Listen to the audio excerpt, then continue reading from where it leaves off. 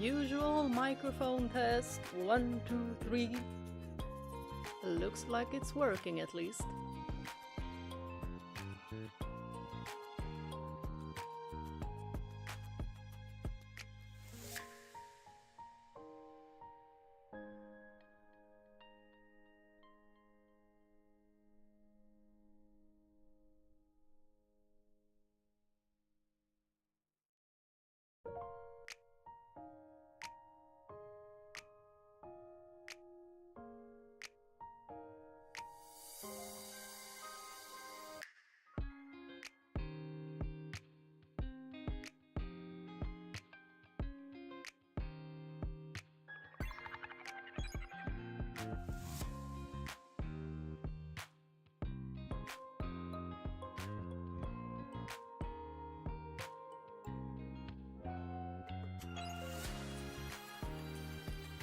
Haha, seems like you heard me.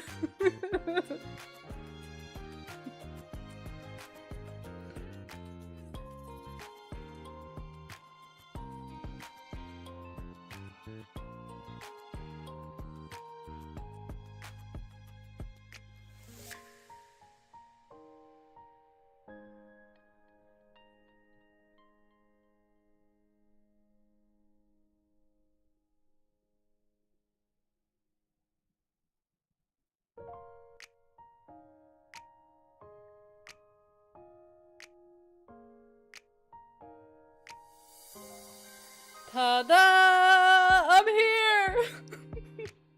Hello everyone! And we have Ionics right now in chat. Also, I know that it is a different time now in some of the European countries. Well, a lot of them. From the 29th of March, we had to put our clock forward 1 hour, so hopefully I announced it many times so people know when. Just your imagination. Am I in Silent Hill? I might be. It was foggy yesterday, so I might still be in the fog. Wow, looks like I'm first today. Well, there's also lurkers. So someone was before you, probably. Hi Nuno, welcome! People are probably really confused about the time today. Here the hour changed to... I don't know how real those news are, because I only saw like one news article where it said that Spain might remove the summertime thingy. And I'm thinking that Sweden should do the same. Like, it is... Why do we even have it? I mean, it's been talked about as well. But I don't know how it's looking right now, since they haven't really been talking about it recently. I'm guessing that it'll just be ignored then. Until the next time someone points it out. And it'll be like, right, maybe it's not so useful.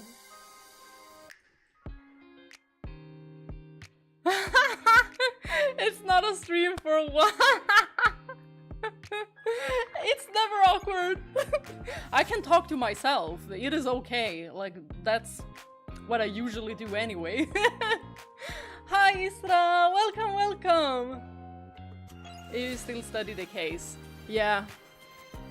Most they did like a poll in Sweden, and it was way more that didn't want this. They were like, why we gotta have this summertime? Just leave it as it is.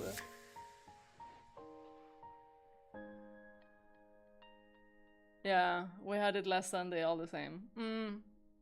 Exactly. Guys, I am super duper excited to continue with door 8. I don't know what to expect. I'm just thinking that, Yukimasa, or you know what? His name is not Yukimasa anymore because it's ukulele and eucalyptus. We all remember this, right? Yukimasa who? He's gonna be a very tough nut to crack. I think that we're probably gonna have to go through the nun, Pauline. Maybe she can help us in some way. Since it took such a long time to just get Mel's key. And that wasn't even difficult, to be honest, like... And just as Michael said, he could have just overpowered him if he wanted to. But Yukimasa and Jacopo... Oh, that reminds me when Mel said that you could overpower me, but good luck with the other two. Hi, Sher! Welcome! I'm doing great. Especially now that we have Easter holiday! Yay! So no work today. And yesterday was only 4 hours of work. I feel fully rested. Like, that was a long time ago. Hi SB, welcome, welcome! I have been watching your Lost Odyssey playthrough. I'm really enjoying the characters, are really funny, right? Oh my god, Lost Odyssey is such a hidden gem. What an amazing game. Did you listen to some of the dreams yet? You probably did, some of them. They are so well written. So well written. Oh, thank you so much, Sher. Thank you. I've been running around so much today, so I've been like, I haven't even had time to fix my makeup or hair. And the wind has been crazy today. Crazy. And my mom went to Finland today. My dad drove her to Finland, and then so he drove like half of the way, and then her brother came to meet her up half of the way because she's spending Easter in Finland. So now it's only me, Dad, and Boris. So I was with Boris all day today because I didn't want him to feel lonely. And now he's with my dad. Hi Salem, welcome! I did, the dreams are nice. Mostly tragic, but nice. Yeah, that's the thing with these. The dreams, I know that it was, I don't remember, why do I not remember who was the writer of those dreams? Because it was a rather famous author. I remember being told that, at least. For the Lost Odyssey dreams. But the one that wrote the story and the dreams, it's completely different. Yeah, I have a cat! You can see him, I have him on Instagram. And also, if you are in the Discord, you will probably see him in the pets room or IRL room. Get drunk with Boris. I know you can buy like cat wine. I've seen that. I don't think he'll like it though. He's super duper picky. Like really picky.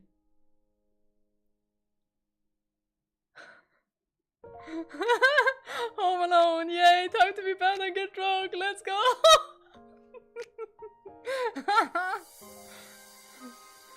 In one dream you would see another slash side, the angry side, rah! The side when Amy, no, you know what? Her name is not Amy, her name is Demon. We went through this, the last Tooth streams, right? Her name is Demon. She will never be Amy again. Everyone knows who I mean when I say Demon. Because Amy is such a sweet name, like...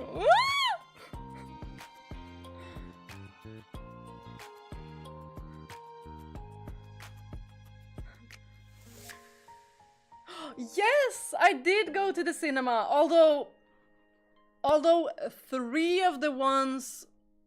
We were only 2, so it was me and my colleague who went to the cinema, because one of them had his son this week, and it was exactly on Tuesday.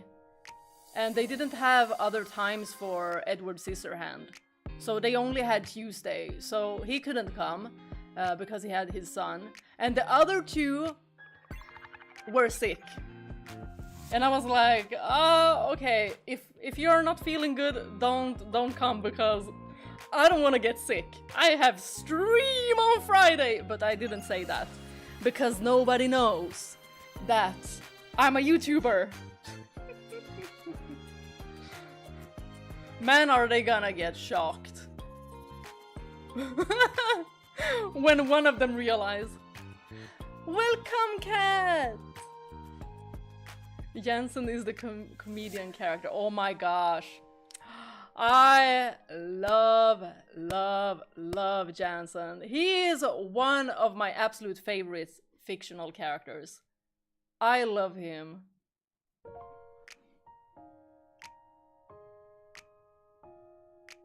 Jensen and the 2 kids are one of the funniest characters I ever come across. Right? They're so funny. I love them so much, so much. And it is just such a good dynamic. And it is not very often that I feel like kids are written well in fiction. But these kids in Lost Odyssey, they're just like kids, and they're funny. So honest, just like kids are. They can just say the funniest stuff. With a pure heart. Yeah, indeed. Jensen is the best. Demon, the groin kicker. Oh! Exactly. Oh, I felt so bad for him. Oh, poor Michael. And speaking of Michael and best fictional characters, he is definitely a #1 contender. Is that how you say it? Like, he could easily be my absolute favorite fictional character, because he's written so freaking well, and I just love how emotionally mature he is, and he's so perceptive too. Like, he's just such an incredible character. So relatable too. And I mean, he is definitely better than me. Like, the way that he doesn't want to curse anyone. If I would have gone through what Michael went through, I'd turn into Morgana. Like, I can't even blame her. But I really don't like how Morgana is, you know, acting towards my favorites. But she's also still a kid. So, like, I can't even be mad at her. I can be annoyed, but I can't be mad at her. Kalilon Village was the best. Almost said Kalilon. Oh my gosh, wait, how was I gonna pronounce it? Wait, how was it? Kalilon. Kalilon? I don't remember how... I know, Ionix, I know you gave it to me, but I forgot. How is your colleague? Do you have good friendship with them? My 2 colleagues that were sick, they're feeling much better now, but one of them is still sick. So he's having not very good holidays. I have a very good relationship with my colleagues. Like, they're super fun people, very emotionally mature as well.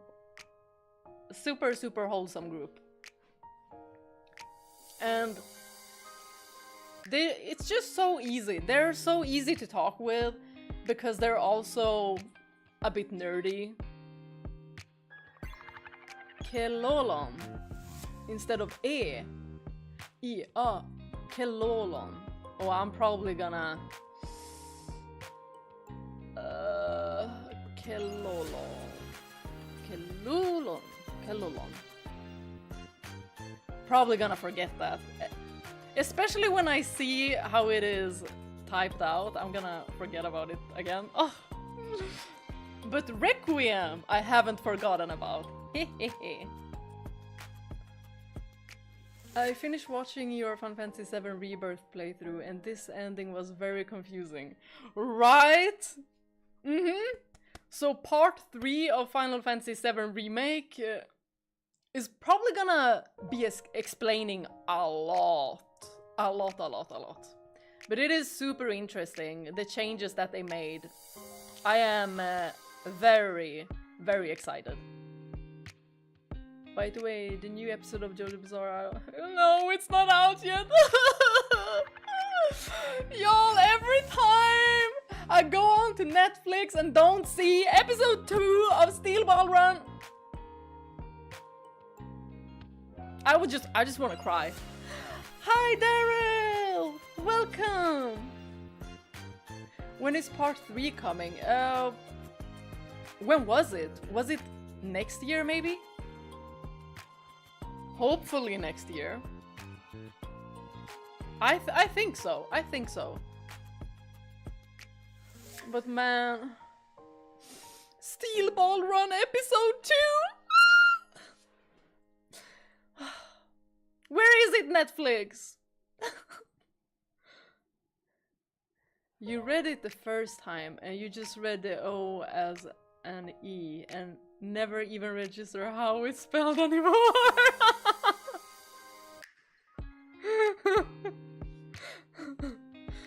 Yes, me too. I was like, when it comes out, please, everyone wants to see more. Y'all, if you guys are on TikTok, like open any video and go to any video and check the comments. You will most likely see a Steel Ball Run comment. It is so funny. I heard that the next Final Fantasy in the series is gonna be an MMORPG. Really? Oh! 14 is the MMORPG now, right? So they're gonna make like a completely new one and not like an extension of 14. Is that it? Interesting. You know what? I might try an MMORPG, but I feel like I don't wanna, you know, play a game alone, so you guys will have to volunteer and play with me.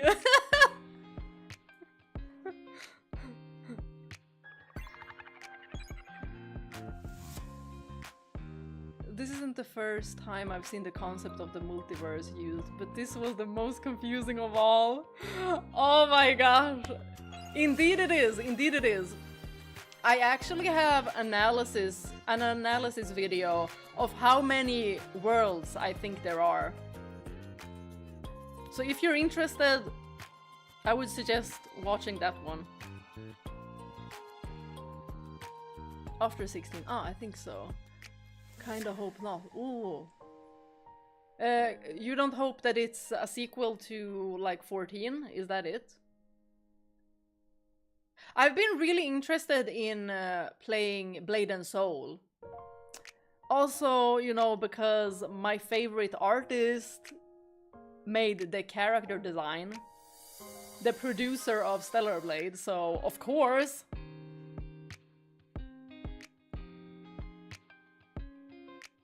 Supposedly 17 will be an MMO. I stopped playing 14 about a year ago after 12 years playing. My PS5 says I have about 14,000 hours played. Oh!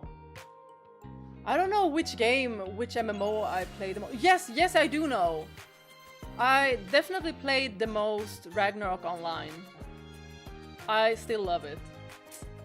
My brother just brought it up like last week, I think, and he was like, man, do you think they have this mobile version? Because there was a mobile version that we played together, me and my brothers, but I checked it and they don't have it. They have like the 3D version instead, and I don't want to play that one. I want the 2D one. If you buy me the game with subscription!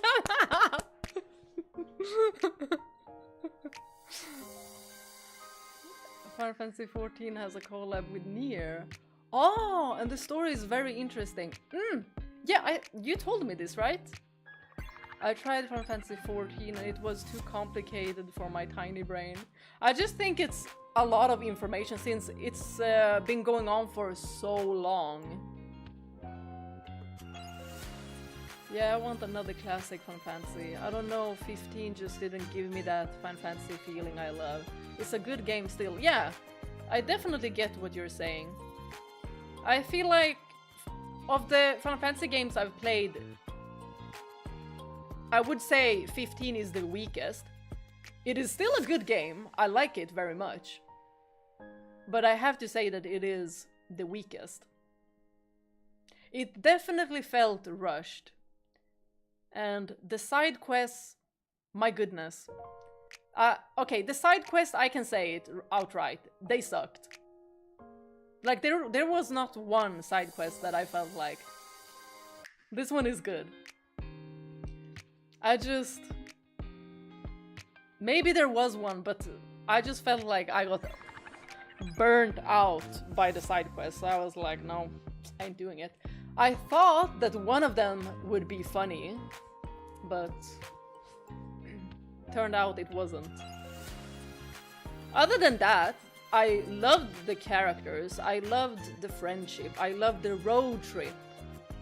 I just love the dynamic of the friends. Hi and welcome, Medal Kusa! Hej Karlsson, glad påsk!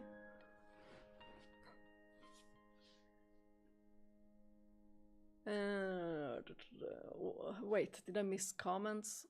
I was talking for so long. I do have new things right now in my life and I am so excited about them. But I really love your videos, it gives me motivation and a smile on my face. Oh! I'm so happy to read this! That is exactly the feeling I want to give. I want people to feel happy with my content. I want you guys just to press play, watch it, and feel good. That's the best. Final Fantasy XIV did 3 24-man raids in the Shadowbringers expansion of 14 that had near characters and story collaboration. That is so cool. Final Fantasy is the best game. Oh, I love the Final Fantasy franchise. All of them. There isn't a single bad Final Fantasy game that I've played.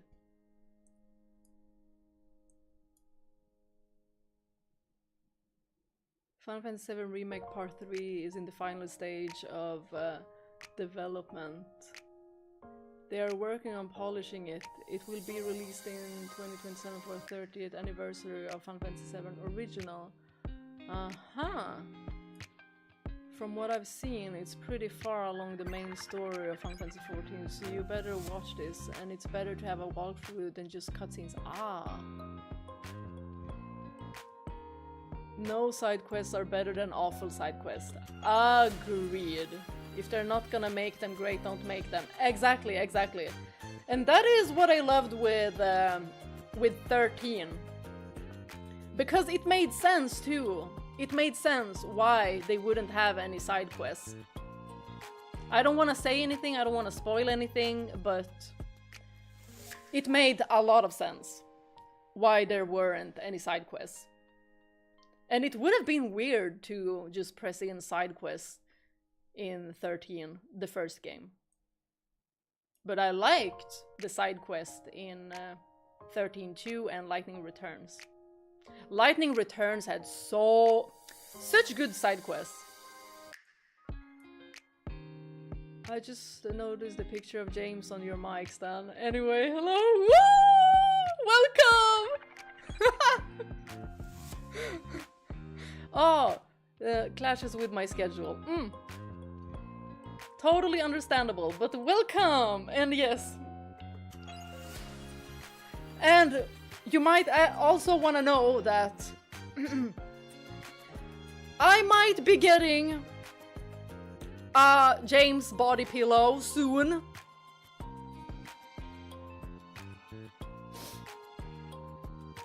Yes.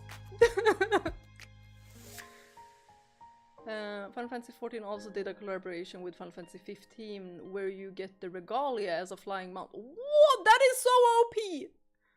And 16 where you got Torgal as a mount. Oh my gosh! That's the best! Torgal! Kommer stanna en stund men blir tidigt läggdags för mig idag. Är vrålsjuk? Nej, är det så? Och det är så många som är sjuka nu. Du får krya på dig. Och ta feberdämpande huvudvärkstablett också.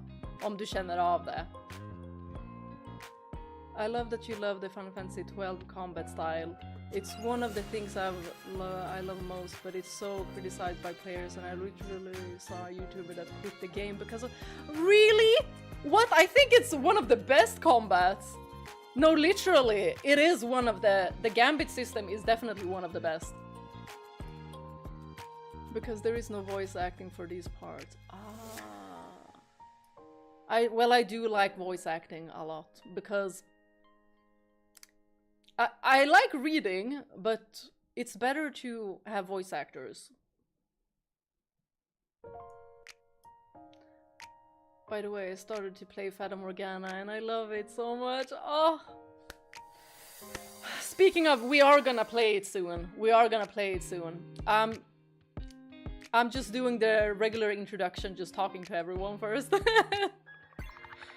People defend side quests by saying they're optional, you don't need to do them. Problem is, you don't know they suck until you've already done them. Yep. And that's why I tried to do several of them. And I just did not enjoy the side quests. I love the side quest in the Nier games as well. There's not a lot of games where I feel like, okay, these side quests suck, but 15... It was a no for me.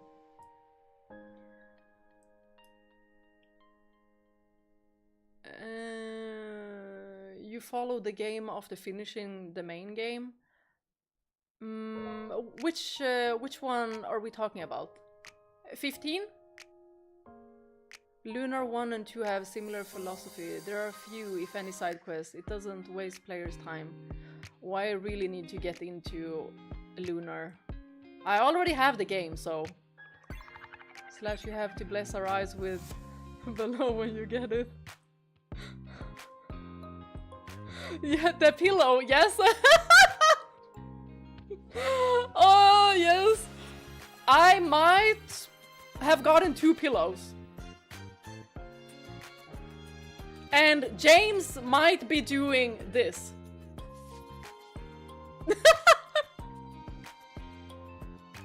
It's hearts. It's the K-pop hearts. Ooh, who is my favorite JoJo? My absolute favorites. I have to pick 2. Wait, can I? Wait, no, I have to pick 3. No, wait. Ah! I have so many favorite JoJo characters. But if we're thinking about the Joestar line, Johnny Joestar and Jolene Cujo, those 2. I love them the most. But then, honorable mentions, we have Bruno. Ah! Oh my gosh. And we have Anasui. Oh my god, we have so many. Dio. There's so many characters I love in JoJo's Bizarre Adventure.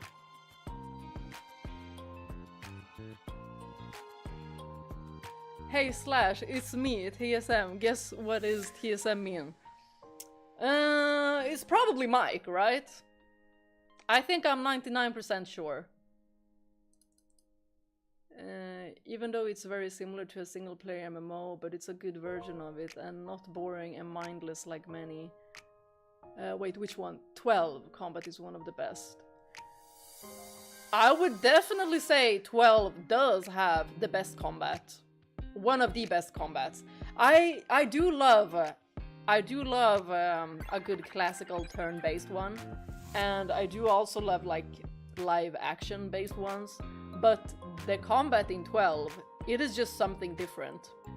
Like I was hooked immediately. Do you have a favorite Naruto character? Mine's either Itachi or Guy.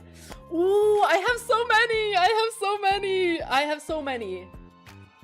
Oh. I have so many. Well, you can see one of them here. No! He's hiding a little bit. He's shy. So, I love Itachi. I have Sakura is also one of my favorites. I like Naruto. I like Rock Lee. Oh my gosh, y'all!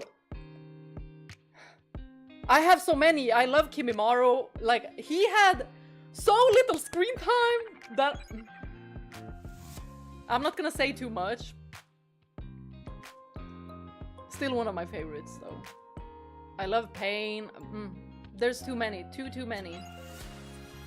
It was very funny how Michael and Giselle got Yukimasa's name wrong, but it makes his situation realistic because it's hard to remember names that are not specific to the place of residence.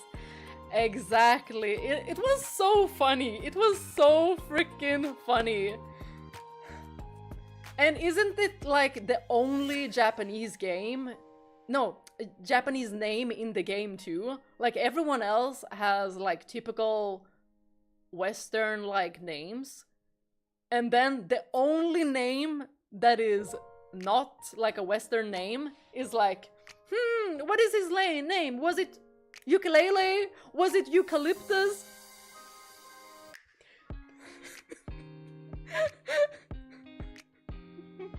But it makes it is much more, it's funnier because it is a Japanese game. So that makes it even more funny.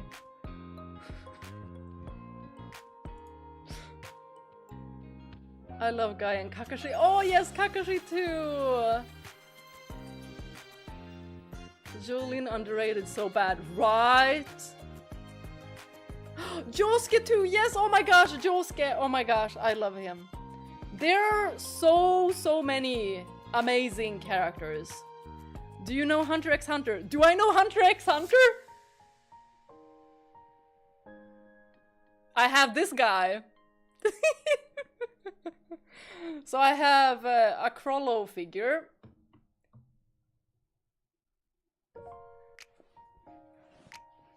It was such a long time ago I watched Hunter x Hunter. Should rewatch it.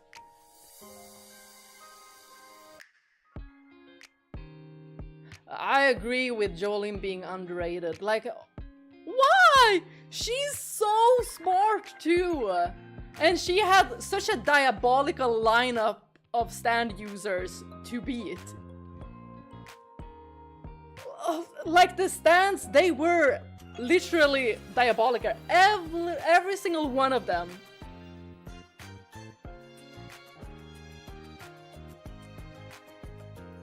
Timestamp MVP Mike! Yes! I think I watched JoJo Adventures, I think until 4th season, but I didn't finish it. About time I get back on it. Yeah! Yes, please do!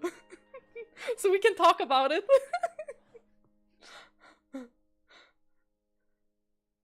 It's a great anime, super funny and everything on it is so good. Yes. JoJo's is 10 out of 10. It's like how in Nier Replicant, the reason why some quests were so easy so people would do them themselves while others were so difficult has an explanation in the short story.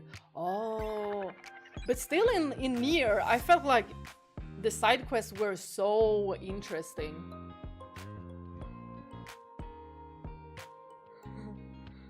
That always makes me laugh. What's his name? Oh my god, there's one villain there. Villain in which one? In the fourth one? Part 4? Yo, I love Kira. I love Kira.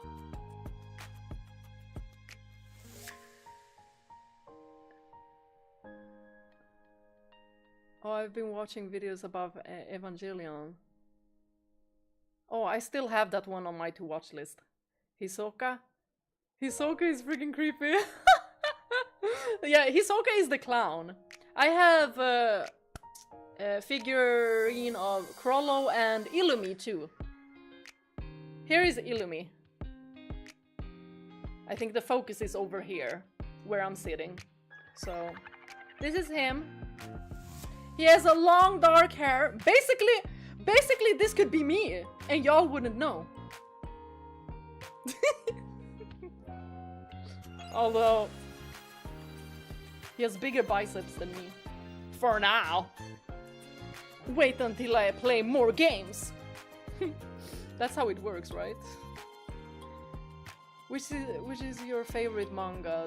Mine is Pandora Hearts and Hosoki no Kuni. I haven't heard any of those. Favorite manga? Hold up. I'm just gonna reach for it.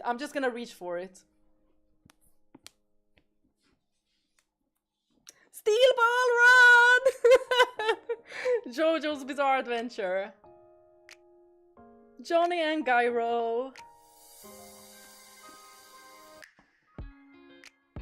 Oh, where am I putting it? There, so it doesn't fall on my head. That would be something. Y'all would clip it too. It would be funny though. Maybe not if I fainted. Endless stream, yay! Oh. He makes my skin crawl. Ooh, yes, Hisoka. Yeah, he's well written to the point where I get chills. He's so creepy. But his character design is also like very good. I know you are wondering where is Mike in this live streamer chat, so I'm into stealth mode to give you a hint to it. You know how I knew that this was you, Mike? Because you always... The other accounts you have always have something to do with characters. The way you have Fran, Balthier, and Vaughn now.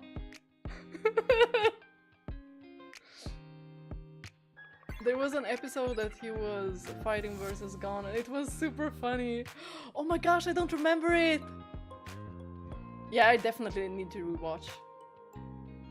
Dragon Ball Z, I've only heard of Dragon Ball Z, and occasionally just seen like a meme or two.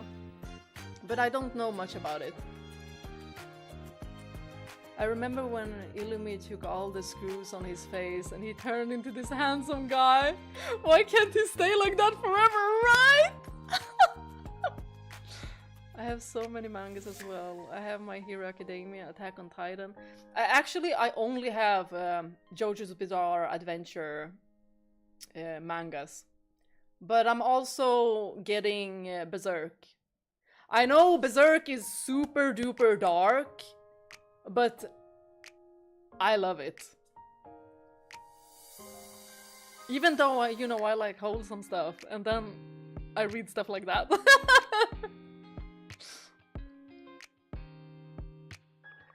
I love Guts. Griffith is one hell of a character. Very well written. One of the best. But yeah, he's special.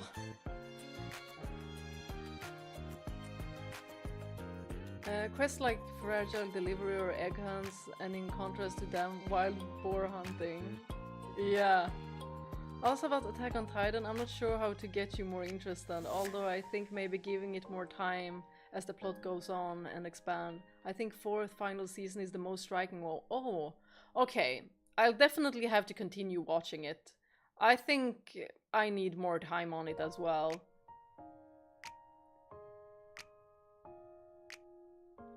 Mike has a unique way of talking, even I can tell. Right. I can see just by the text who is who. It's like when one of my friends was doing a prank on me, and I knew exactly who it was. And she was like, how did you know? Duh, because you all type the same. Just at the world and plot, there's more to it than just what happened in the first season. Interesting. You need to see it, you love it. I'll put it on my watch list. Is it on Crunchyroll? The ending on Final Fantasy VII Rebirth is much more confusing than all Evangelion endings.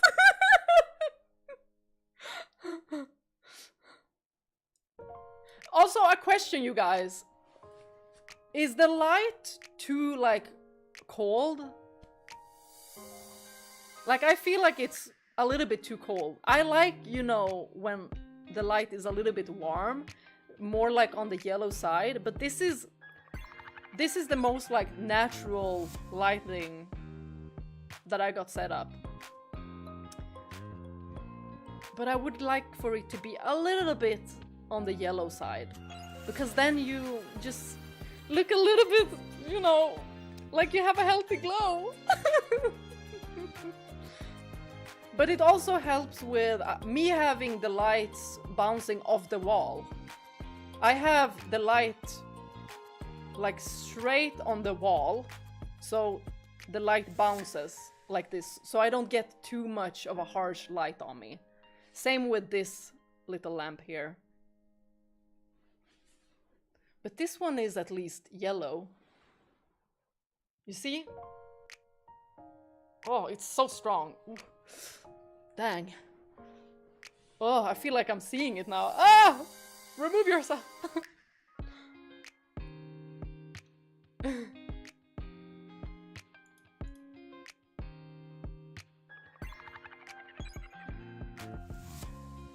Do you like Nana?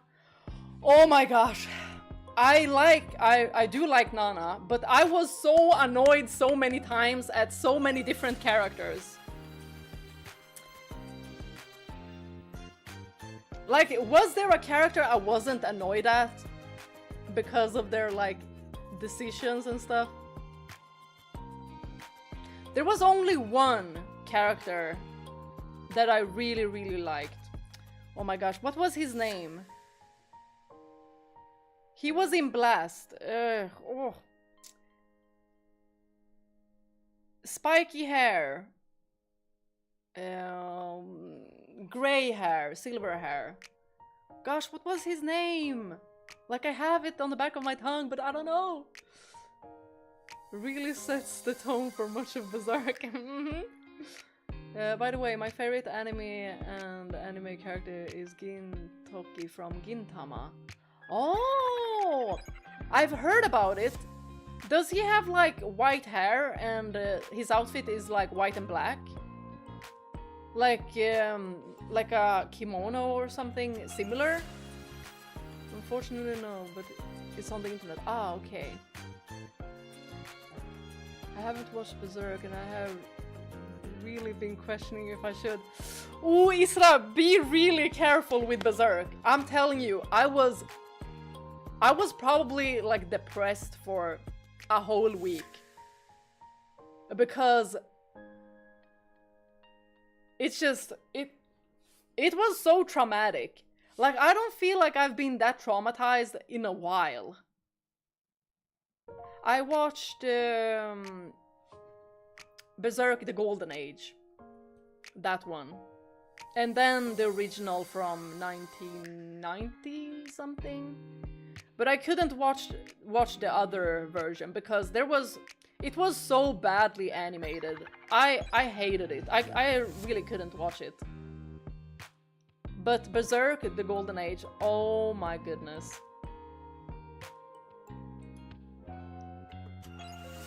Such a good anime. Such good characters. Guts, Casca, and Griffith.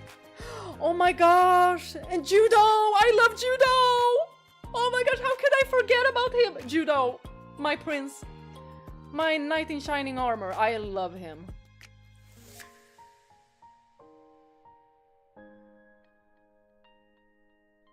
The image is a little purple, right? Like, I don't really like it. No, that's too bright. Huh. Do I wanna set it? But then again, I might mess it up even more. You know what? I'll fix it for tomorrow. I'll fix it for tomorrow, just in case. Just in case I mess up something with the camera and it just poofs.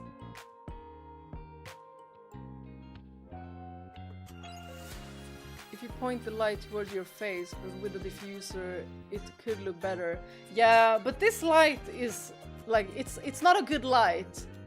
I am gonna get a better light, so I can't really put a diffuser on it. I did have a shirt over it to diffuse it, but like it looks like it is diffused, but it's not as much as I would like to.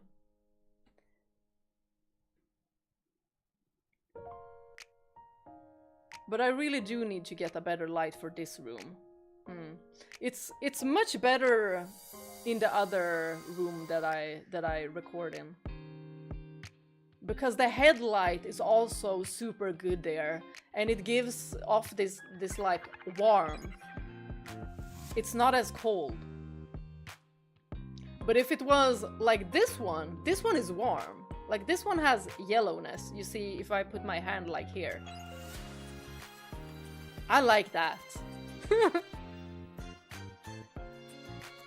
Hi, Mike!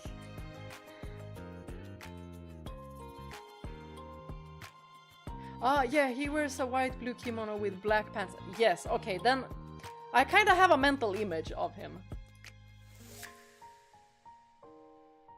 Do you know phosphophyllite? No, I don't. What is that?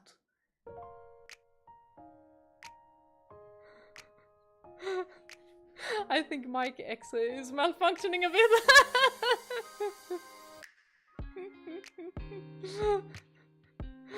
Mike is back with his regular user. You need to watch Gintama. It's the most fever dream anime ever. Oh, sounds like an anime I should watch. What if Mike is one of the alliances used by Boris? Maybe. I watched Scream 7 on Prime Video yesterday. It is the worst Scream movie ever. Really? Oh my gosh. Mike, if you think it's trash, I mean, since you're always so generous with ratings, so if you think it's trash, it must be really bad.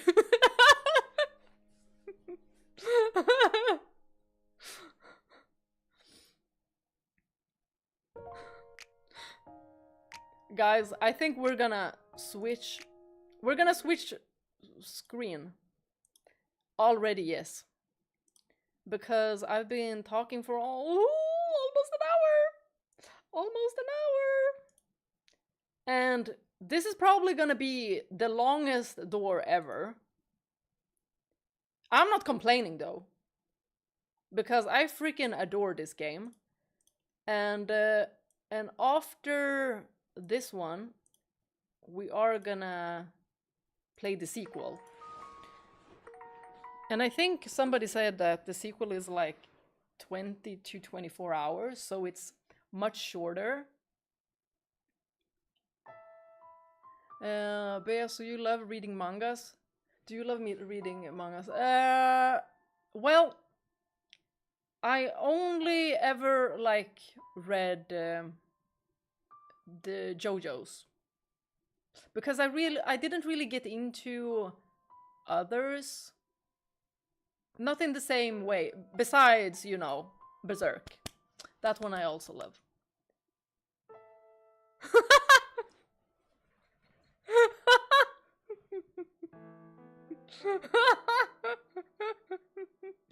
I swear it's not that deep. You read oh, Junji Ito Frankenstein yet? No, I still haven't.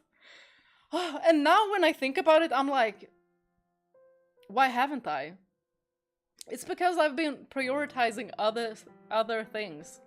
So I still have it like on my whenever I have time. R recommended Signalis to me, and this was a very interesting. It's like if Silent Hill, Resident Evil, and Nier have a child who loves Evangelion. Ooh, interesting. I think Isra maybe also wanted, also recommended that one. It was a game, right?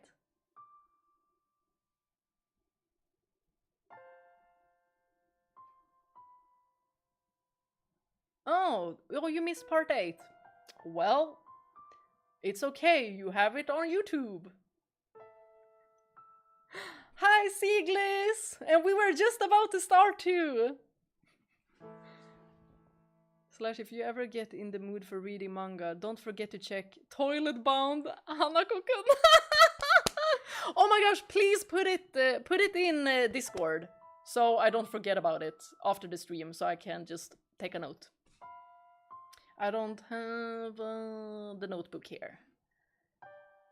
Signalis is very good once you get used to the combat and inventory research management. Oh, resource management. Aha.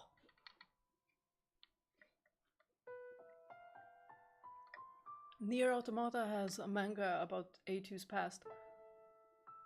Oh. I need.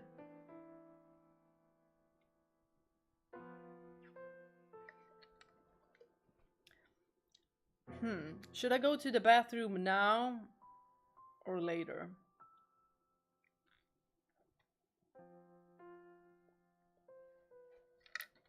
Maybe now, so I don't have to pause in the middle of things.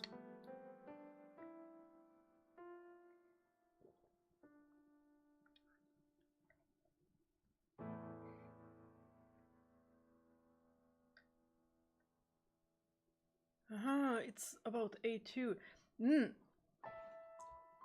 The Nier anime was super good. Now and later. Yeah, I'll definitely have to, with how much I'm drinking on stream.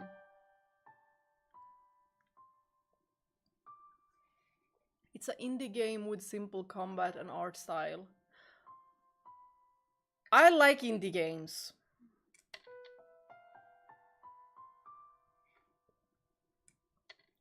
Mike, we mean your taste in movies and games.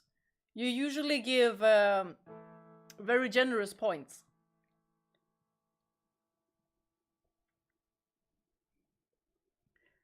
Serious questions with serious considerations and implication. We should vote. Hold on, I'ma just get a poll ready for this. Also, you guys are eventually gonna see when it switches up with my camera on Final Fantasy XII. During my Final Fantasy XII playthrough, I got a cam link connected to my camera, and it got so much better. Like, it was so much better. Gosh darn it. Cat hair. And then I've forgotten to use it because I struggle a bit because of the Canon camera not being able to record a certain amount of time, and then I had to go around and do some extra stuff to make it available, and then every time I have to like redo it, but I've forgotten. But y'all will see it as well on Sunday's episode of Love and Deep Space as well. How good the camera is. But sometimes I just strategically pick the software edition one because I know that won't fail me. Because I feel like the Camlink, I've seen it black screen twice. It wasn't long, but it made my camera black screen for like 5 seconds and then one longer. Fortunately, I wasn't really talking at the time. Fortunately, during Final Fantasy 12, so I just cut that part out. And I just caught it, so I don't know if it happened during any other time. But after that, I was very cautious about using the Camlink, Elgato Camlink. I'm going to start Final Fantasy 12 while you're playing Fata Morgana. I haven't played it for almost 20 years. I hope you enjoy it! Also, did you get the Zodiac Age one? So you can do the speed one? It is such quality of life improvement. Okay, guys, I'm gonna go to the bathroom and then we'll continue.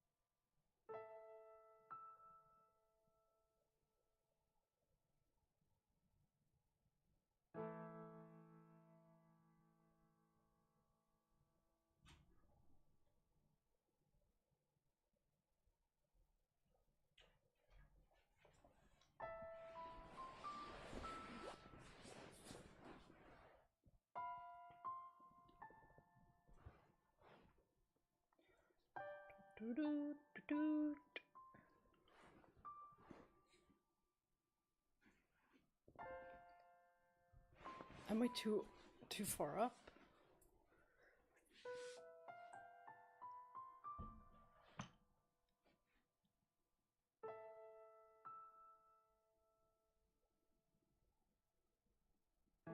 I have to say that I really love your setup with all the dolls behind you. Oh, thank you. I love it too. It's so cute.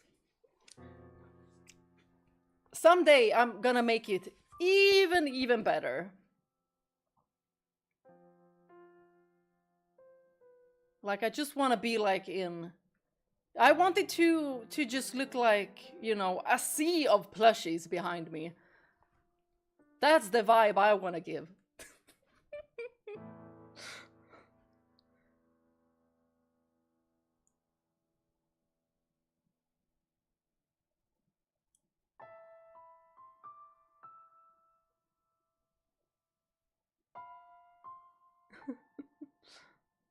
Ah, good. I don't watch that many movies as well. Yeah, I got Zodiac Age. It's totally worth it. Like, I don't know if I would have made it without the speed function, because I feel like I'd get burnt out pretty quickly with all the running back and forth you have to do. I think I am like am I too far away? Usually I'm not this far back. I think. Hold on. Am I? Did I mess up my setup? I might have. Ugh. Okay. This gonna have to do it. There. At least I'm sitting comfortably. There, and the mouse.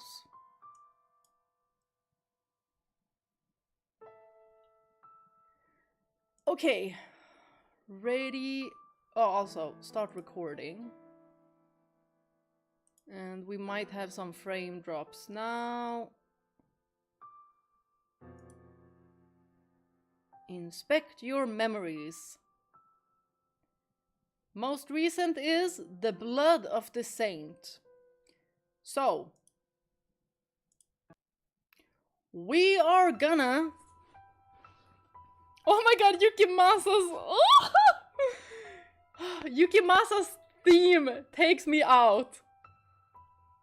It gives me chills, just knowing that he could be anywhere. It's just so, like, ominous, but also so good. Okay. You know, should we just say ukulele and eucalyptus? I mean, we all would know who eucalyptus is and who ukulele is.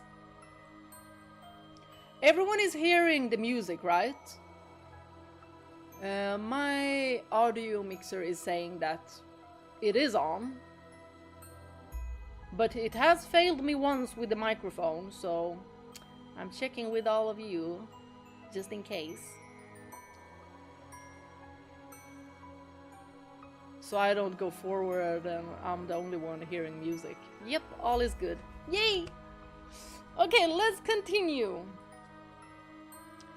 Wow, the crowd just keeps on growing. Are they all helping with the decoration? It would seem so. Preparation for the festival is in full force. Ah, I found a nun. She's over there. She's got a bunch of people around her, though. Is Eucalyptus one of them? I mean, his theme is on. What should we do? I'll force my way through. Like you did last time, it went so smooth. How about plan B this time?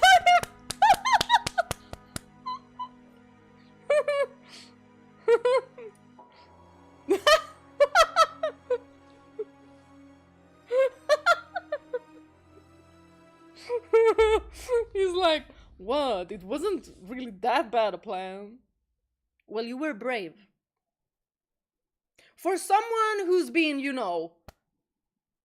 in isolation for 12 years, he's brave. I would have developed social anxiety and would have not wanted to be around people. Huh? Whoa, who is it? Michael! Nelly? What? Look at his face! It's like his eyes like...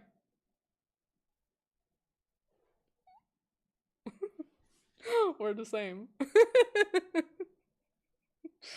It has to be Nelly. You know the image from the first door with Mel and Nelly, where Nelly just runs up to Mel and hugs him from behind? I'm getting the same vibe. Are you all right, Michael? You went down pretty hard. I mean, if it's Nelly, I mean, she's a kid. She doesn't weigh that much. Michael, you need to stand your ground, Should we get him the heavy boots from Ocarina of Time?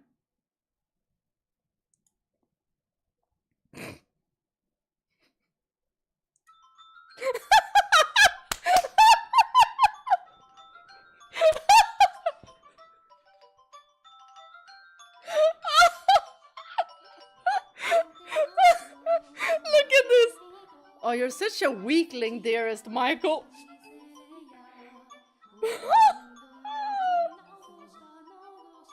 She's not amused. She's not amused. Well, at least he's stronger than Mel. You, the strongest brother. Let's go. You know what? I love my weak husband, Michael. I can be strong for him. I don't weigh that much. Not enough to knock you over jumping on your back. You gave me no time to brace myself. Pish posh, my Mel would have had no problem catching me, and then he would have spun me around like a princess at a ball.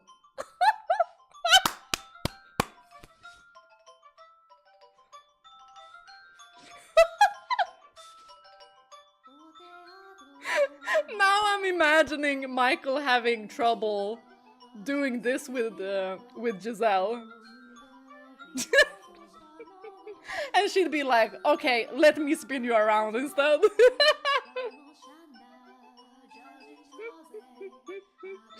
For anyone who has seen the Love and Deep Space card, Raphael's summer card last year, y'all know what I mean.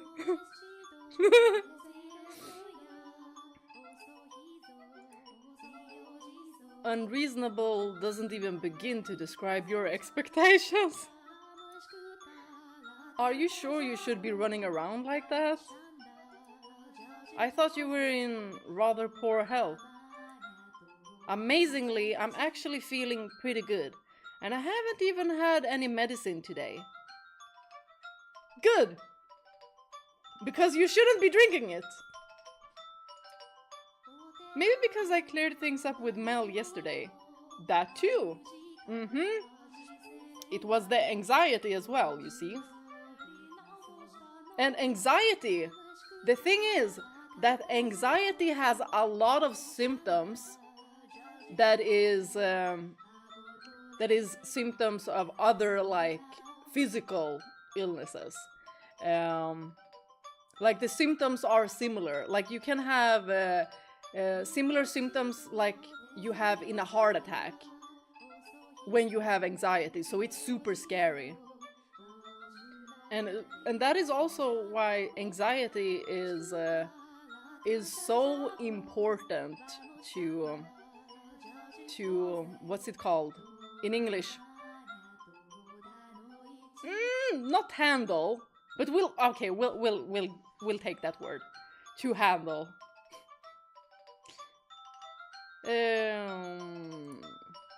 I cried my eyes out last night, but I feel better now. I'm glad to hear it. They do say health is as much mental as it is physical. Exactly! Exactly. And we should always, always, always take it seriously when it comes to mental health. So you might keep getting better if you stay positive. And a positive mindset is also very good. Just don't push yourself. Look at you, Michael, giving the best advice. You go. I love him. Hey, why? Thank you for your concern, my dearest Michael. She's so cute. Yeah, if anything happens to her...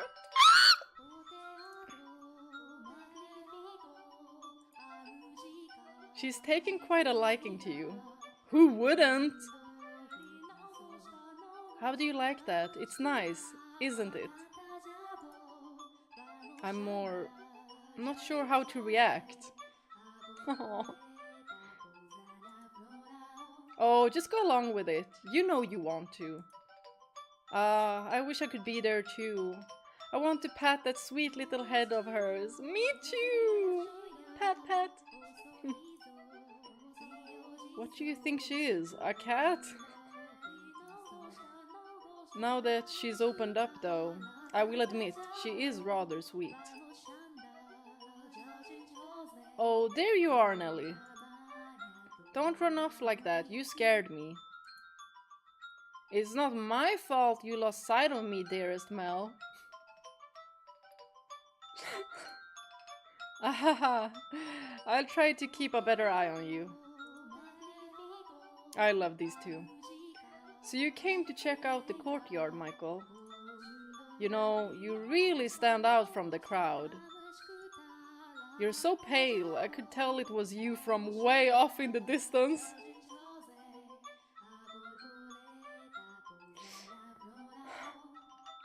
The way this is giving me like... flashbacks. When we had like class, like school photos, and when we have like group photos, I'm always the one that just looks like a bright dot. Yeah.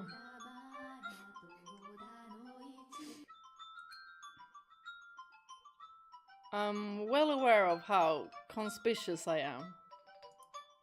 But everyone's acting so unconcerned. It's honestly kind of disconcerting. I can't say people don't think you look unusual, but no one's afraid of you or anything. That's good. It's not easy looking different from everyone else, is it? And that's that is the feeling I'm getting with Yukimasa as well. Like, he kind of meant that too when he saw Michael, that he looks, when he pointed out his hair color and his eye color, and him being like, I don't look like these people either.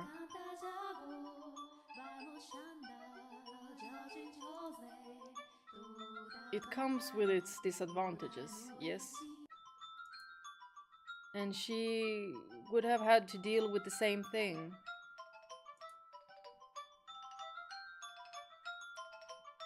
That's another thing I regret. I wish I could have treated her more like a regular person. I guess I just wasn't mature enough to accept her. You spent much of your life in a very sheltered environment. And still, he managed very much. So it's only human that you would have difficulty accepting something that didn't fit within your view of the world. That doesn't make you a bad person.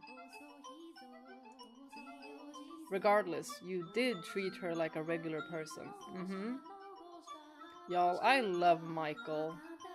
He's such an intelligent person. That's the reason she accepted your invitation to go on walks. Exactly. I guess. He's so hard on himself, but that's also, it's very understandable why he is. Question, you know what she looks like, right? I do.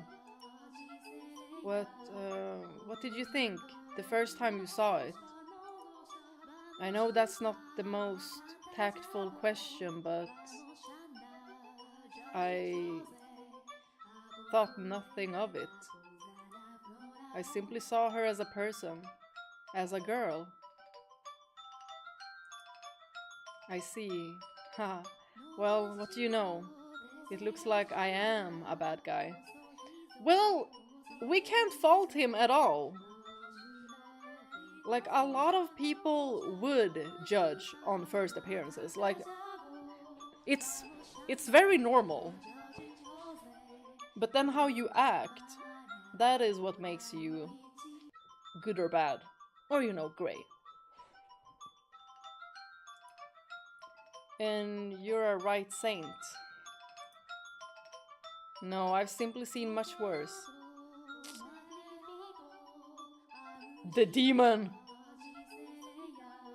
Well, in personality. Which then, you know, when someone is so despicable like the demon, they turn into the ugliest persons alive.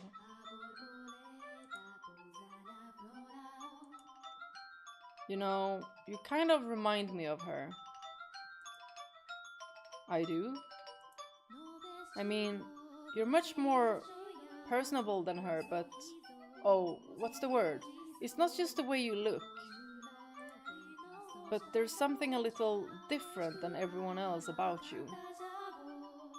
Because they're both have had very traumatic experiences. Like an aura or something, I'm not sure. Like a saintly aura? Oh, I'm sorry if I offended you. I wasn't trying to insult you or anything. But I mean, like yesterday, you were talking like a prophet. I'm almost beginning to think that maybe you really did see a vision from God. Enough with all the grown-up talk already. You lost me ages ago. I absolutely love her attitude. Yeah, sorry. Who cares if Michael is a saint or a prophet or the archangel himself? Michael is my second brother. Besides, he doesn't look all that weird to me.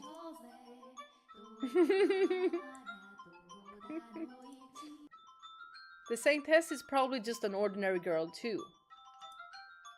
I'm big enough now that I won't think badly of her no matter what she looks like. You are, yeah.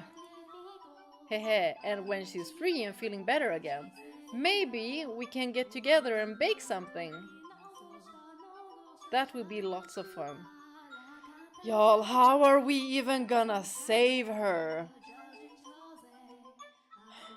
Like, when does she get the disease? Is she not already like... I don't know. We're gonna see how this ends up. She'll forgive you, I'm sure of it. You know, maybe we shouldn't be talking about this so loudly. We don't want anyone to overhear us. Alright, sorry. But everyone's so busy prepping for the festival, I'm sure we're fine. Better safe than sorry, though. As you say, dearest Mel. So, Michael, are you here to help with prep? No, I was hoping I could find some time to talk with the nun.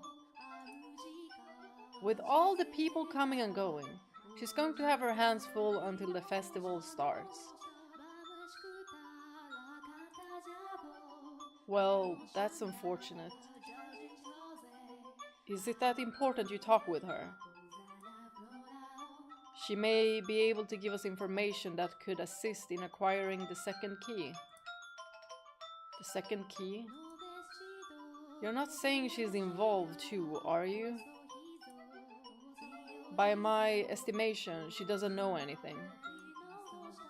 She is, however, very much connected to the swordsman. Much like you acted to help your sister, I believe the nun is his driving force. Then whose driving force is Jacopo? Could it be Maria in this story? Are you serious? I find that hard to believe. Boy, me too, but we know, because of the second door. Otherwise, I would have too been like, no way! I mean, she's such a loving, charitable woman. Maybe that's what draws him in, because he knows that he's nothing of those things. And he's, well, a savage brute. A murderer. It has to be her, though. Have you ever seen the two of them acting particularly close? Never. She's kind to everyone. I've seen them talking once or twice, sure. But she wasn't acting any differently than she does around anyone else. It certainly didn't seem like they had anything going on. Maybe they're hiding it? Surely there's something between them. Otherwise, he wouldn't go above and beyond, right? Or, you know, he has just a crush on her. And this is how he courts women. Yeah, I wouldn't want to be courted by Eucalyptus either. I would certainly presume so. Nuns aren't allowed to be romantically involved, so they could be having secret trysts. Oh, maybe that's how we get the key. We'll be like, I'll stay quiet if you take the key from him. Wink, wink. A forbidden romance. How exciting. Ah. So you need to talk with her, then, Michael. Leave it to me. Oh, oh. Trust. You can do it? Well, right now, she's showing people how to make the decorations. Weaving straw into crowns and flowers and other things. I know how to make them too, so I can take her place teaching for a little. I appreciate it, but if anyone should be offering to help, it's me. There's a bunch of them already done. Like over there, hanging off the tree branches. Can you make those?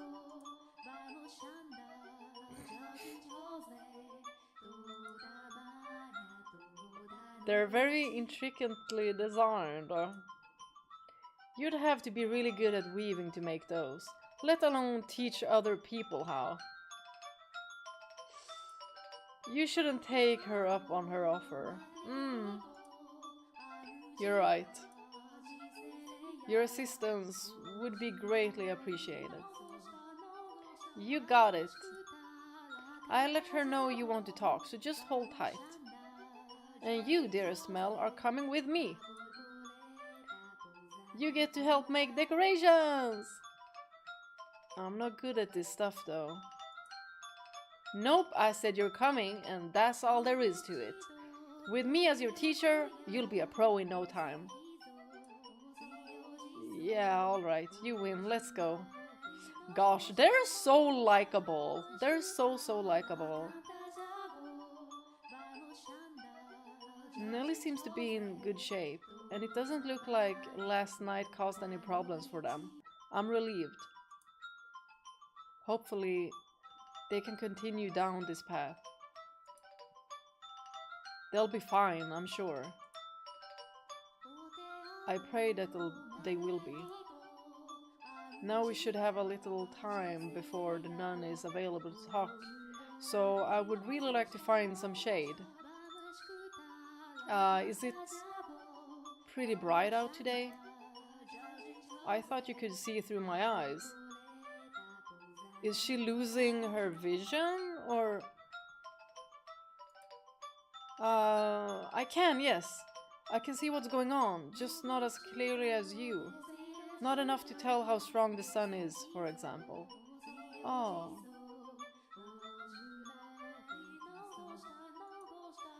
I see.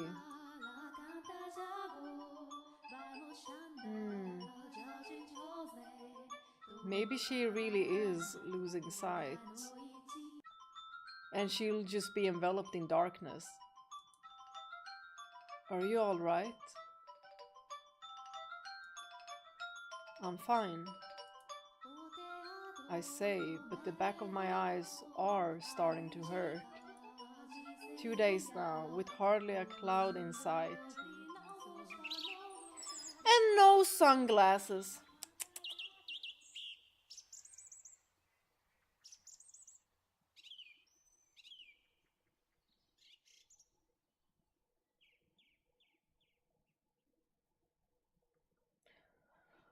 Oh, it's been a long time, seems like finally. Ah, there you are. I hope I didn't keep you waiting too long. Yeah, we just waited the entire day. No, no worries.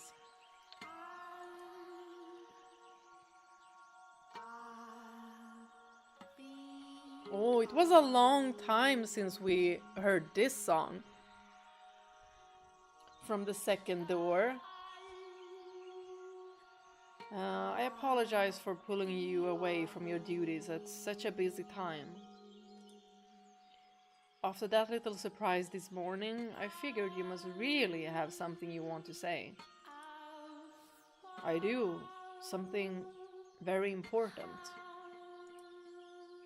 And if possible, I would like to discuss with you somewhere more private.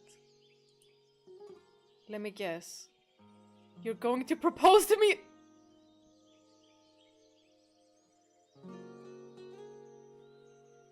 How many proposals have you gotten?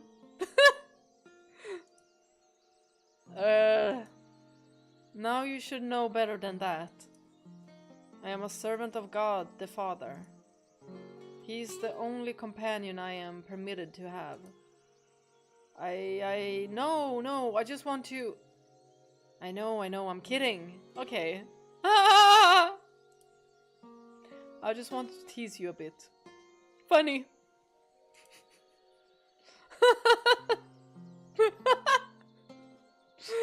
We were caught off guard. You got us there. You got us.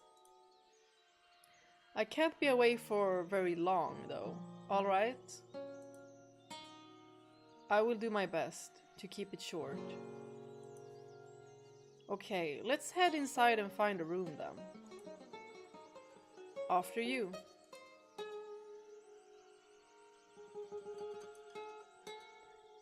May I ask you something, Giselle? Well, yes, what is it?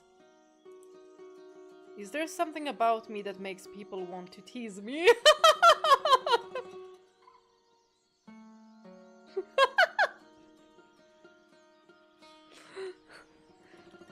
The adorable reactions? No, not at all. It's because he's adorable, right? What would ever give you that idea? She says, looking to the side. If you say so.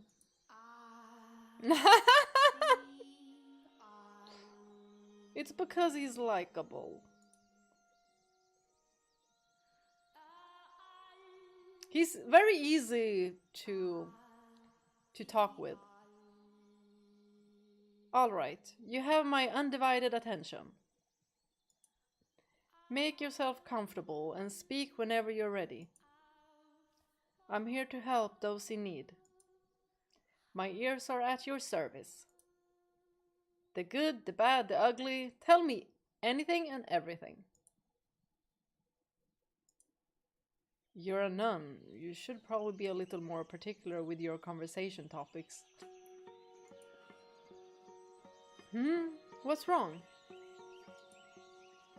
Nothing. I actually want to talk about you rather than myself. About me? You or the people you associate with, I suppose. Why am I nervous? Are you acquaintances with that Asian swordsman? The Lord's bodyguard. I mean, I know of him, but I can't say I know terribly much about him. Well, I was under the impression you were quite intimate with him. Did someone tell you we were? No, that was just the feeling I had. Remember, I am a nun. Whatever you think you saw, you were probably imagining.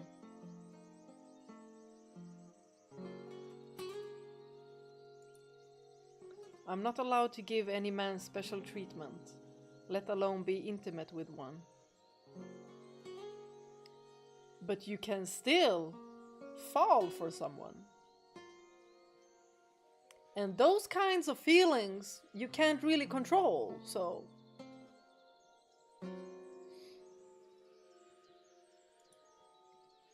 There's something between you two, though. What do you mean, something between us? Maybe you should try telling her what we know about him here. His primary motivation is to keep her church running, after all.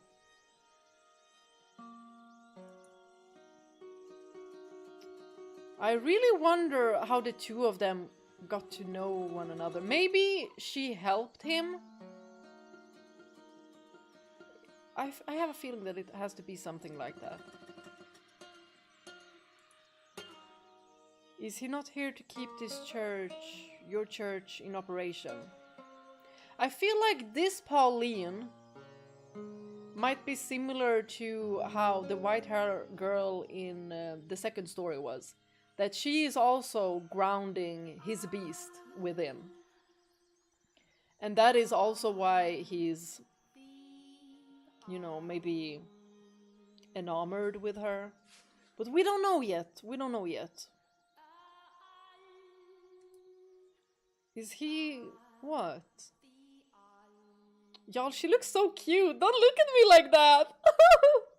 She's so adorable. Did he tell you he was? He did. Oh, really? Wait, what? That's a little... No, that's quite surprising. Wait, she didn't know? Or... I hardly ever see him talking to anyone. Oh.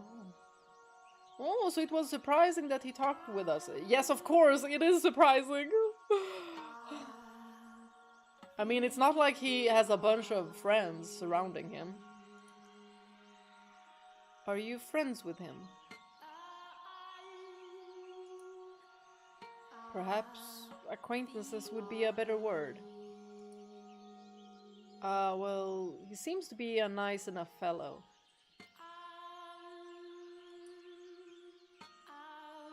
Is she playing us, or is it really? Are you really not close with him at all? How the frick are we gonna get this key? Nope. So if he told you he was trying to protect this church, it would have to be out of a sense of gratitude, nothing more. No, he definitely has a thing for this nun. Gratitude for... Oh, are we about to hear a backstory? A while back, he was in a pretty bad place in life, and I gave him some food. There it is. This was when I wasn't all the way out here, but at a church in the city. There were other nuns there too, as I recall. Right, we also served as an orphanage, so it was us and a ton of children. I've since fallen out of touch with them though. But as servants of God, it is our responsibility to offer assistance to those in need. Which is exactly what I did for him. No special treatment, I just did the right thing.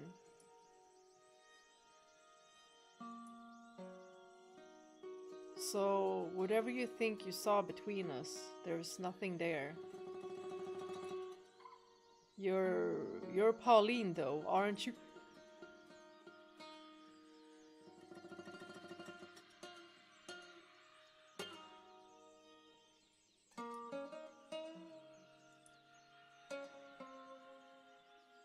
No, my name is Marie.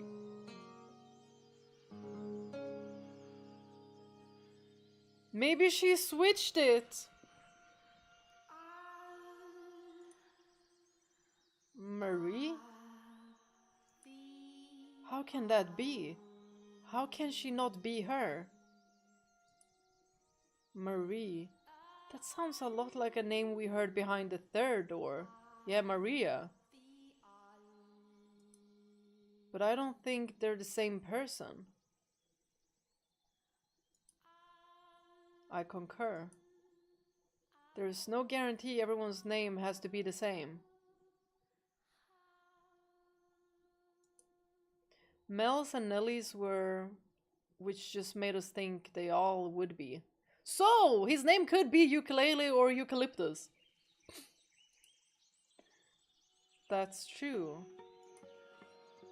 And on the subject of assumptions, it's possible her connection to the swordsman is also a flawed one. Because again, all we have to go on is Mel and Nellie. Although in Morgana's story, I'm pretty sure he said something along the lines of doing what he did to keep her church running.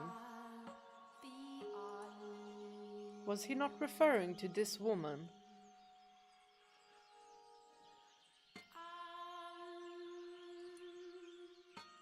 I should get back down to the courtyard then. Nellie won't be able to handle everything on her own. It would be great if you could help with the preparations too. I mean, maybe in this story, Maria is also a nun. And maybe she runs this church with Jacopo. I mean, it kind of would make sense because they did have their house in Italy, her and Jacopo. They said it was their casa, what was it? I don't remember what it was, but something casa.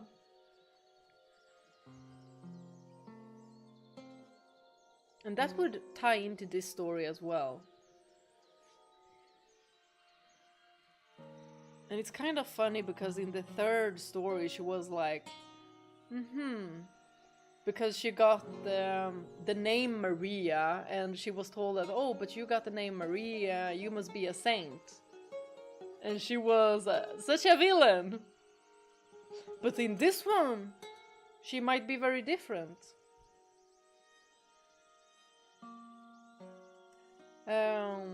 I should get back down to the courtyard then. Nellie won't be able to handle everything on her own.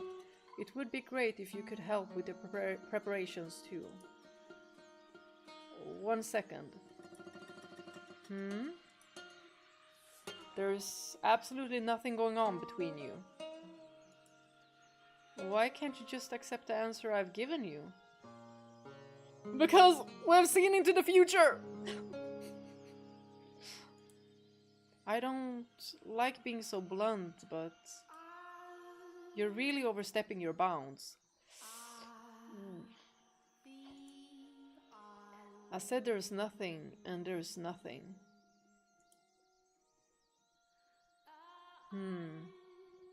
I mean, she might also be in denial. Maybe she does have an interest, but you know, because she's a nun, she has to suppress these feelings. So she has to project them somewhere else, so she projects them into her faith instead. What do I say? If she leaves now, it won't be easy getting another chance to talk to her. Will I be able to get him to tell me his story without having her on my side, though? Will I be able to get his key? Maybe you could try talking to him with Mel there. The two of you together could convince him to give up his key. I don't think that it's that easy. When I encountered his shadow in the mansion, he told me that if I had mentioned the key to him in the past, he would have cut my head from my shoulders on the spot. Ah! Good memory! Good memory, Michael, because I forgot about that. Although, wasn't too hard to guess. Then, should we try to find the Lord first instead? I think I'll try to shake her up. Take a leap of faith on there being something between them. Go for it. Happy now? I should really get going. Hold on, just one last thing. Yes? Would it be possible for you to grant me access to the observation tower? The tower? Why? Because the Lord and his bodyguard are keeping someone imprisoned at the top of it. What? They've locked up a girl with miracle blood. It's not very appropriate to joke about things like that. Oh, she got mad. I'm not joking. The medicine you're handing out, that's real human blood. What proof do you have? I have someone else who can corroborate my story. And what proof do you have that they're telling the truth? When you hear what he has to say, you will know. But the greatest proof is his key.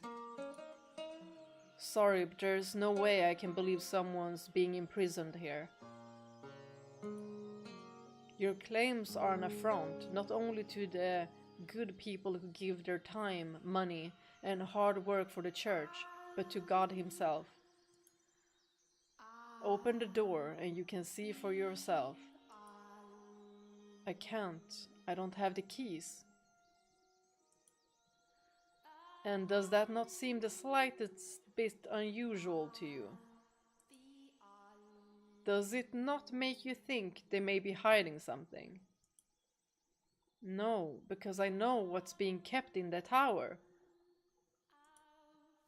You know? The observation tower is the Lord's personal property. He stores his money and valuables there because a church is less likely to be broken into than his manor. And now we know. His money? Even thieves fear God. So you can understand why he would want to keep his property here. Well, she trusts Michael that much to tell him. I mean, Michael has that kind of aura about him. So, does that actually make sense though? If he's so afraid of thieves, surely he can afford to hire guards. He doesn't like keeping guards around. Why not? Haven't you heard? There have been several failed assassination attempts. The Lord is not a bad man. I mean, in the end of the third story, he did redeem himself. But in this, we'll see. He can just be rather aggressive in his work, which has a tendency to make a man enemies, some of whom want to see him dead. And keeping his wealth at hand only increases that risk. Now are you satisfied? Insist all you like, but he's not keeping money in the tower. He's gotta... Are you after the Lord's wealth? Is that what this is about? And now you told me, ladies, so are you gonna karate choke me or not? What? Again, I don't like being so blunt, but... Who do you think I'm more likely to believe? The Lord, who has been supporting me and this church? Or you, who showed up out of nowhere demanding me to open the door?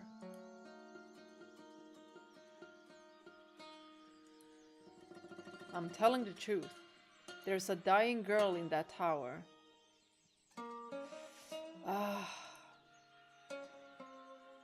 We just need to plant the seed of doubt. I'm sorry, and I don't want to do this, but if you keep this up, I'm going to have to call the guards. As long as it's not eucalyptus, we're good. I really must be going now. The swordsman, he helped imprison the girl in the tower so he could get the money necessary to keep your church up and running.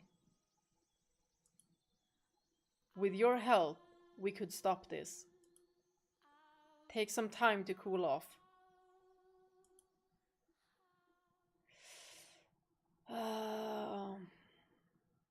I mean, it does sound insane. It does sound insane. And to a nun,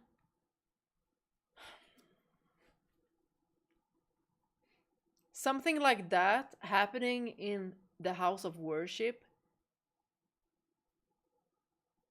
yeah. Of course she's gonna be in denial. We will need so much proof. Would it have killed her to be a little more open-minded?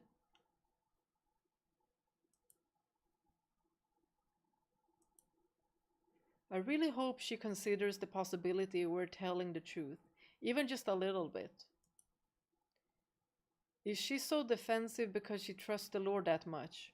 Or is her trust in the swordsman?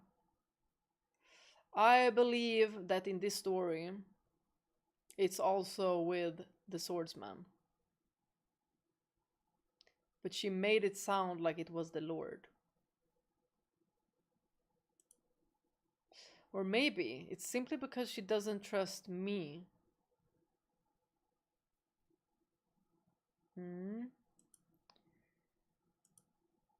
I think I'll head back to the courtyard. I need some time to consider our next move. That's a good idea. And there might be something Mel and Ellie can do to help too. Perhaps. with the nun denying any involvement in the swordsman, and him being so inscrutable. I find myself at a complete loss as to how to go about crossing the wall standing in the way of getting the truth out of him. My mind brings me back to the events of the second door, the most savage of the three tragedies. The things he did then were undeniably inhuman, which makes me wonder if his perspective on these events would have any influence on Morgana's perception of him. If at all, a positive influence seems the less likely. Was he man or was he beast? If nothing else, he wanted to be human in the beginning. Yeah, he said he wanted a quiet life. What was it that he truly desired? Wasn't it a quiet life? If he hadn't been under Morgana's curse, would he have wanted to be the same killer he was?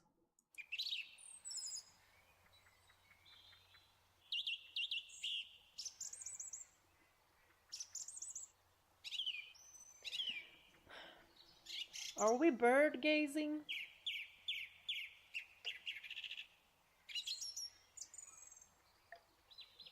Blinding sunlight drags me from my thoughts. A radiance brighter, more intense than any I've been under today. Or rather, it's probably more my mind interpreting it that way because my eyes can't handle anymore. Ugh. In a matter of moments, all I can see is white. Michael, are you alright? Is he getting a migraine or something? What is happening? I feel a sharp pain, like someone's yanking at the back of my eyes.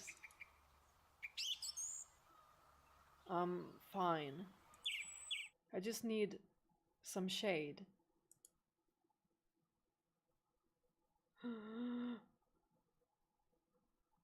Uh-oh. What? Now I'm getting worried. Are we losing Giselle? Oh, we better not be. We better not be. I might be jumping to conclusions, but the way that the ambience also just went away and pulling from behind his eyes as if she's being dragged away. Uh-oh. Michael. From somewhere, I think I can hear her calling my name, but instead of sound, all that reaches me is more pain. Then the world starts tilting toward me. No, not the world. It's me who's falling. What? Did we faint? Oh my gosh! Michael! Are we...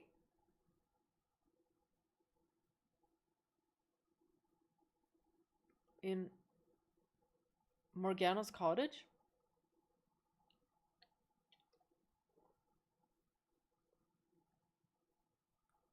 I'm not at the mansion? Where am I? Oh my goodness. You're awake.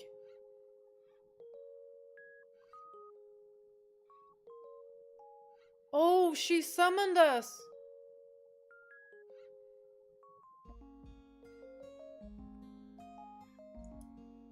Morgana?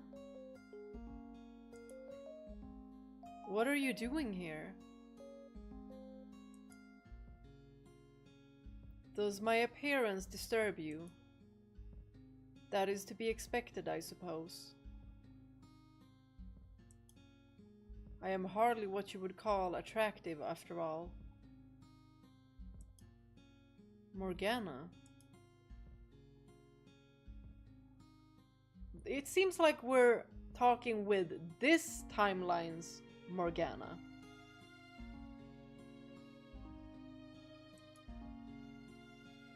How do you know my name? How do I know your name? I came to save you. Y'all, what is happening? Did we create some kind of a rift or something? Where is this? Aren't you in the observation tower? Hold on. Okay, nothing hidden there. Huh? Did we revert to the past?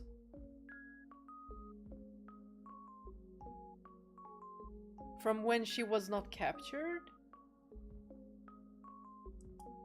What just happened? I tried to say observation tower, and my voice completely disappeared. Who is silencing us?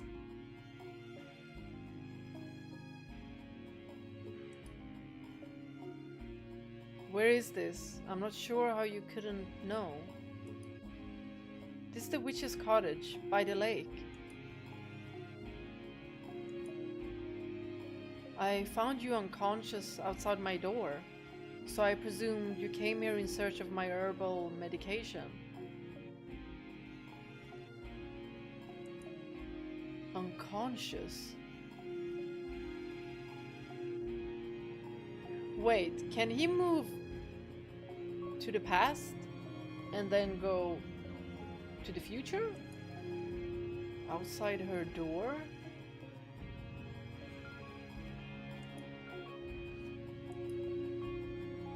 Your arm. It's there.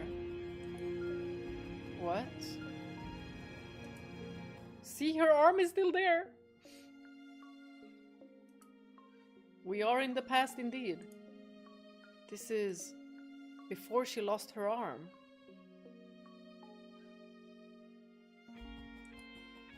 Does that mean I've traveled even farther into the past? Or could this be...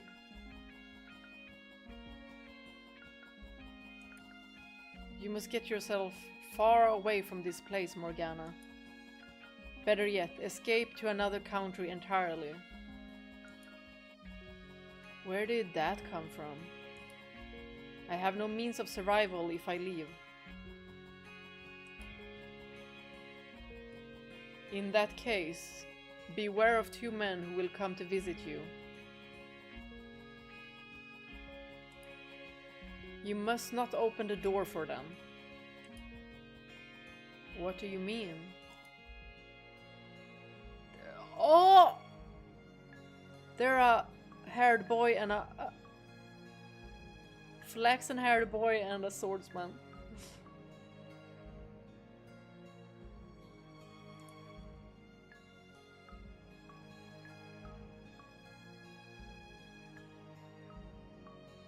Maybe future Morgana is interrupting him.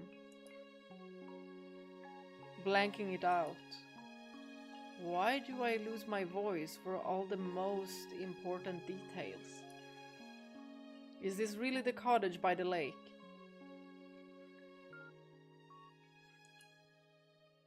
Maybe there are several timelines that we can choose from. Take a look out the window and see for yourself.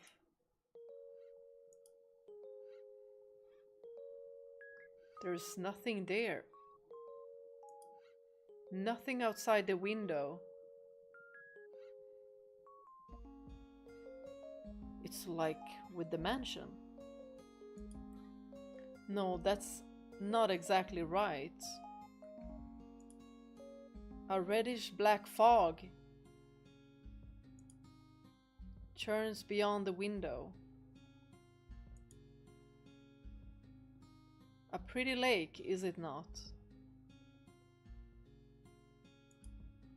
Not that I have any place talking about beauty.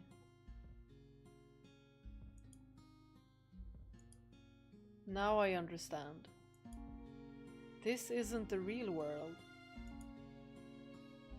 Is it your world then, Morgana? Or is it a world within our dreams?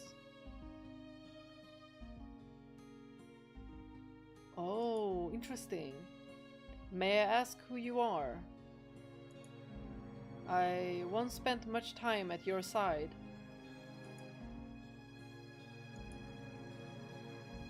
This is also very strange. It was always you who was talking to me, and now you don't even know my name.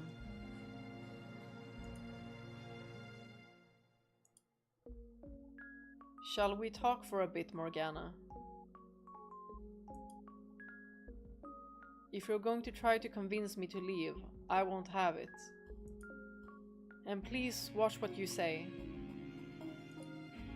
There's something very unsettling about your choice of words. As you wish. In that case, let's talk about ourselves. For so long, I fought to fend off the things you said. Not because I had any particular dislike for you, but because I was afraid of how entrancing the sound of your voice was. I emphasized with the feeling seething through your words, and that understanding almost allowed them to consume me. There was a mysterious magnetism to your voice, and as emotionally unstable as I was at the time, I couldn't possibly have withstood giving in to it. You're saying my voice is unpleasant? Not at all. It was beautiful. Frighteningly so. I want to try again. I want you to tell me about yourself. The things you see and feel. I will not be telling you or anyone else about myself. Because they would have to be inhuman to empathize with you. In that case, we can start with me instead. Honestly, I don't want to talk about myself either, because it makes me feel pitiful, worthless. It's a story I would rather pretend never happened.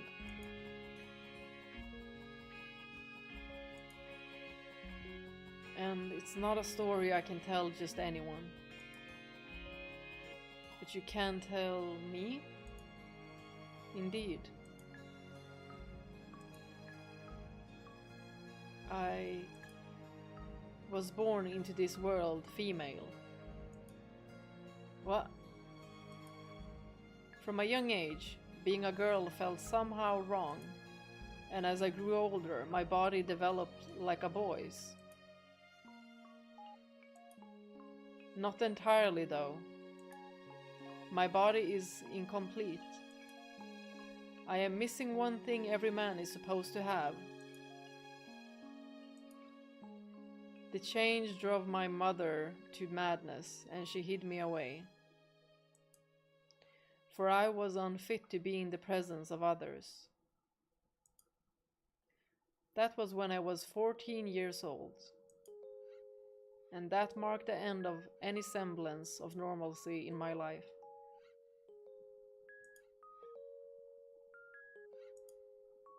Morgana, you once told me that our fates were decided before birth, but yours and mine alike. I spent my whole life rejecting that notion, insisting I was a normal person, fighting to prove I was indeed male. But now that it's all over, I think you were right. My fate was always set in stone, And perhaps, if I had stopped trying to fight it, if I had shut up and accepted it, I could have lived a longer life. I could have not left Giselle behind. Do you regret your choice? No, I do not. No matter what could have been, I had to hold my ground. I had to keep shouting. Because if I hadn't, it would have rendered my very existence meaningless. No matter what misfortune the decision may have brought, I must not regret it.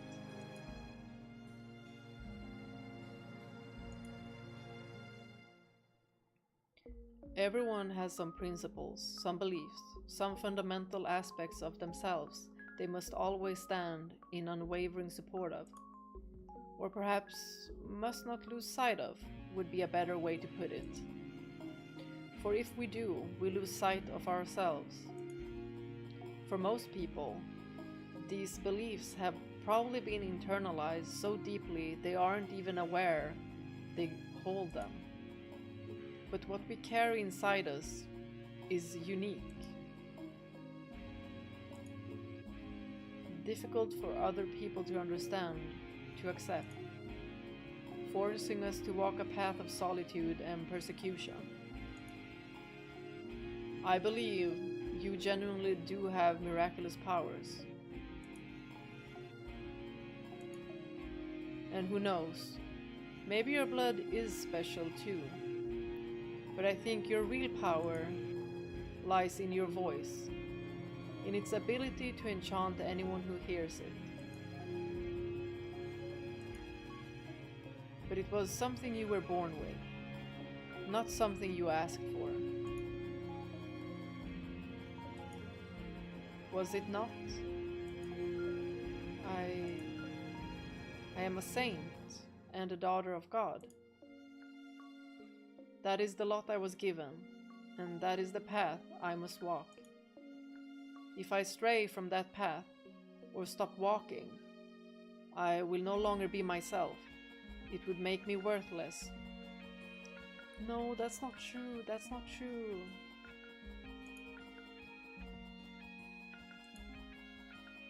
We mustn't lament the solitude we were dealt. Maybe not.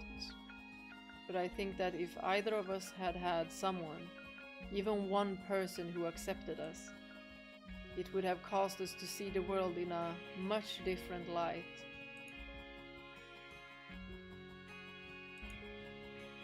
I know you had people like that, who treated you like a regular girl, but they're gone now. And have you never leaned on their memory? It comes back to me from time to time. But even then, they were different than me. They were so full of kindness, so very human. And while they taught me to experience their joy, not even they could change what I ultimately am.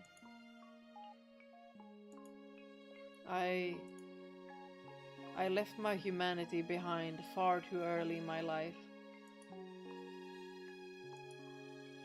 And what about you? Do you have anyone special? I do. And do they treat you like a normal person? She does. However, you still know that you're different, that you can't fit in with everyone else, that you're abnormal. You do, don't you? I am very conscious of that fact. That, on a fundamental level, I am still grey. And that so long as I am who I am, that will always be so. Nevertheless, her acceptance allowed me to step onto the path she walked.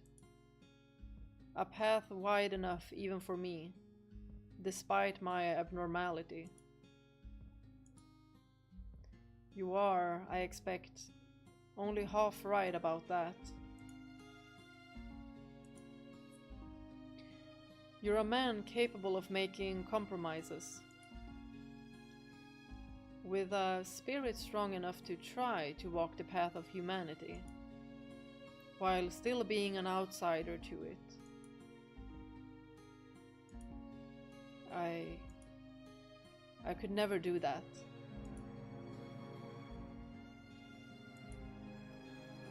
Someone could be standing there, some ordinary, but incredibly kind and accepting person, holding their hand out for me. And I don't think I could take it. Because I know that if I do, it will only bring more pain.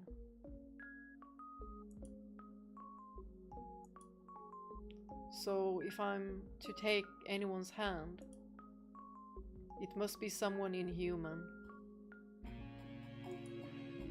Someone fundamentally abnormal. Michael?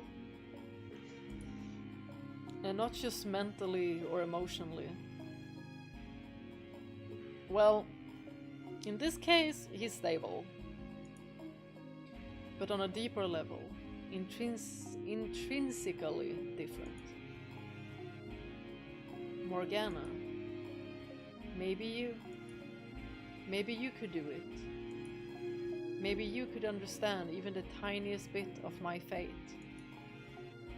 You could do that, couldn't you? Then do it. Understand me. Empathize with me. Take some of the weight off my back. Morgana. I have every intention of doing anything I can. But you have to understand, I am not from this time, Morgana. I cannot promise you I will be around much longer. So instead, take as much time as you need to find someone who will accept you. And with them, slowly bring yourself back onto the path of humanity.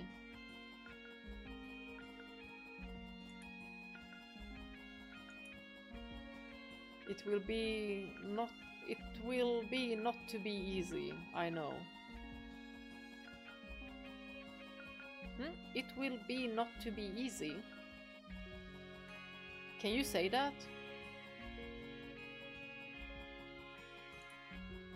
Constant fear at the looks people give you, dreading the things they think and feel about you.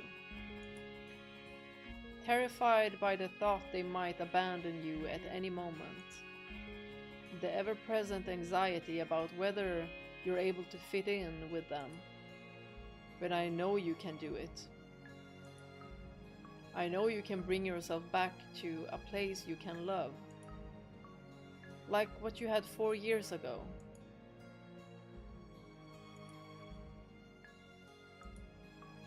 You really are. From the future. And we lost the connection. Darn it. Oh.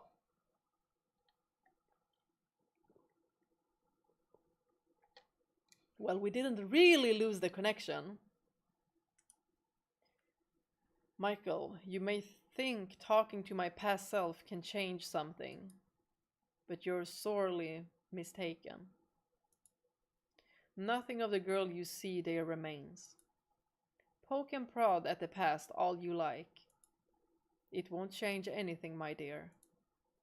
It's all too far gone to have any effect. Is it because she's already diseased? Like she has the disease in her body. Michael, are you there? So good to have Giselle back! Are you all right? Get up, Michael, please. Who carried us in? Oh, thank goodness, you're awake. Did I pass out? You're awake! Are you okay? Did you hit your head? Nelly. You gave everyone a big scare, dearest Michael. All of a sudden you were just on the ground. Were you feeling unwell? No, I just have a natural sensitivity to sunlight.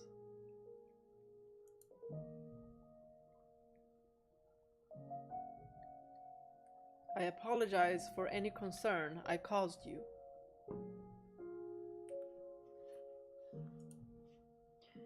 Sorry for worrying you too, Giselle. And for that rather shameful display. No need to apologize. Exactly. Like you said, you're sensitive to sunlight. I'm just glad you're all right, Michael. If anything, I should be the one apologizing for putting so much pressure on you. I had no idea it was so bright out. As long as you're not sick or anything. So, you're feeling better now? My head still hurts a little, but yes, I'm fine. What time is it? Almost supper time.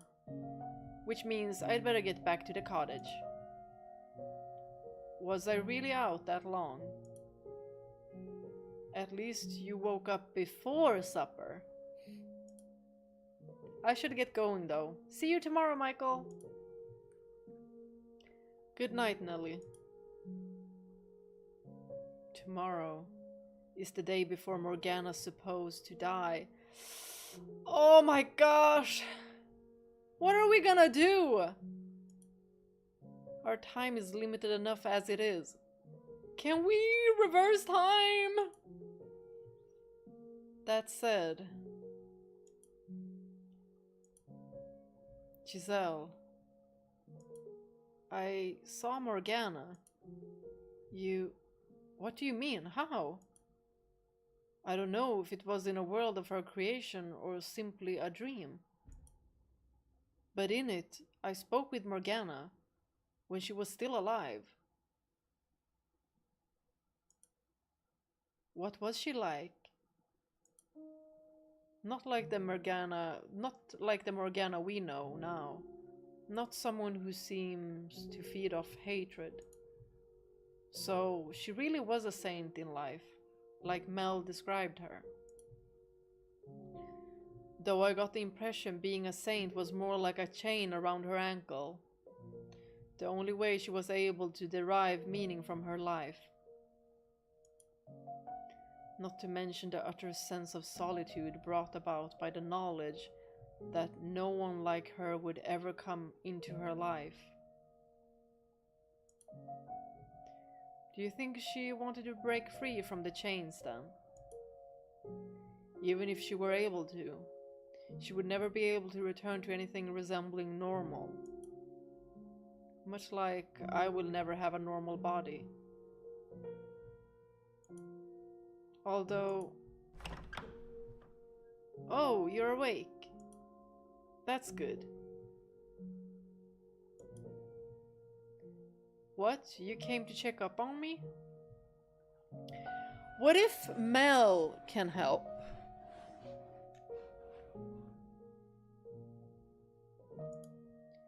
Don't act so surprised. He's gonna be like, why are you surprised? I carried you all the way here.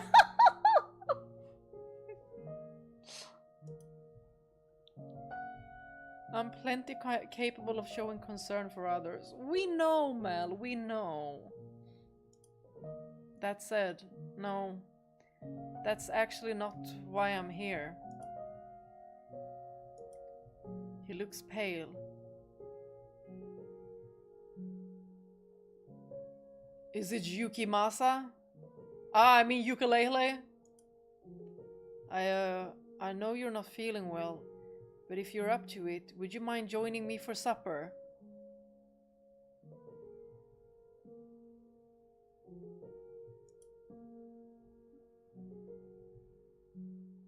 Oh, oh! He's looking pale and he says, join me for supper. Is it alongside with ukulele? I don't know why you would make such a big deal about asking me to... He's the one asking. I knew it! I'm scared, I'm scared, I'm scared.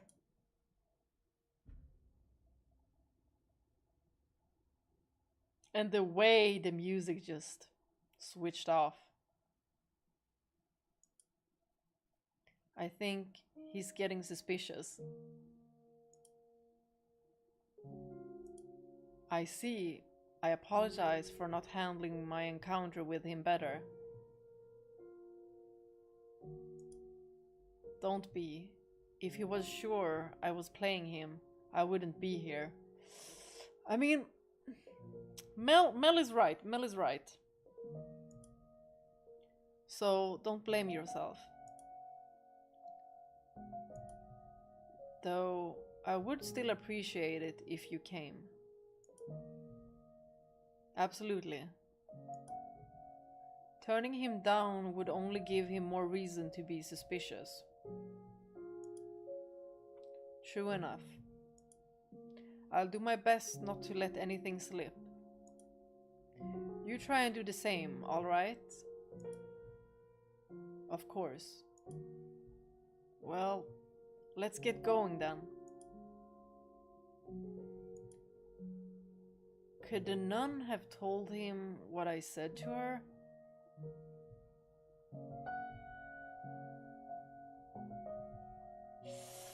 That would be a death sentence. I don't think...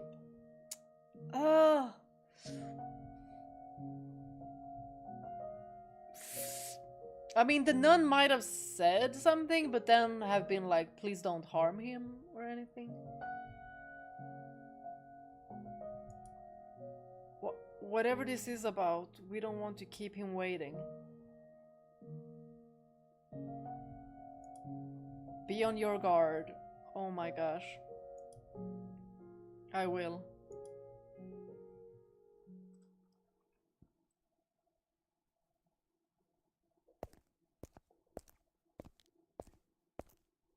Y'all, I'm nervous. I'm nervous. My heart is actually beating faster. Here he is.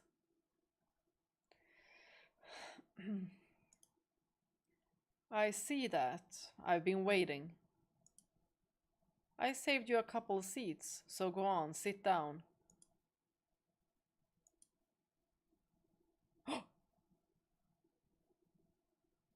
Oh, look at that side eye!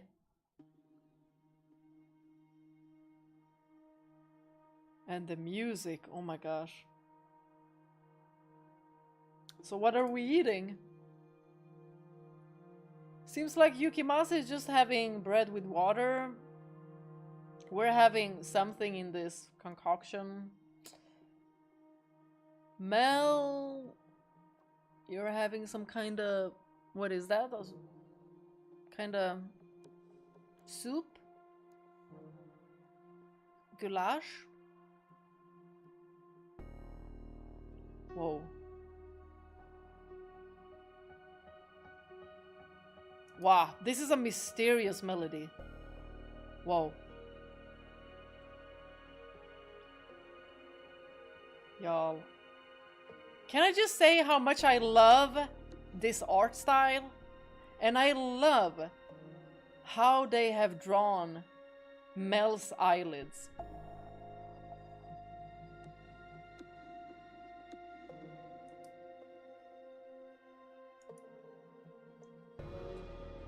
Whoa.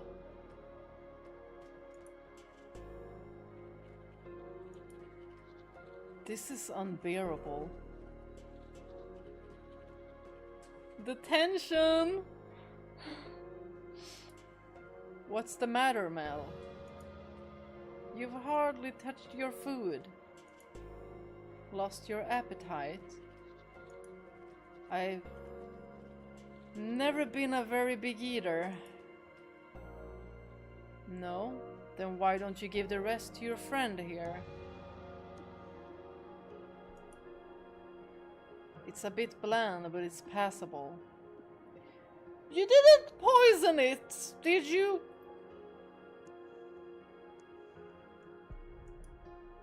Wouldn't you say? This pressure is nothing if not overwhelming. I'm sitting here and feeling overwhelmed. And the music is really adding to it. How does he expect anyone to eat with air so tense? And Mel refuses to even look at him. Considering he's the reason Mel's involved in this at all, I can understand not wanting to make eye contact. Or even be in the same room. Are you not going to eat either? Don't worry, there's no poison in it!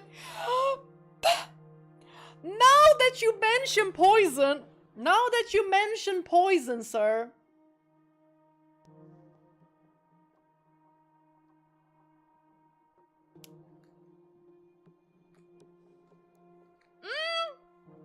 Ukulele, eucalyptus, yukimasa.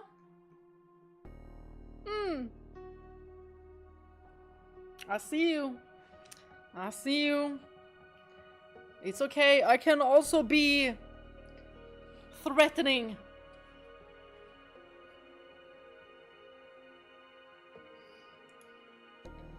The thought never even crossed my mind. Why would you think I would be concerned about my meal being poisoned? He's gonna be like, no reason, just for funsies. It was only a joke! Yo! This is such a bad joke! This man does not know how to joke. Should we make this situation lighter? Michael, can you do that? Like, can you get Yukimasa to actually laugh? Can anyone get Yukimasa to actually laugh? The nun, maybe? No, I don't think anyone.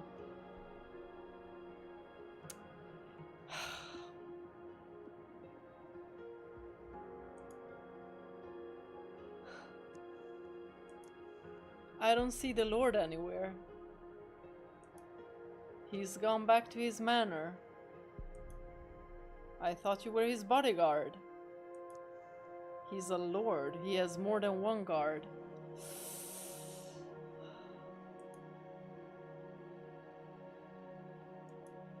Why did you invite us to supper? Is there any reason I shouldn't have? Hold on. What if Yukimasa saw the nun and Michael go away and he's a little bit jealous?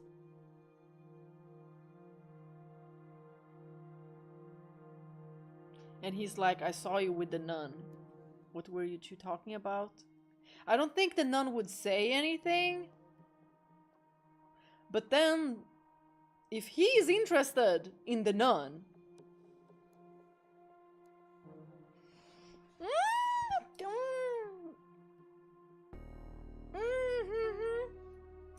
Okay. I would like for him to be jealous, because that means that he has regular human emotions, and we could probably use that also to our advantage.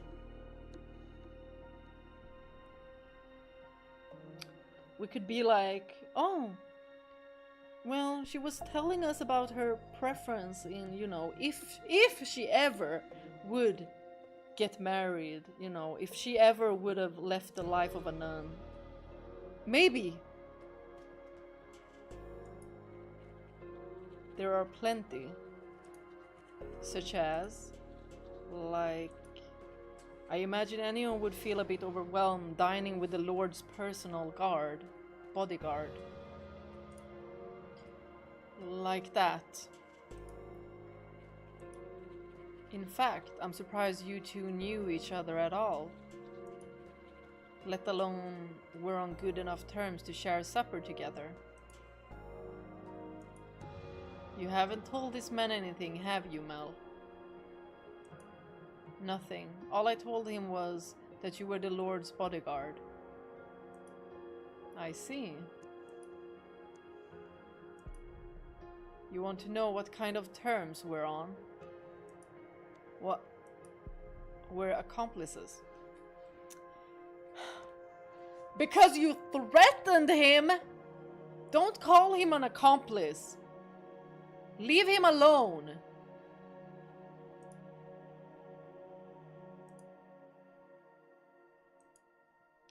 Such a shame this was how your reunion had to turn out. You finally get to see him again, only to learn he's a criminal. Oh, shut the hell up. Wait, what are you... What crimes might you be referring to?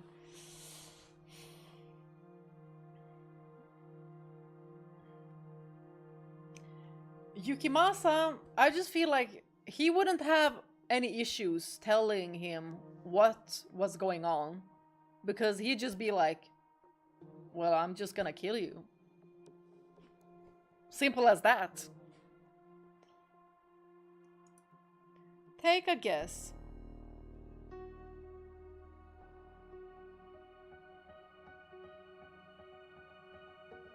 I'm thinking don't mention the tower.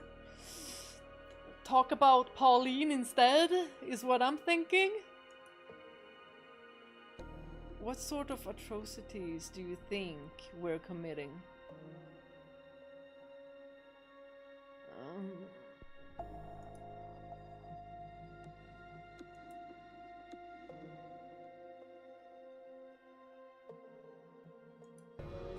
What is he doing? Why would he tell you that?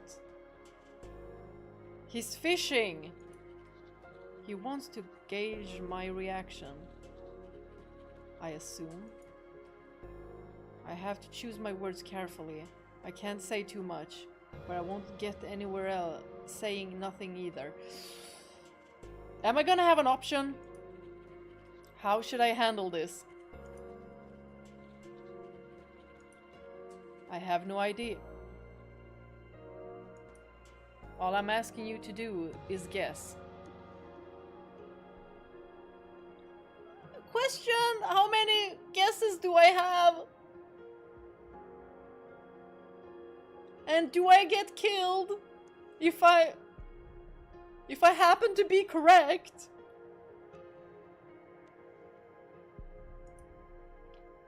Just say the first thing that comes to mind. You're a hairdresser, aren't you? I mean, with that blunt cut, you've got to be, right? That's what I wanted, you know, a haircut from you.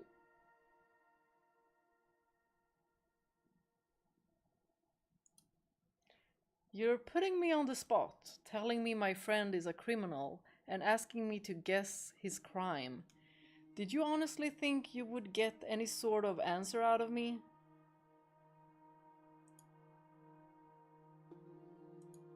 You make a fair point. Then allow me to change the question. If you found out a friend of yours was a criminal, would you still be able to be their friend? That depends. That question make you uncomfortable too. Consider it a sort of sideshow to liven up our meal. Well, have I even got a meal?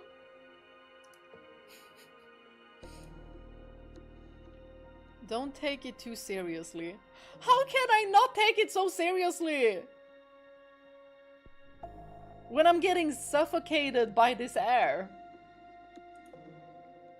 It would depend on if they feel guilty about what they've done, and if they have any intention of making penance for their crimes. Would have been my answer too. And Mel, well, he's someone who would be ashamed of any wrongdoing he might or might not have participated in.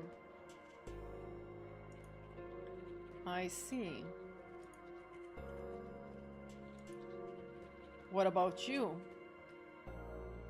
Oh, he don't give an F. If you had done something you knew to be wrong, would you be ashamed? Would you make penance? Maybe that's what he's trying with the church.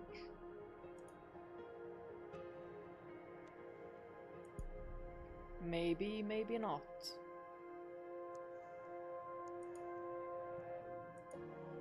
You have one hell of a friend here, Mel. Michael, that was your name, wasn't it? Do you have any other friends? I don't have many, no. Any in this land? No. Why do you ask? I don't have any friends here either. Oh! Color me surprised that you don't have any friends! You murderer! Or maybe I never had any at all.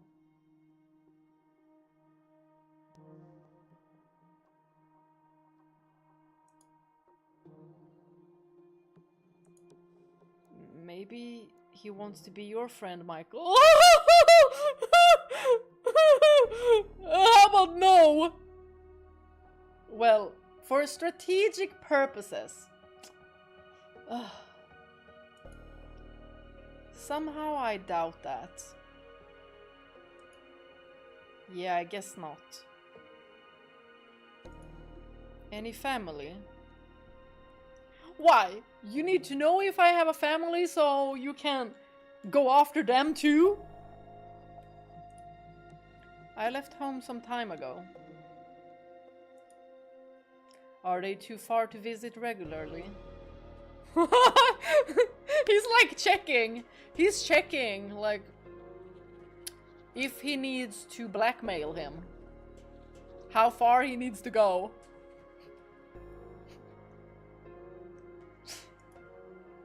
Why do you want to know? I'm in a similar situation myself. I thought it might be nice to find some common ground. I find it difficult to take him at his word. So you made a long journey all the way out here so you could see him? Yes. I mean, we're such good friends. That I did. This is just a small detour in his travels. That's what you told me, isn't it? That's right. How very gracious of you to go so far out of your way for him. Oh, and Mel, I have a question for you as well. What kind of question? Think of it like a little game. You're standing on the edge of a cliff. Yes, I would push you. What? On your left is your sister. And on your right, him. I'm sorry, sir, do you seriously think that he would pick anyone else other than his sister? They're both about to fall. This is such a lame question. You can only save one of them. But it's like he's saying that he's gonna kill one of them.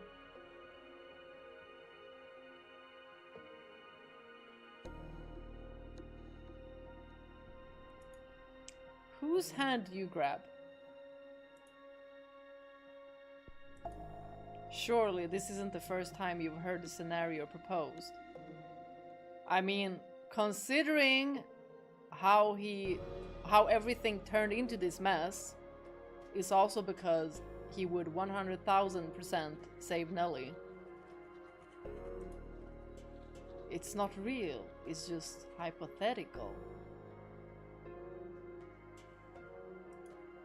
Don't take it so seriously. Come on, it's just a game. You know that, right?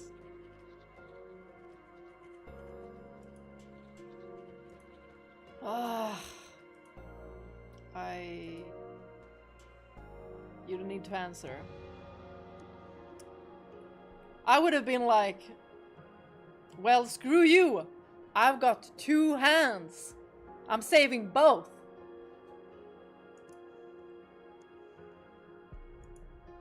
As he said, I am only here to see him.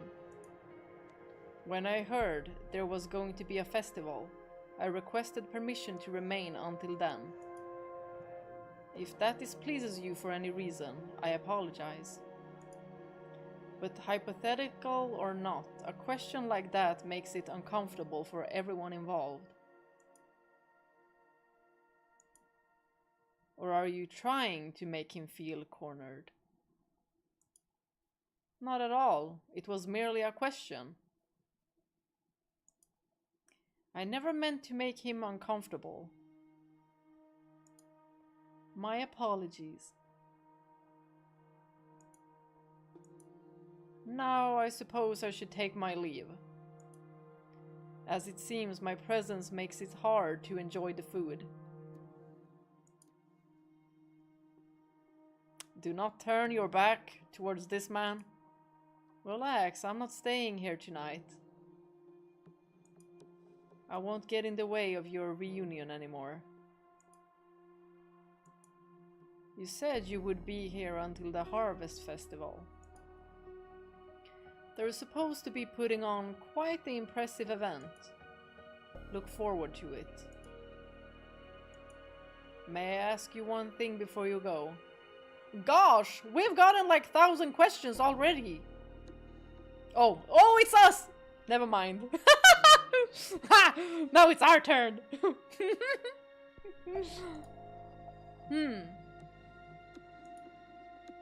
What do you think of the nun?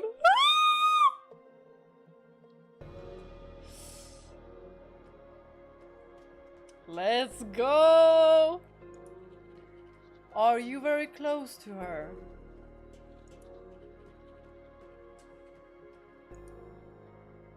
I am not close to anyone.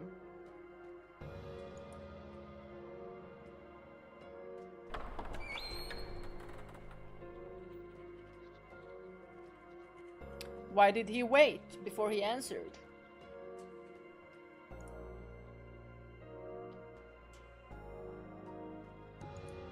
So, yeah, thank you. I was hoping to handle it better than that, but I just can't seem to keep it together around him. I'm really sorry. Aww, it's okay. I can hardly blame you. Thanks. There's something really unsettling about him. I can't say I disagree. What was the deal with that question anyway? The cliff one? Yeah. I think it's best if you don't linger on it. Any way you look at it, he had to be... Never mind. Anyway, keep your eye out. You probably want to be extra careful tonight. Oh, we're not sleeping tonight! Where's a shotgun when you need one? After all that, I'm scared he might be up to something. Is there maybe, you know, an armor lying about? Could we cosplay a statue? There's no saying where he actually went. Oh my gosh. I'm with Mel. I have a bad feeling about what he might do. Oh no, no, no!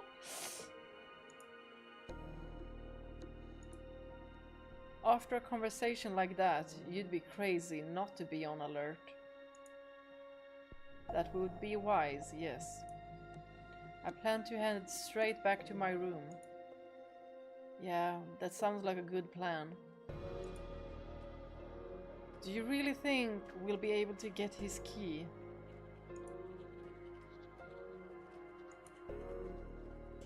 I still can't bring myself to believe there's anything between him and the Saintess.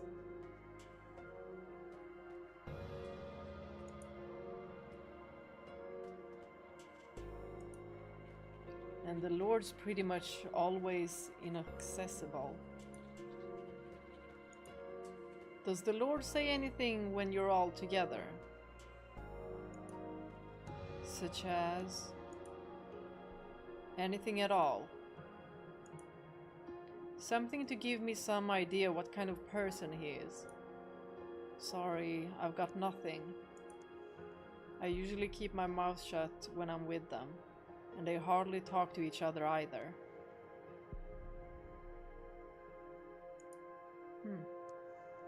I see. Sorry. I'm pretty sure you've already heard this, but the Lord's an incredibly suspicious man. I'm not sure he's capable of trusting anyone at all. So it's not really a situation where I can go up and ask him about his personal life. After several failed assassination attempts, among other things, he's just grown to be suspicious of everyone around him. If someone's walking up to him and he even thinks they might try something, that's all it takes for him to have them beheaded. Oh. As a person, his reputation is awful, but he has done a ton to improve the city's economy. So the merchants and artisans think he's alright. And out of curiosity, what is the Lord's name? Huh? Oh, you don't know that either? His name is Jean-Francois Barnier.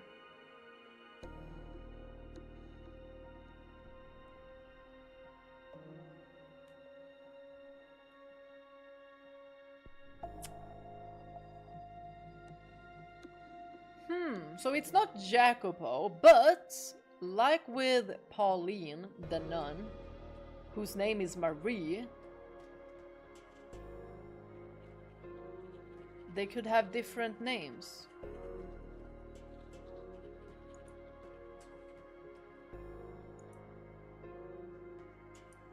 What? Wait, what? That name doesn't fit him at all. Not one bit. He does not look like a Jean-Francois. I'm sorry if I'm butchering the French. Could that mean he's not the Lord then? No, the Lord is the only other person who did enough to earn Morgana's wrath and be on the receiving end of her reconstruction wish.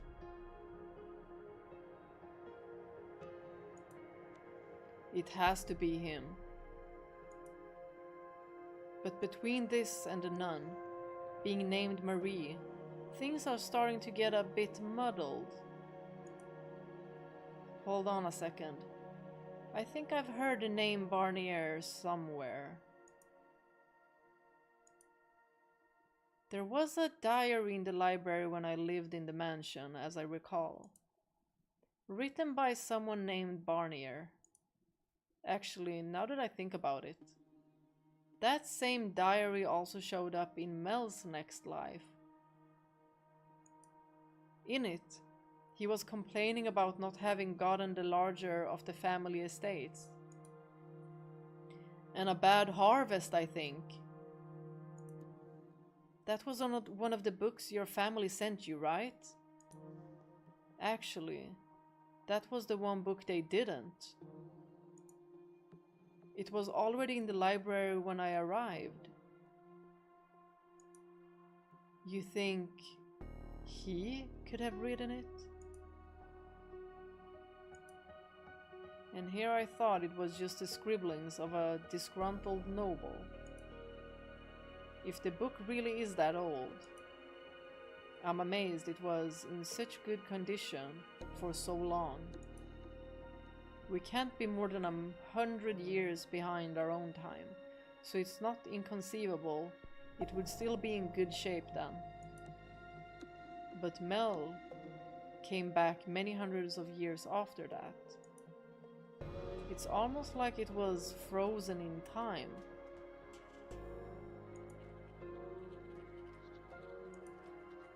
You know, I think time actually may have been stopped during the times the mansion wasn't present in the living world. I kept it clean, yes, but one person going around dusting wouldn't be enough to keep it from falling into disrepair over hundreds of years. Just what on earth is that mansion? Is it also a part of Morgana's miracle? What's the matter? You've just been standing there staring off into space. Oh, sorry, I got lost in thought. You seem to do that a lot. Just go off into your own world. I swear, you've got to be more absent-minded than me. Both of us are spacey! That's not important though, I guess. Anyway, so I've been trying to think of ways I can help, but sorry, I haven't been able to come up with anything. It's fine, I'm simply glad to have you on my side. Sure. Well, I should get back to my room. If you have any good ideas, let me know. I will. I should head back too.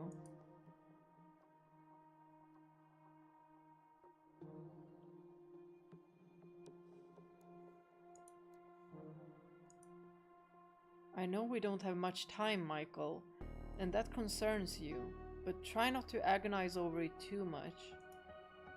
Sorry. After how well yesterday went, it just feels like we've come to a screeching halt. Honestly, I'm having trouble processing everything. How about, for now, we just focus on the immediate issues? I suppose. To start with, we're going to want to talk to the nun again tomorrow. We might have an easier time of it if we brought Mel or Nellie along. She'd probably be more inclined to believe us about the observation tower if it came from them. That might work.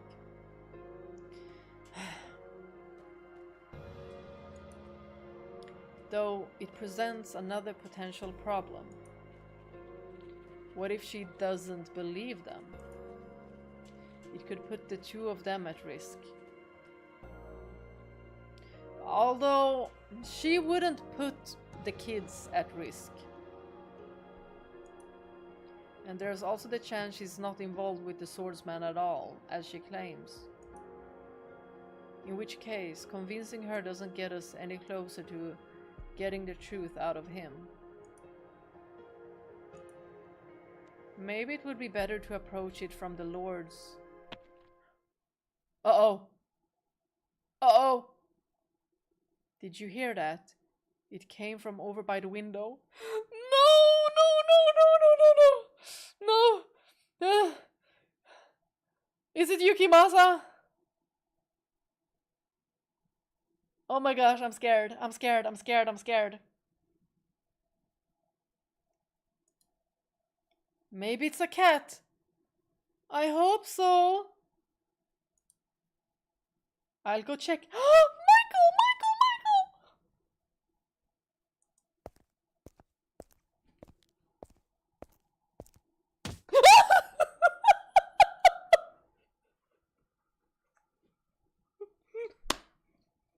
Oh, to hell with it! To hell with it! Darn it, I knew it! God! Oh.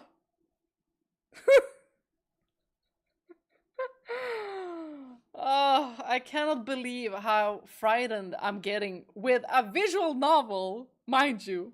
A visual novel.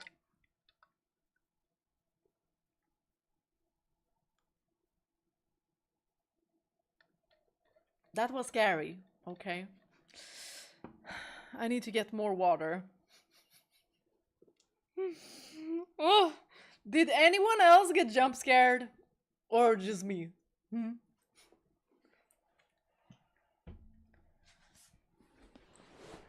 Let's see how I get out of this without ruining everything.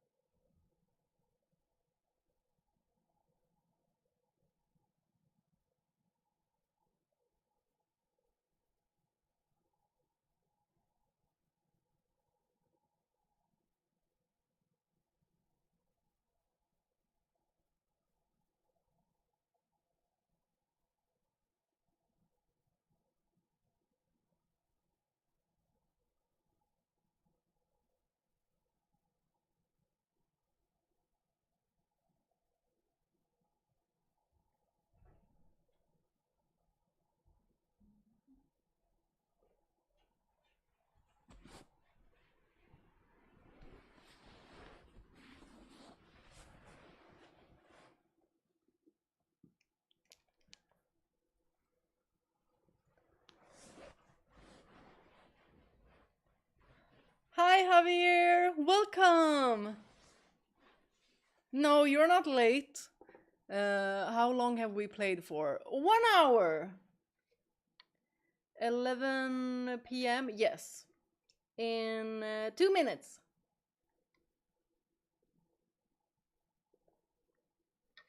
So, did anyone else get jump scared? Bea, did you realize you're almost 6 months streaming? Oh, really? No, I didn't. Gosh, when did we start? Wait, was it in November? I don't remember when we started. But I didn't think I'd continue with streaming.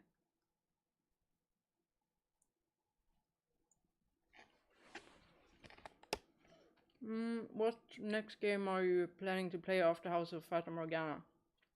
Mass Effect. But that too would be for streaming. Yeah. Already 6 months. My goodness. Oh, I'm eating these dried mango slices. I've been eating so much chocolate these past few days because I've also gotten so much chocolates from my colleagues.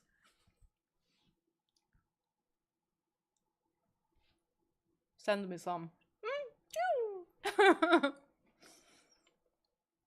November with an average of 7 hours each. Oh my goodness.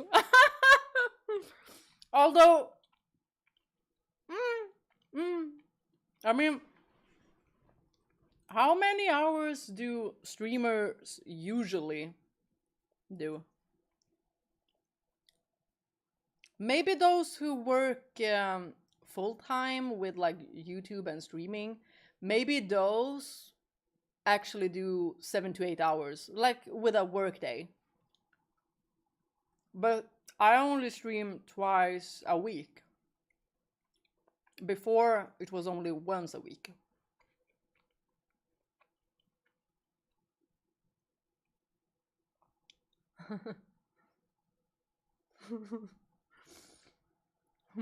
I laugh very loudly too. The average professional stream is 3 hours daily. Really? Huh. Maybe is it gaming streams?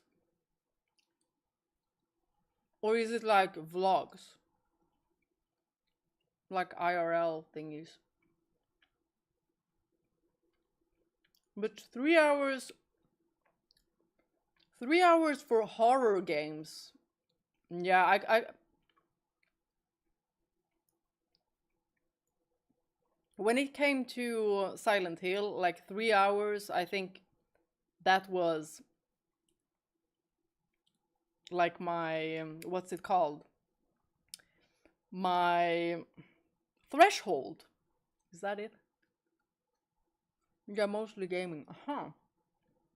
3 hours. And then they stream daily, right? My friend streamed almost 11 hours on his YouTube.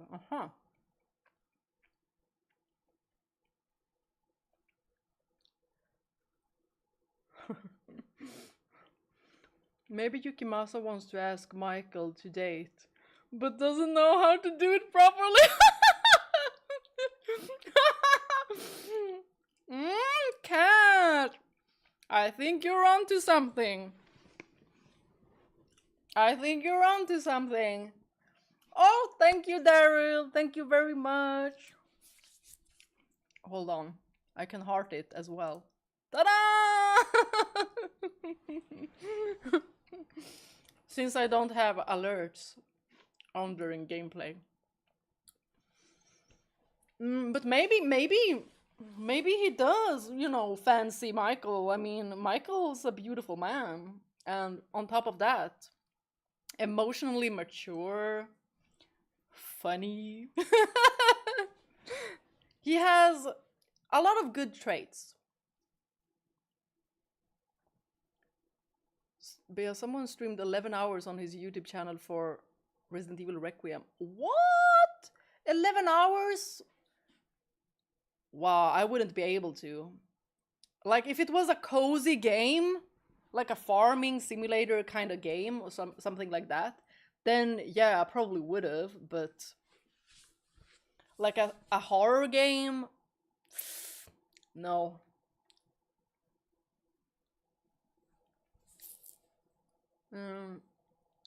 Yeah, but those streamers don't embrace chaos like you do, Bea.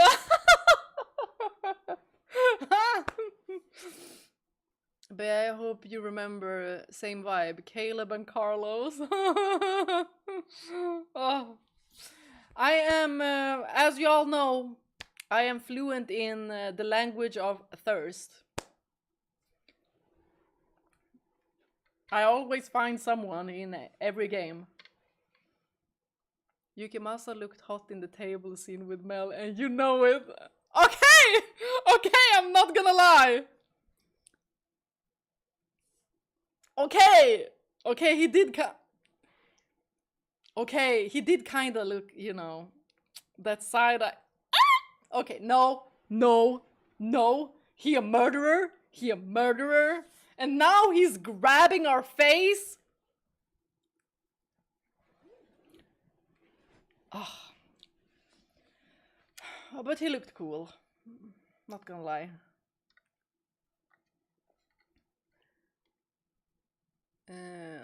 He feels lonely. Yeah, he just wanna get some hugs. Hello, Slash. I'm half asleep this stream. But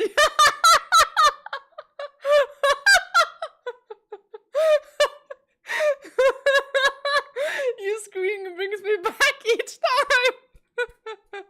That's a good sign. If ever you need to be, you know, awake, just call me. I'll keep you awake. I think you love photo I made. You are Frank cosplay with mask and outfit. I haven't seen it. How far are we in the game, Bea? I don't really know. We are on the last door, but this door is so far much longer than the others, I think. We haven't even gotten the second key.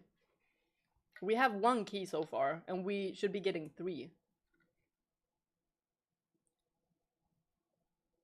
Should I post it on Discord? If you want to. Record for alarm sound. I'll do that.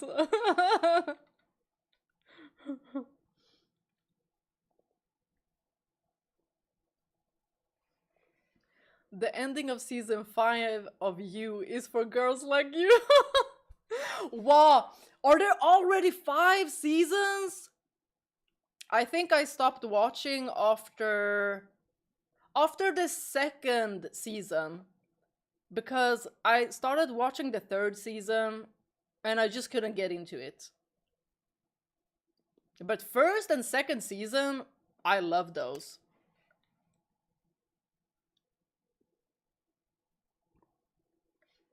My favorite character was the character named Love.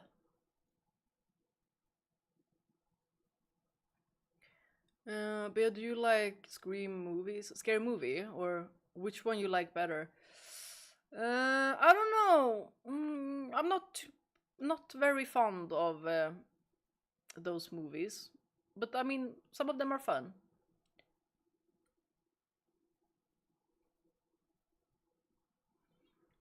Oh, you've been up for long, Isra.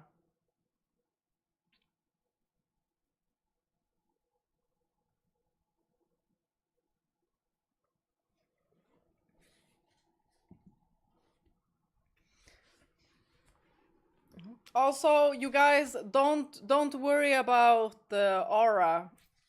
She's just having you know, personal stuff that she is occupied with. So she's alive and kicking. Uh, you think you're gonna finish this tomorrow night? Maybe, maybe not. We'll see. Never heard of this love. I think it must be a figure of mass delusion. No worries, so long as the stream continues like this. Well- Nelly's so funny. I love her. Ari's on vacations. Mm. Mm. I think if she wants if she wants to say anything, I think it's better for her to tell. But we all have our personal life, and sometimes we're just busy. Busy. Drink some more water and then continue.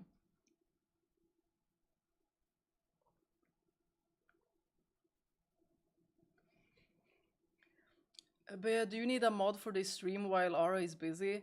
I think we're doing fine. I mean, there hasn't really been, I don't know, has there been like any bots in here?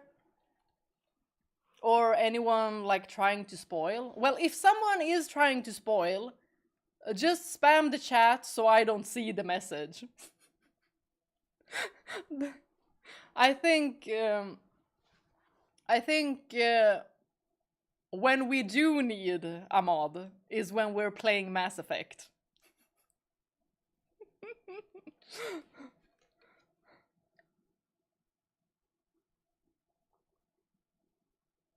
Mm.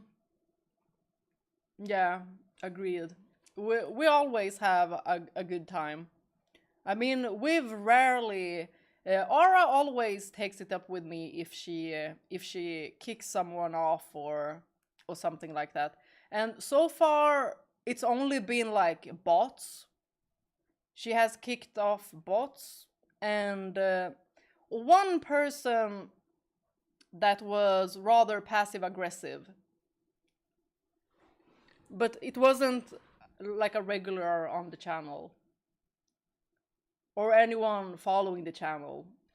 And this person also assumed, he came in assuming that he was already blocked, which also was a red flag, because why would you be blocked if this is the first time you're on the stream? So, a troll.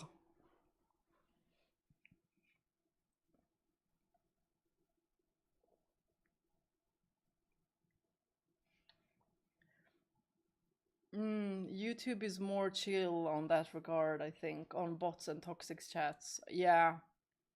Maybe it is that way. I don't know how it is like on Twitch. He was a block collector. Well, he collected one more. Hopefully we get no such incidents. And if we do, if anyone feels uncomfortable with a person, y'all tell me. Tell me if you feel uncomfortable. Like if you don't want to say it in chat, you can just DM me. But then you'll have to tell me as well that you sent something, because I don't really check DMs. I thought I was gonna get blocked for saying Yukimasa looked hot, but I got away with it.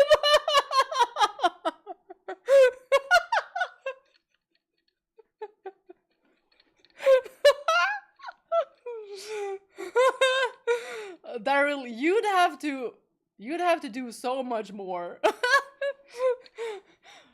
Like, you have block immunity. I would say you have block immunity. But I promise you, if I see anyone say toxic words in chat, I'll let you know. We do have an auto mod, though. The Stream Elements auto mod. I don't know how good it is, though. It doesn't... Well, it is a bot, so it's not that good.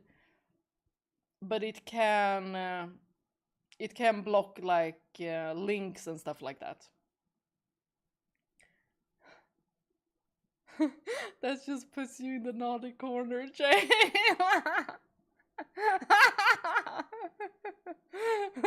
That's where you are now, Daryl. I feel like I want to do a graphic for that. And in one corner is Yukimasa, you're just like...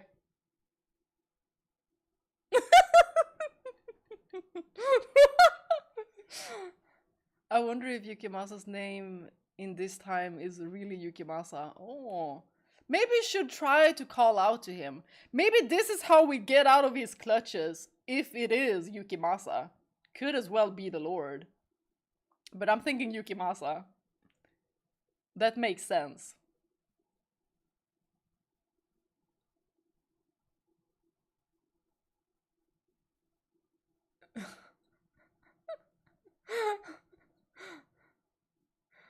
Well, I don't know about the short hair. I like the short hair when you did the Jill one. That one was good. But the Ada short hair, the one that you did now, didn't fit me as well. Maybe it really is ukulele. Maybe it is. We should try all of them. We're just gonna be like, ukulele, eucalyptus, yukimasa. He's gonna respond to at least one of them.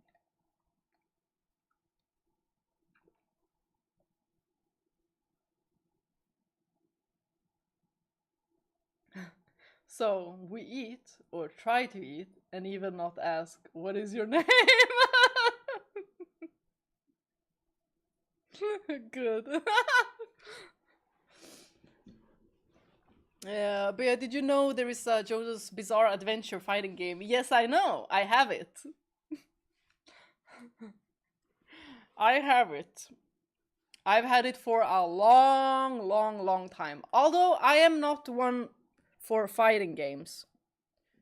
But when it comes to JoJo, I just get everything. Like anything and everything. Yes, I have it. I even have it unopened. What happened to my hair here? Go away. I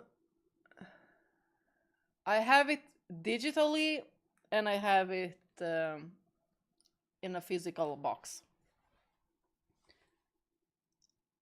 But I hope they're JoJo story-driven game someday. Actually, maybe we could try it someday. Just stream it. I'm not gonna be good at it, but it's JoJo. I play anything JoJo. You should stream it. We need to see you in a fighting game. Let's go! Ha ha ha! The first character I'm gonna play as is Johnny Joestar. Or Jolene. My favorites. Well, I have a lot of favorites. A lot of favorites. But those two, if I really can only choose two, it's those two. You said you would do live stream for Final Fantasy VII Remake Part 3, right? Yeah, that would be nice. That would be nice. But I also know that we would need to have like 5 mods during the stream. Because I've heard that people aren't particularly respectful during some of the streams that are going on when you stream Final Fantasy VII. And it's mostly depending on who you ship with whom.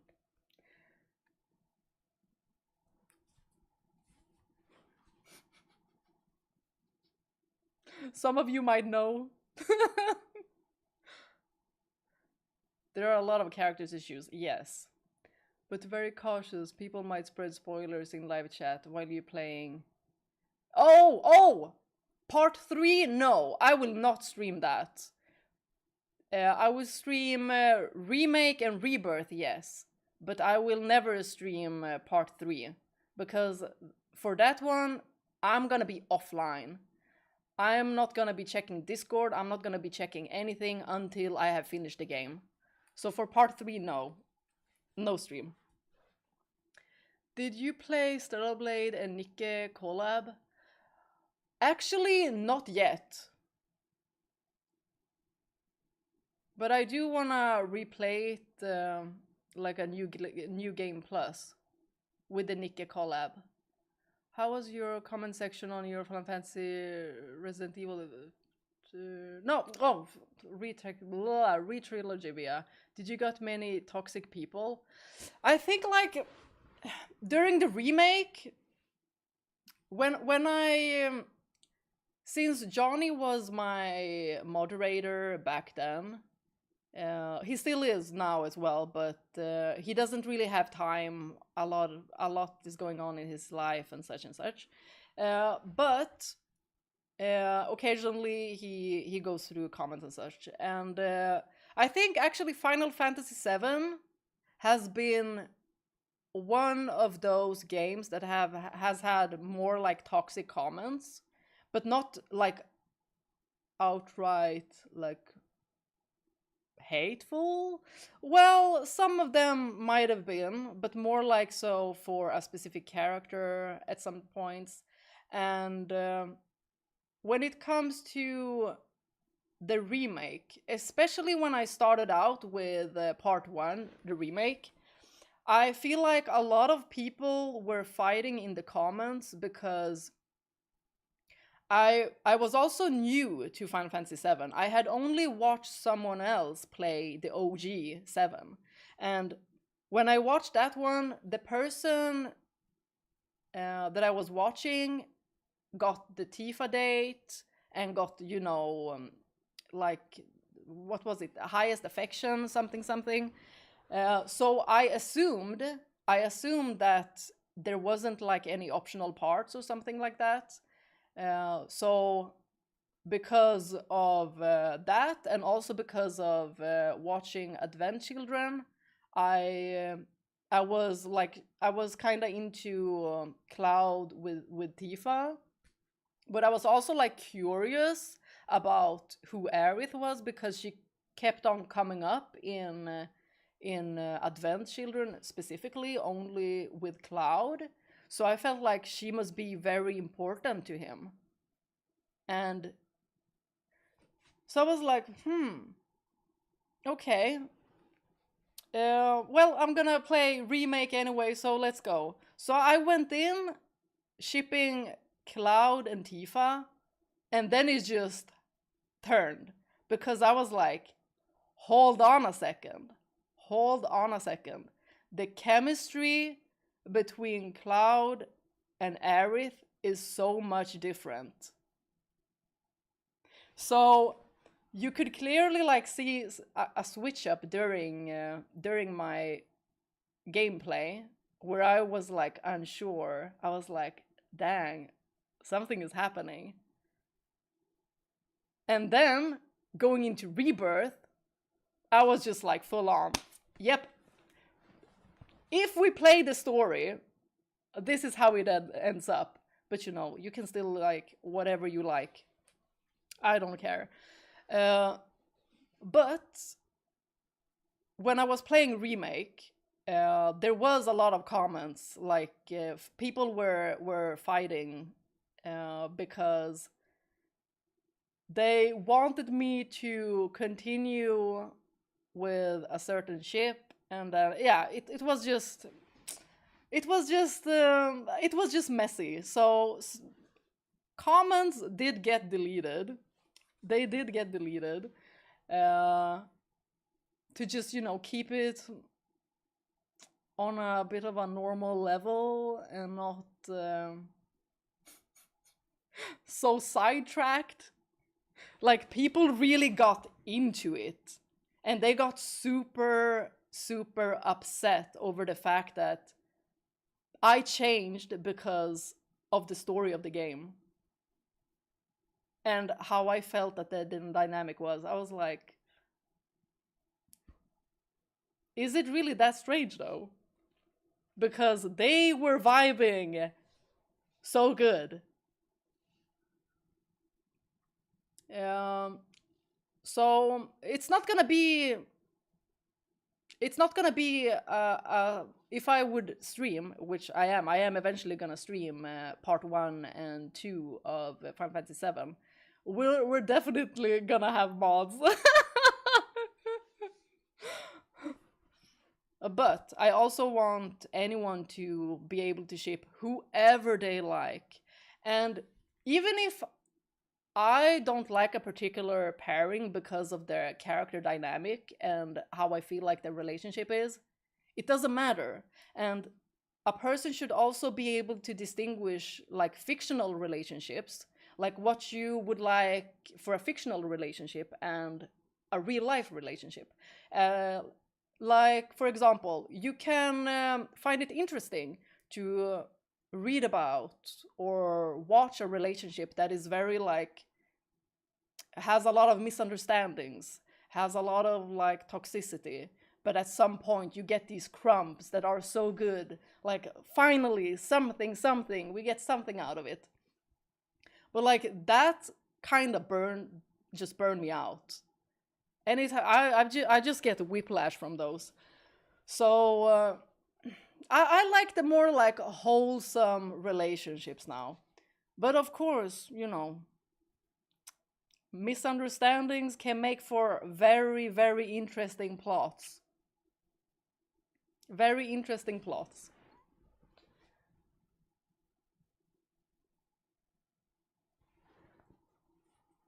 After watching the part with Nanaki's trial, I have a big question for those people who hate his real voice after seeing it. His other voice is symbol of his trauma, but not his true self. I cannot believe that people hate his voice. He's just, he's so precious. Let's see, I probably missed a lot here.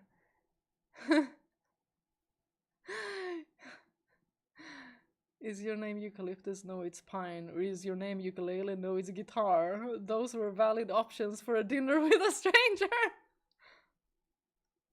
Some Final Fantasy VII fans are rude. Yeah. And some have such shitty takes. Like, I have seen the most shitty takes ever in the Final Fantasy VII community. Like, I'm in awe. I'm in awe at some. I'm like, did these people even play the game?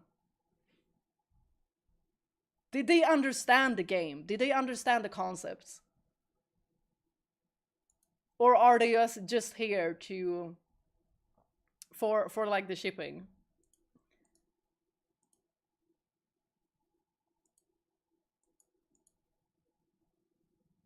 It's that, or when somebody says that Cloud and Zack are the same, and I'm like, no, the frick they are not. They are so different personality wise. They are so different. And Cloud does not think that he is Zack.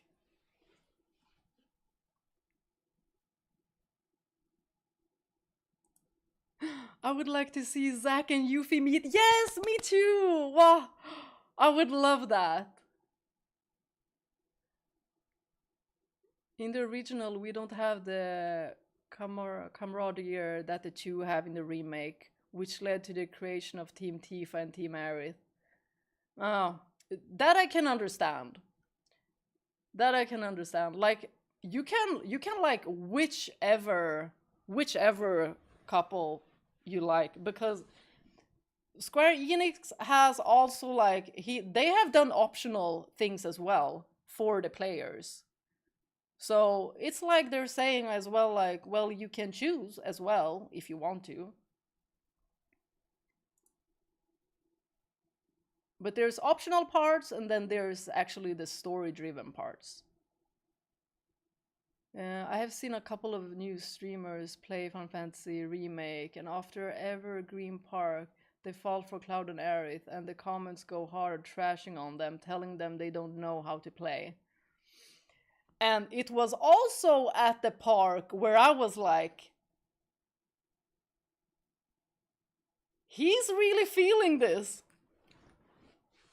Like, for example, when they are at the park and Aerith is about to, go back. She's like, oh, well, I'll just, go back by myself. And he's like, are you gonna be okay?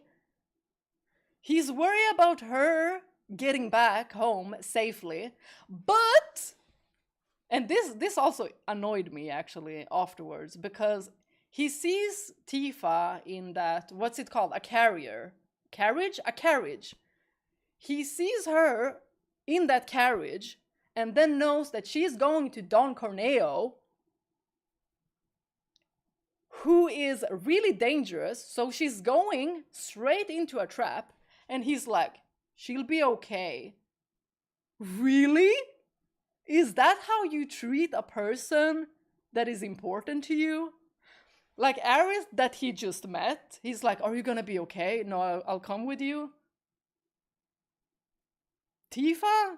He's like, oh, she'll be okay. And Aerith had to drag his ass to go after her.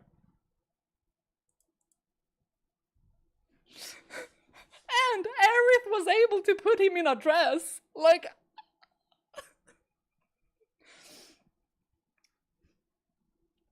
Zack is the best boy.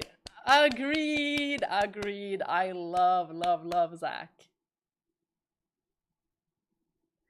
True, I really don't like the way Cloud treats Tifa. Really annoys me. Yeah, there are so many parts where I played Final Fantasy VII where I was like, really? You're gonna be like that towards Tifa? And she's so precious. She's so kind-hearted. She wouldn't like lecture him about anything. She just takes it and internalizes it. And that hurts me so much because we know people like that. And we know that they hurt internally and take it personally. And throughout the remake, we do see that she struggles a lot with her self-esteem. Like, she struggles a lot with, am I able to do this? Can I really save these people? Can I do this? And I want to do that. Like, she wants so much to help others. Also, I'm thinking about that part as well in the cave, when that robed man fell into that hole, and you could just see like her entire being just... And then you see Barrett. Oh my gosh, I love Barrett. He just had to see her demeanor. He knew straight away. He is such a father. I love Barrett. I'm not gonna go into it too much because I don't know if everyone has played it, but I freaking adore Barrett.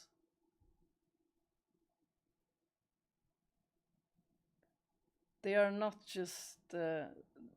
just not a match. Yeah, and I think that's also something that Square Enix is telling us. Like, they're showing us two different relationship dynamics. They're showing us Aerith with Cloud, very wholesome. They're talking. They don't have misunderstandings. And then we see Cloud and Tifa. They're a little bit similar in the way that they communicate. They both have difficulty speaking about their own feelings. So they end up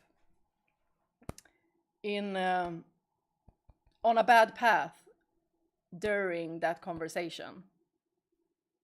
But nothing says that it can't be solved. But right now I'm feeling like with how it ended with the second part. Um, it's gonna be a hurdle. It's gonna be a hurdle, like a big hurdle. I'm not gonna go into it too much. Hi, Black Milos! Welcome! Oh, I heard. Oh, you were summoned! In many scenes, especially in remake, Cloud doesn't care about Tifa at all, even when she's in danger. Yeah. That's also what made me like go from liking them as like a couple to Cloud and Aerith, because he seems so reluctant in helping Tifa, and also like with how stingy he was in the beginning. Like, do I get my money, boy? and then in the next moment, he's just out picking flowers with Aerith. You know how it is when you fall for someone, you do things that you wouldn't normally do. And like, for example, if a person, let's say, I don't really like to be in the woods because, you know, insects and stuff. But for someone I love, I would definitely, or someone that I have a crush on, I would go into the forest with that person. For someone who I wouldn't, I'd be like, you'd have to drag me. You'd have to drag me. You don't like spiders? No!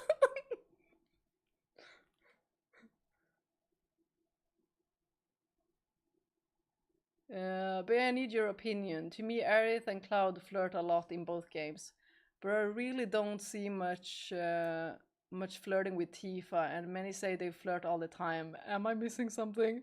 Nah, I don't see it at all either. Maybe I would say no. I think it's because both of them are quite similar, and they're both shy. So nobody really takes the reins. And we understand with Cloud. I mean, he's technically still 17 in his head because of the poisoning.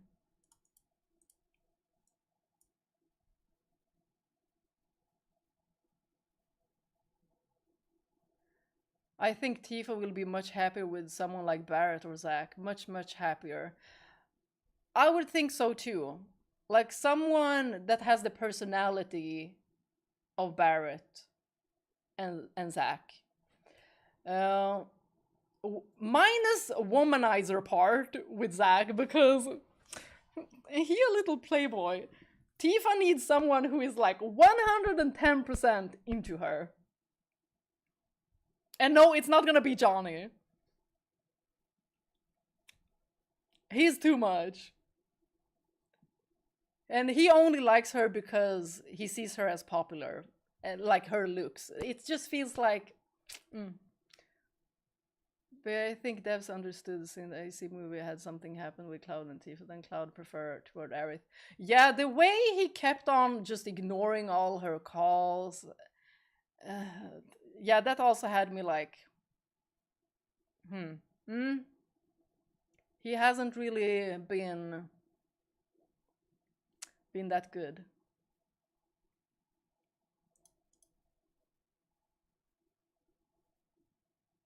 It's the one washing his hair with coconut oil. It's always been him. It's always been him. Plot twist. It was Zack. I mean, who wouldn't? Who wouldn't? Like, if I was in Final Fantasy VII, Zack would be my crush. Zack would be my crush But I'd be a little bit like wary of him because he's very flirtatious. Hmm?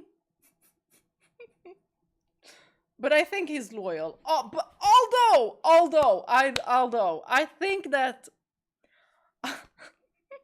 I think that Zach would also be like, you know, a little bit prioritizing his friends always before his girlfriend. Y'all know, do y'all get what I'm saying? Like, you should never ignore your friends, but always having them come first.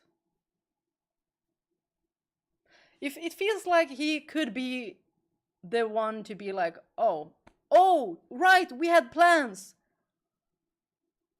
a week ago, but now I just made plans with Angel, and I can't ditch Angel, but you'll be here when I come home. Still love him though. Oh, Zack and Cisne, yes. My good, yes. I did like Zack and Aerith as well in Crisis Core.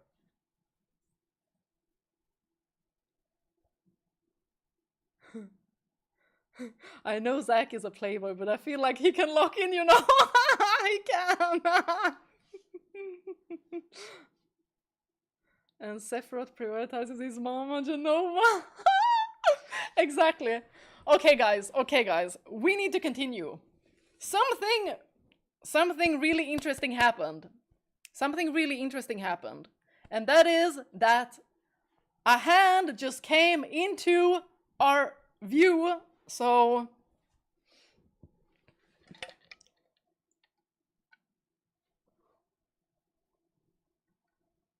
I believe this is Yukimasa. Man, we need to focus. Yes, we need to focus. Focus. Y'all can continue talking about Final Fantasy VII if you want to. Let's go. Eek! Oh. God damn it, there's someone in there. What?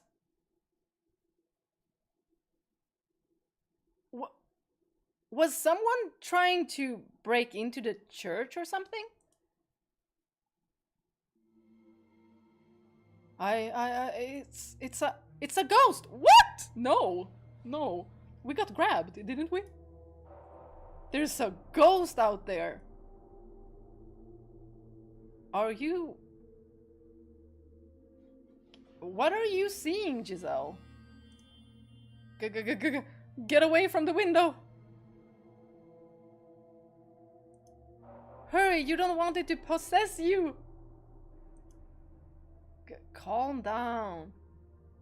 Remember that she doesn't have the same vision as Michael. Your scream startled me far more than anything. Don't say it was his reflection. How am I supposed to calm down? We have to go find Mel and get another room. We can't stay in this one any longer. No way. Is there like a rift in this timeline or something? What if we can like open portals or stuff? I don't think it was a ghost. Then what was that hand? In fact, I'm going after them. What? What? No, you can't be serious. Michael! Uh-oh. I'm pretty sure they went this way. Oh, why is he so brave? Let's go back to the mansion. You're chasing a ghost. You're out of your mind. You know, now that I think about it, she's essentially a ghost herself, afraid of another ghost. So that ghost must be scared of us, thinking that we're ghosts. I think I saw movement in the bushes over there. Is this the one? Maria! God, you found me! What the? What you mean? Maria, you sassy looking girl! Look at her! Look at this JoJo pose!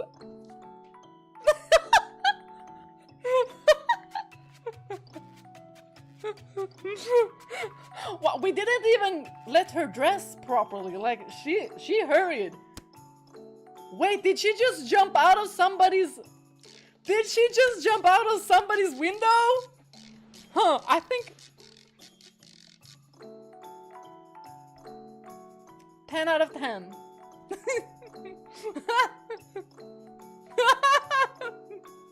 Ah, you found me. Is that who I think it is? Be a good boy and pretend you never saw me, got it? Oh, she definitely... Who? Girl, who are you screwing?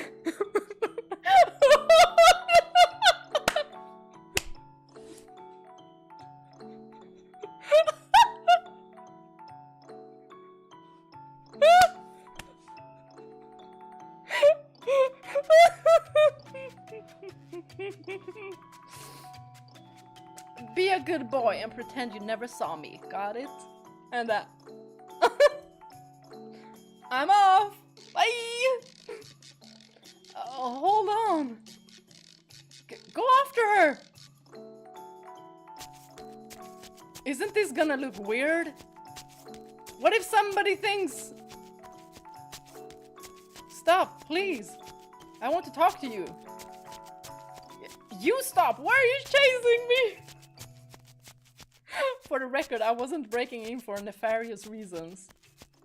Then explain yourself. I'm a guard of time. So you don't need to take me into the guards. I'm not going to report you. All I want to do is talk. I've got nothing to say to you. Well, I do, so please stop. Oh my gosh. What's your deal anyway? You some kind of creep?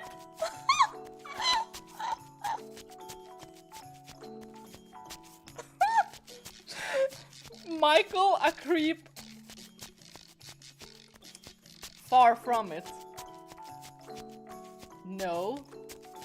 How the hell's a man chasing a woman down a dark road not a creep? I knew this would... Y'all, I knew this would look... weird. We're not interested in women. Let's say that. As if you look any less suspicious.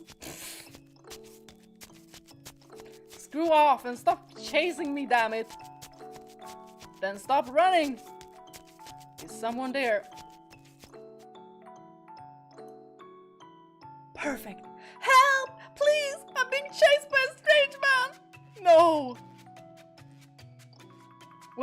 Where are you? Oh! Oh, I knew it would come to this. I knew it. Ah. What are you? He's going to do terrible things to me. The way Michael could just be like, y'all wanna see what I can do?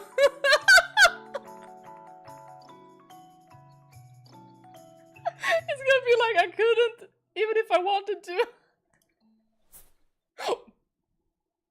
Hello! It's not what you think.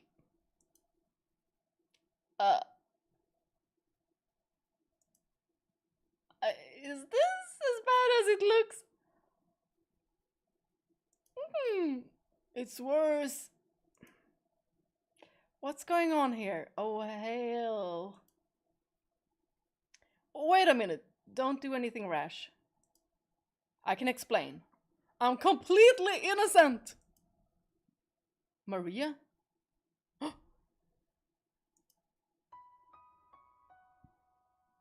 They know each other. Well then. Things are suddenly looking better for us. So it would seem. What are you doing here, Maria? Wait, are you... Is that you, Pauline? Both of them outing each other. Okay, Jean-Francois Bernard, you are Jacopo. They don't have fictional names.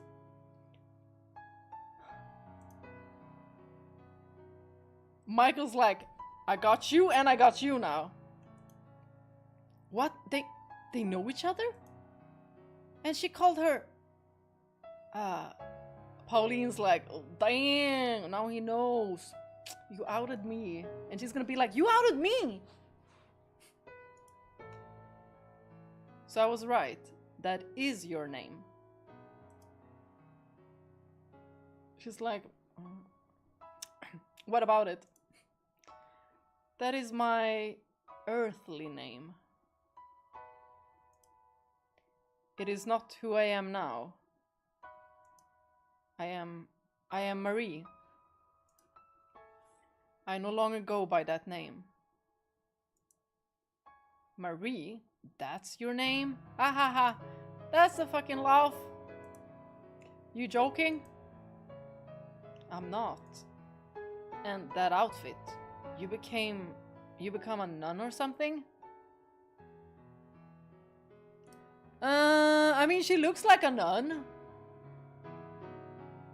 Does she think does Maria think she's cosplaying?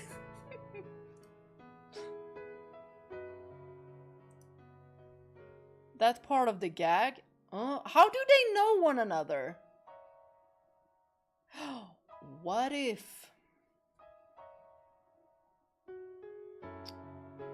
What if they know each other because maybe, you know, they might have had, you know, the same kind of work before, and Pauline is like, I wanna grow from that and, you know, become another person.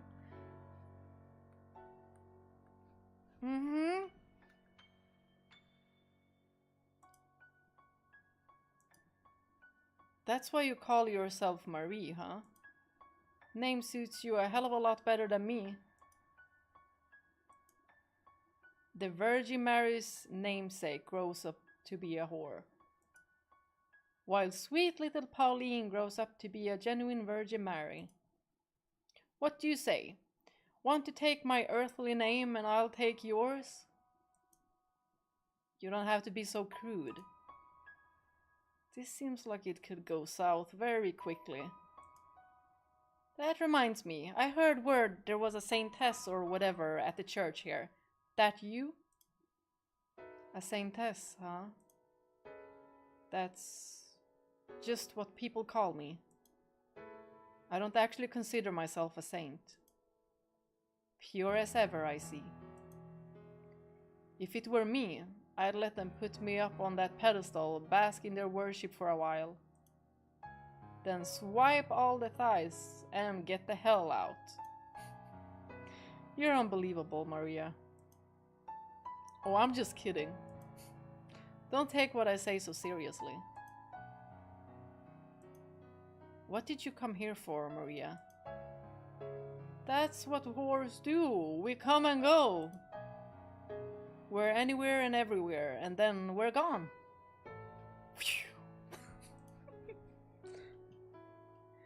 You do realize this is a church, right? I know. Sacred ground. No place for a dirty old prostitute like me. I'm going to hell, yada yada. I didn't say that. Although I'm kind of wondering which bedroom were you at? I would prefer you refrained from working on church property. I was on my way out, in fact. But then that white-haired dude came after me.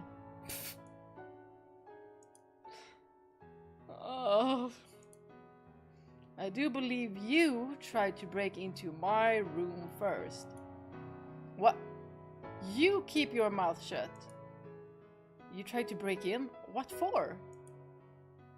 What's it matter what for? I'm a whore. Maybe someone hired me. Or maybe I came to pillage the tithe box. How do you even say that? Teeth box? Tithe box? Was it the Lord? Is that who you came to see? Huh? Maybe not. Or why would you assume the Lord of all people? There are plenty of other men in need of my services. I thought there might be something between you two. There's nothing between us.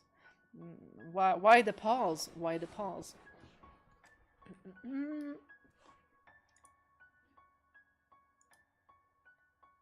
Everyone's denying their connections to each other. Maybe the connections are bad. They don't have Wi-Fi. So, since you're here, Maria, do you want to stop by my place for a bit? So you can grill me about what I'm here for? No, I will admit I'm curious, but if you don't want to talk about it, I won't try and force you. We just haven't seen each other in so long. I'm sure we've got plenty to catch up on. Come on, surely you can stay for tea at least. They don't call you the same Tess for nothing, huh? You'll even invite a whore into your house for friendly chit-chat. I wish you'd stop calling me that. You're an old friend who I haven't seen in years. It's only natural to want to catch up, is it not? They're old friends? I'm not sure what exactly applies to us, you know. But sure, why not? Though, to tell you the truth, I have no idea what the hell we'd even talk about, so I'll agree to come on one condition. White hair here comes with... What? Who, me? Anyone else with white hair? You can't let this opportunity go! Now that we know the nun is Pauline, we might be able to get more out of her. Exactly! We have Pauline and Maria. Jackpot. That's fair, but still. I'm not sure how comfortable I am bringing a man into the house with only girls. And I'm not sure how comfortable I am going. That was also what I was thinking. What's the big deal? You're afraid he might turn feral? Y'all, if you knew this man... No, I just... He ain't that kind of guy. Ah! She knows men, you see? You've got nothing to worry about. You seem to trust me quite a bit for someone you just met. Not so much trust, more like the air you give off. Air? It's the same thing he already heard as well, from Mel. You don't look like you've got the balls to do it.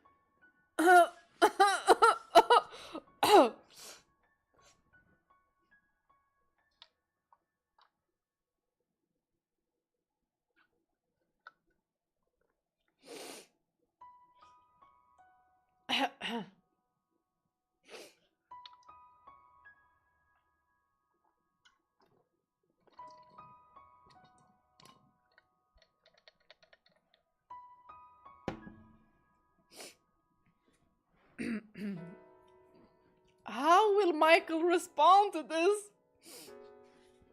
He's gonna be like internally like, yeah.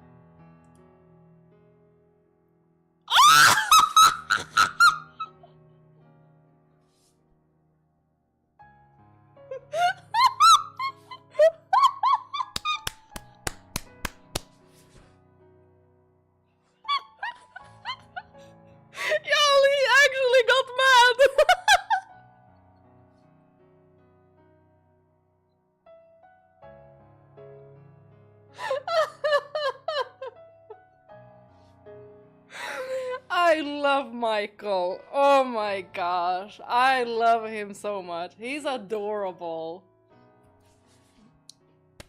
God, if you hear him, please make him a full-blown man. He deserves it. Because he's so dedicated. What did you just say?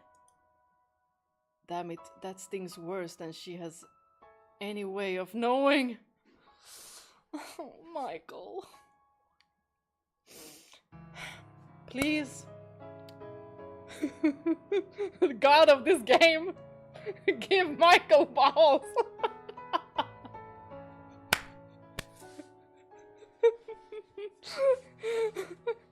It's like I'm also wishing for a new episode of Steel Ball Run.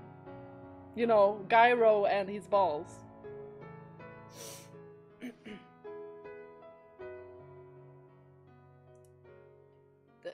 Don't let it get to you.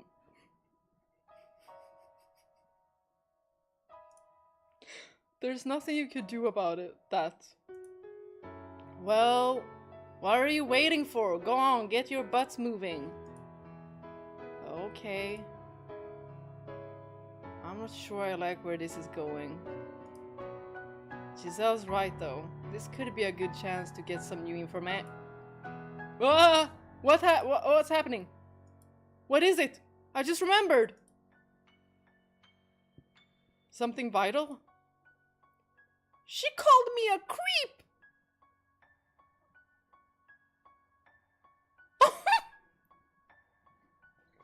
Giselle, not only you, she called your man a creep.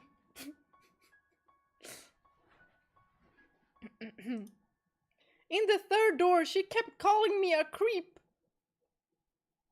And Michael's like, yeah, she called me ballless, so...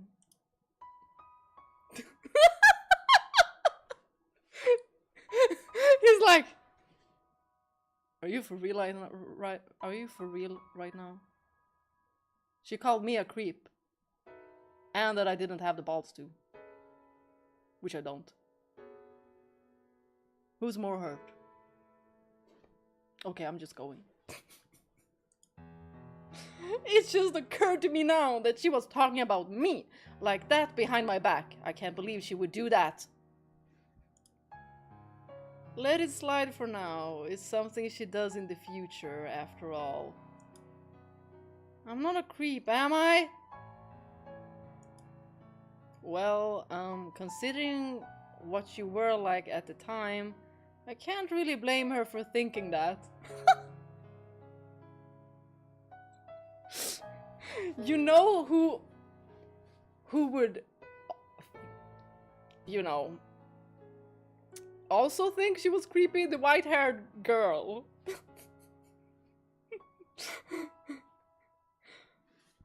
But Jacopo also thought she was weird. And also that other guy that came, Tommaso, Tomasi, Tomato. He also thought she was creepy. I wish I could erase that phase of my life entirely. Even I get shivers thinking of the maid me. I honestly don't think it was that bad myself. I'll take that as a compliment. Maybe he liked the maid outfit.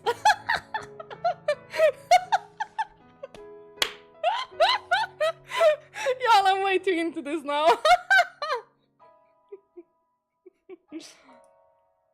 Please do.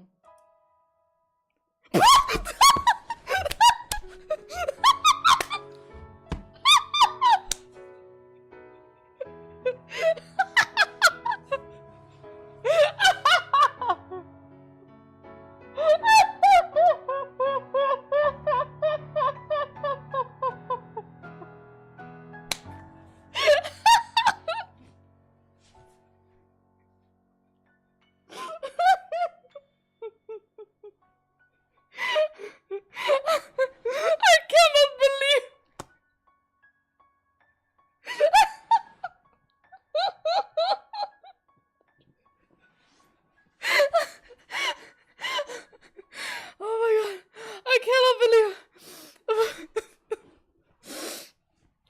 my gosh.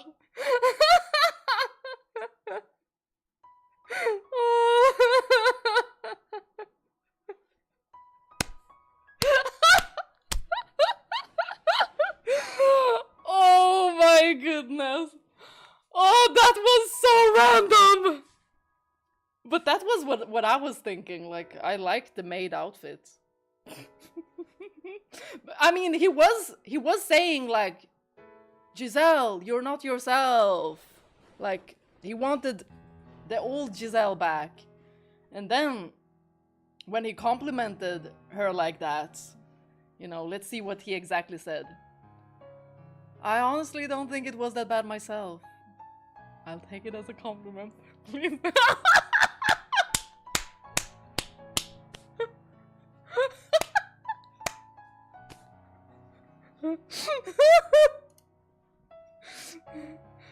That maid outfit though, it's quite alright. Oh, he a man alright.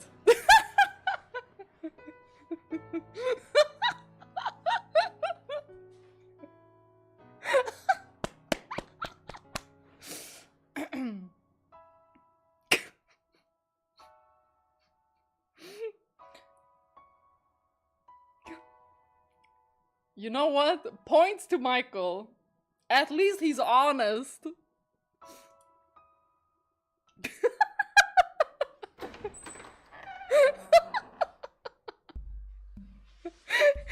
that was so freaking silly. I loved it. Oh, hello, dearest Michael. What brings you here so late? Did you come to see me? Who's the pipsqueak? She lives here. I took her in. Oh, it's a strange lady. And she's wearing almost nothing. And you're not cold in that? Girl, you don't make it in this business worrying about the cold. What kind of work do you do?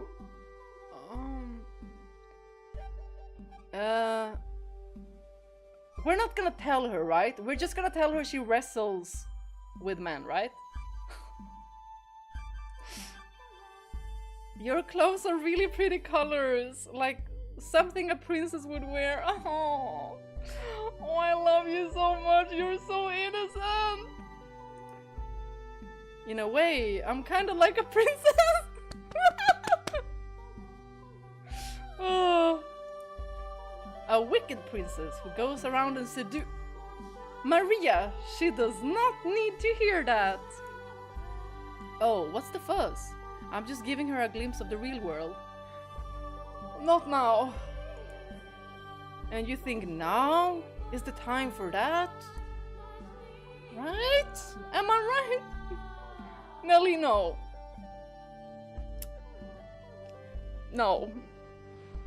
We're not gonna elaborate on this. We're not gonna elaborate on this. This isn't awkward or anything.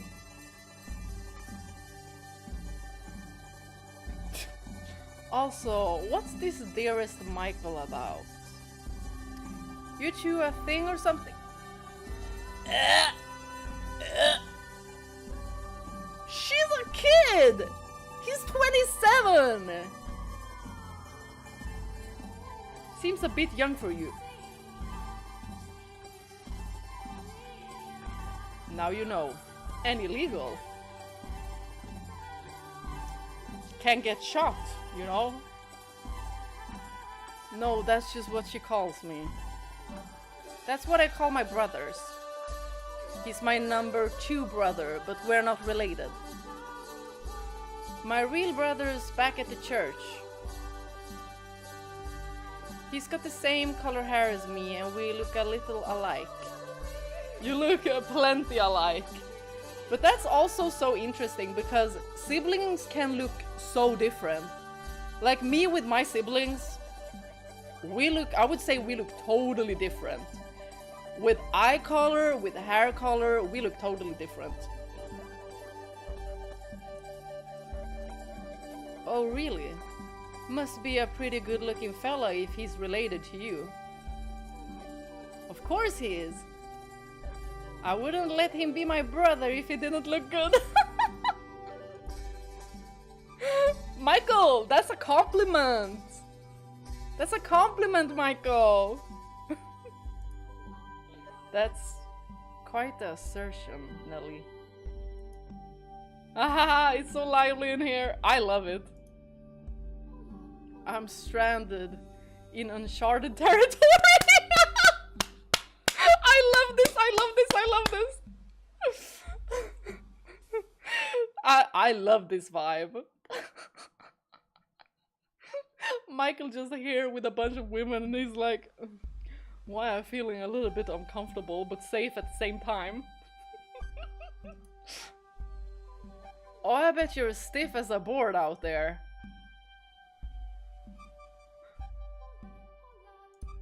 Relax, deep breaths.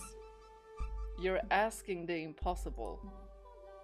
Alright, well, sit down and make yourselves comfortable, everyone. I'll go make some tea and something to snack on while I'm in there. It's a girls' night in. This will be fun. Girls' night and a boy. Although, if there's majority girls, I mean, we can say girls' night. I mean, in my team at work, I'm the only woman, so they always say like boys or guys. And then they're like, oh, and you, I mean, boys and girls. And I'm like, just say boys, it's alright. It's alright. I don't get offended.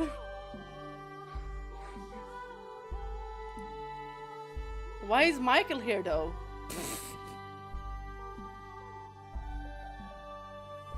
I want braids.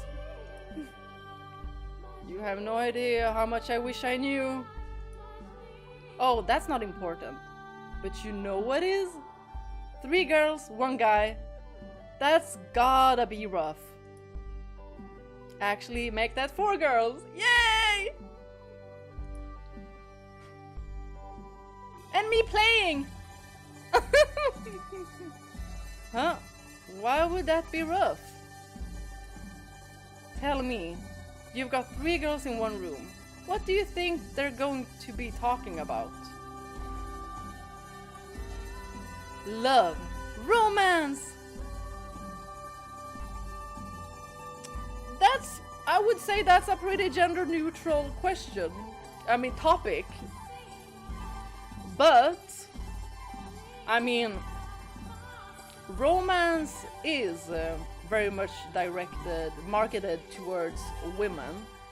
But it should be towards both, I think. Because it's equally as important for both genders. All genders. And there he sits, all alone, in a pink cloud of girl talk. Yeah, I can see this. Michael's like,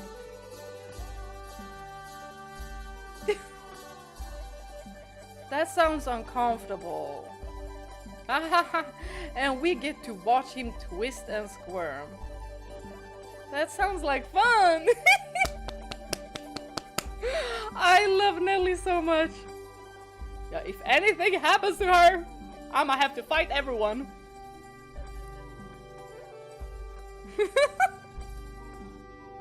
What do they think I am? Their plaything? I didn't just sense you smiling too, did I? Oh no, not at all. She says, looking to the side. I was just thinking I feel kind of bad for you. Why don't I believe you? Y'all, I love this game.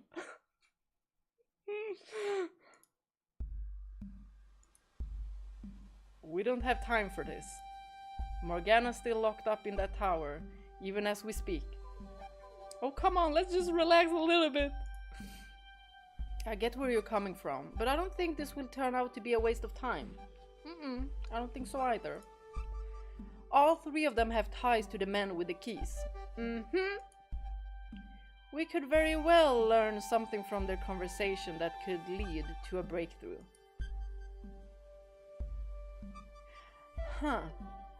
Maria could for sure take Jacopol's key. Seduce him a little bit. Girl, I know you can do it. So I say we participate. See where it goes. Come on, cheer up! What's this? Already friends, you two? Yep. I like this new lady a lot. She's a sweet little girl. What's not to love? You know, that kind of makes me jealous. It took you a long time to warm up to me, Nelly. What? No, it didn't. I don't know. It felt to me like you were keeping your distance. But maybe it's, you know, easier with Maria because she's not playing a specific role when she meets people. Maybe when she's at work, she's playing a role, but now she's just herself. And she's just so open. Whilst with Pauline, we just know that she's a nun, that she works in the church, helps people, knows Maria, changed her name. Well, you know, it's not easy to work up the courage to talk to a real live saint. And she also said this because of her title. Oh, Nelly, you know it's not that big a deal. I'm not even a real saint. So, what's the conversation? Love, romance! How about you're tasting guys? Oh my gosh, yes! Let's go! Let's go! Let's go!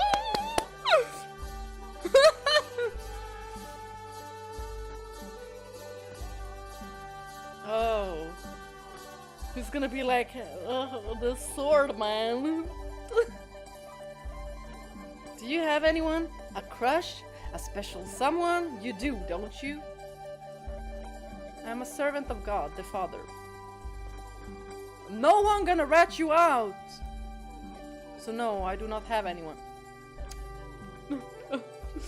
If you really don't have anyone, that's fine. But if you do, boo! Oh, come on! We won't tell, promise. Pinky promise. Forbidden love. So romantic, so exciting! I love that too. Forbidden love. Romeo and Juliet. Although Yukimasa ain't no Romeo. You know, I think you should go first, Nelly. I like princely boys. Of course. My brother is the closest thing to my ideal. They're gonna be like, which one? Oh, and I mean my real brother. Okay, she explained it to us real quick now. She heard me. You don't say. And you, Maria? What kind of guys do you like? She's gonna be like, the one with the cash!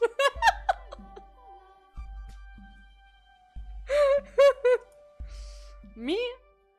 I like me a nice, subservient man. Oh, okay. Okay. Someone who knows I'm in charge. Ooh, okay. Wow, we got a dominatrix here. Let's go, step on him.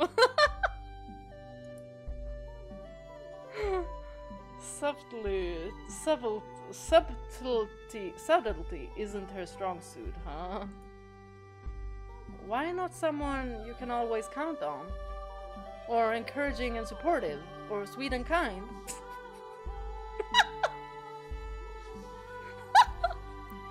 She's like, that's not the correct response. Someone like that would be... Guys like that only light you little tween girls' fires.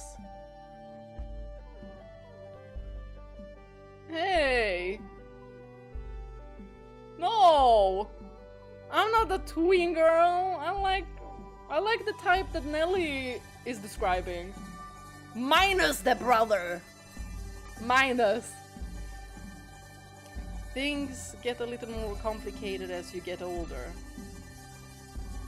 Life stops being quite so simple. So you start wanting to find someone who will make the daily load of shit even a little bit easier to swallow. Really? I'm not sure I want to grow up anymore. Oh! Maria!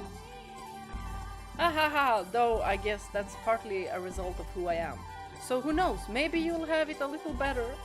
Oh my god, this brings me back to the first door. This brings me back to the first door. With that douchebag she got set up with.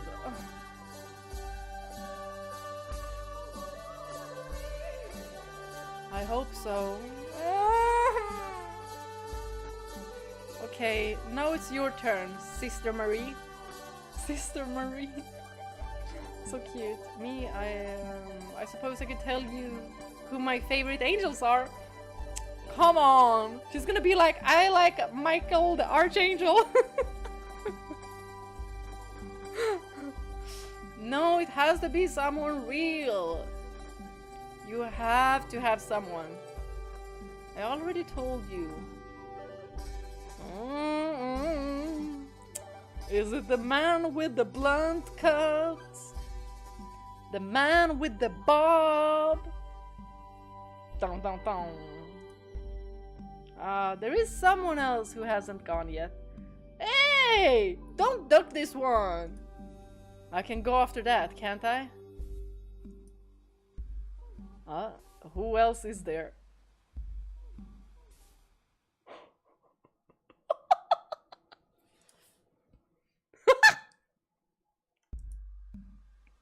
You know, that's not a half bad idea. Agreed, I want to know too. No dodgy answers either.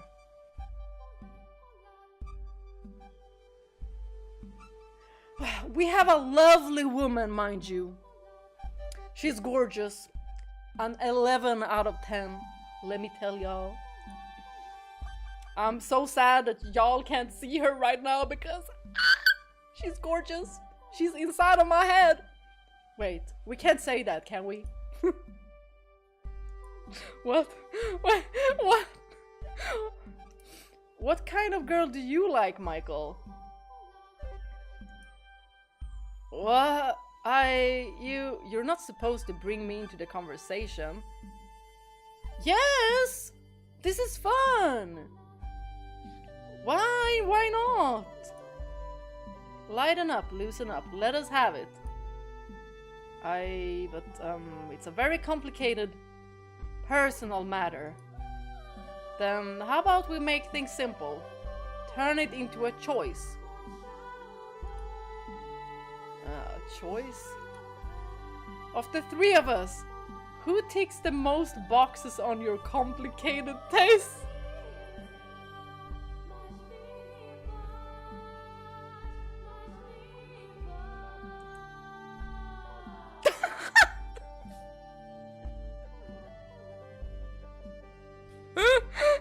I love this expression of Michael. I adore it. He's like, like twitching.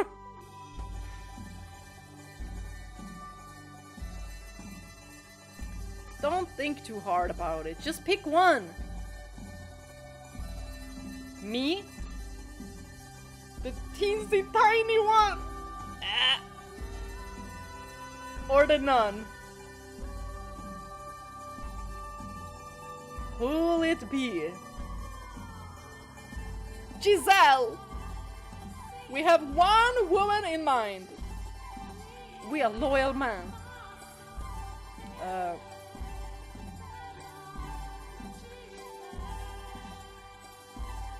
Can we just be like, y'all are beautiful, but I only have my heart set on one woman? What on earth have I gotten myself into?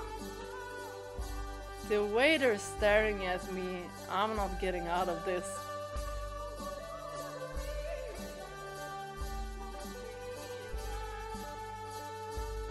Are we gonna have a choice?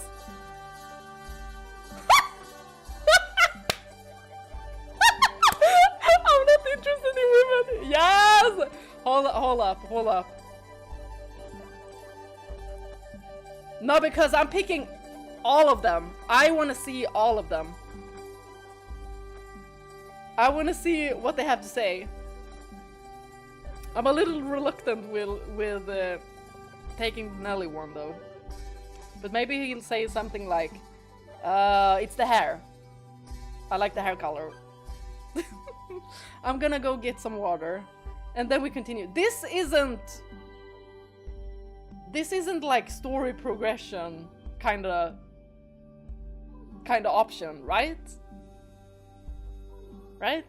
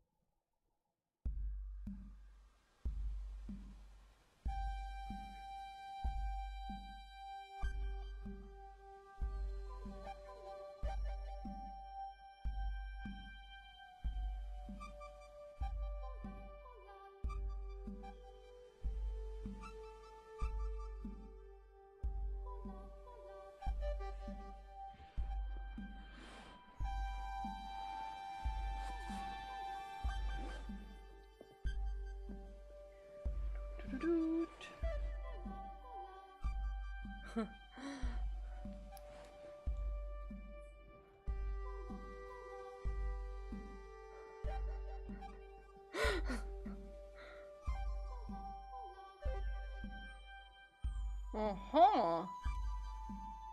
I didn't know that about yellow clothes.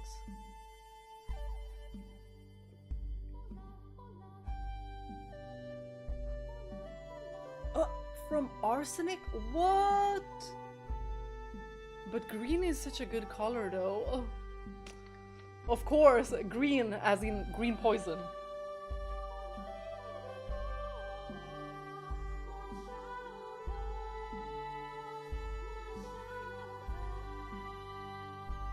Y'all, this light is so cold. Yeah, I'm gonna mess with it tomorrow. I'm not gonna mess with it today. Darn it. Maybe I can just, you know, move it a little bit more away from me. Maybe like this.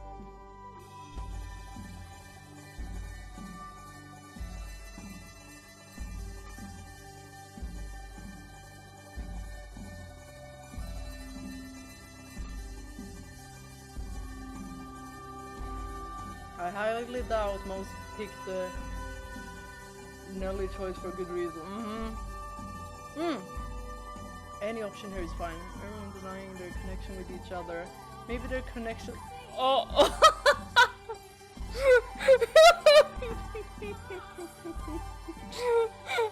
Sometimes I just don't know what I'm saying. Okay, so we can choose whatever we want here. Great. Just gonna move the table a little bit.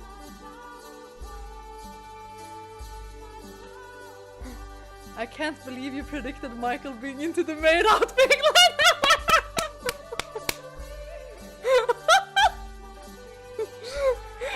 Well, I was just like telling you my thought.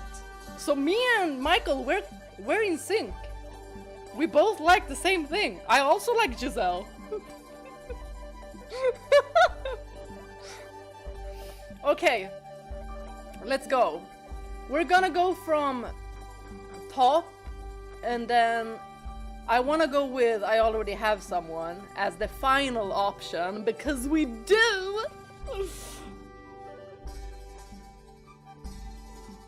So we're gonna go with Maria first.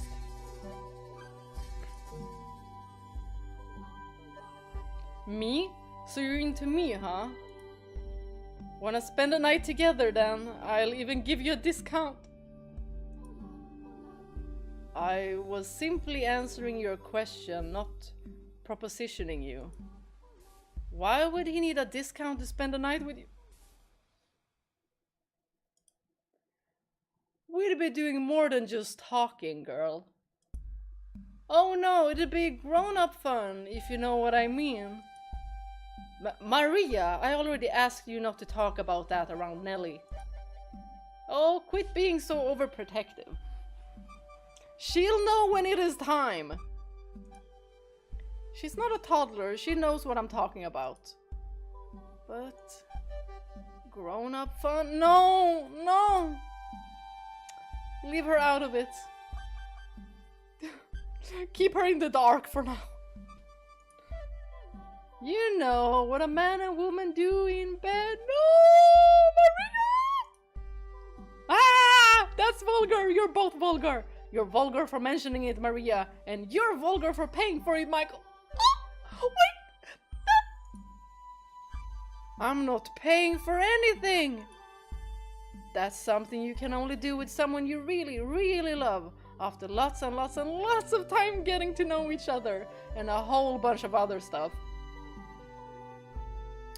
Y'all, I'm basically Nelly. So, Maria would be like, yep, you think like a tween. It's not something you pay money for. You're not even allowed to kiss if you're not in love. That's about right for most people. That means you too, Maria. You have to stop this instant. If I stop, I won't be able to make a living, and you'll find me starved to death in an alley somewhere. Well, that's my life. I don't have to tell you what kind of work I do now, do I? Out there in the real world, there are more women than you can imagine who have to live like that. Swallowing their pride, selling their bodies, sucking up to people. Aha, don't look so disillusioned. I'm sorry, I wasn't trying to make you feel bad. And just so we're clear, I'm not discontented with how I ended up. If anything, I mostly just hope you don't think worse of me for it. I don't. Not when we were just getting to be friends. I'm just surprised, that's all. As you should be. And I hope you keep right on the straight and narrow. Behind the third door, she was driven by a desire for vengeance. But I guess she's not really a bad person, huh? It was circumstances that made her into one. Ah. I only answered the question because they were pressing me to. I'm not actually interested in her. I promise. Took you long enough to remember me. Oh! Oh my gosh, my darling, I'm so sorry. I'm so sorry. I'm sorry. It's okay, I know. Though I think it would have been better if you had said you already had someone instead. Yeah, I'm gonna pick that. I assume there were only the 3 choices. You need to learn to think outside the box. That said, can I ask you something? Yes? Why did you pick Maria? Giselle, hold on. It's because I'm going through all the options, okay? I just want to know the dialogues. Because she's bright and energetic. Like Giselle? Like you. Ah, is that a smile? Is that a smile? Yes. Hey, that was a good answer. So I let you off the hook. Thank goodness. Ah, okay. Next one. Nelly.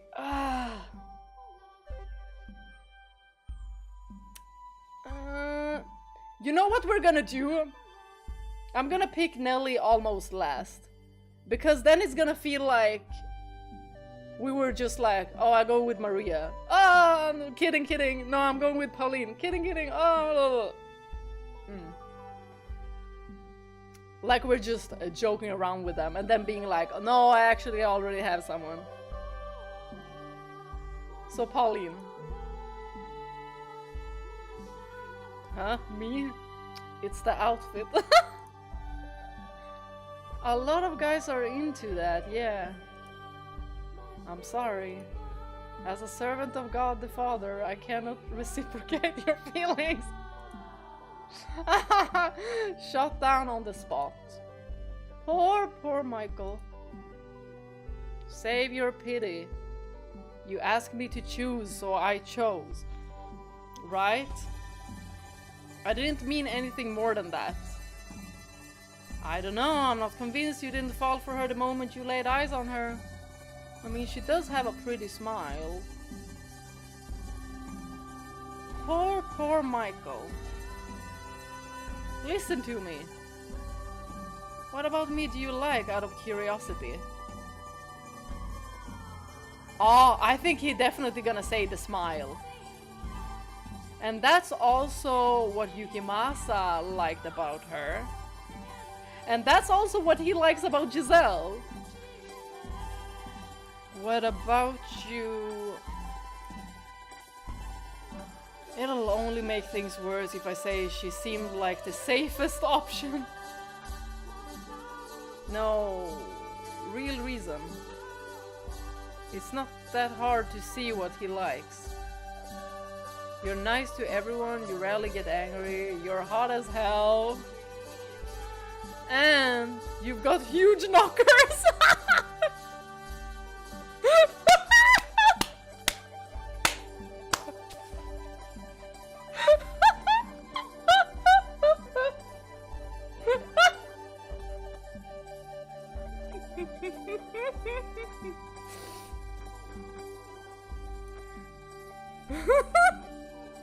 Maria, please!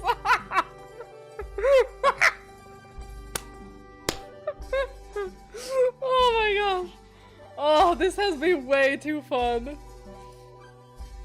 How crude, dearest Michael. Hey, hold on! Hold on, we didn't say it!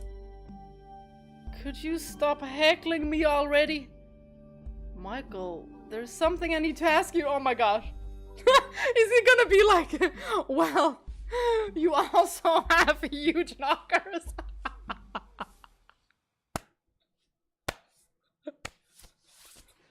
Y'all, I can't. Oh.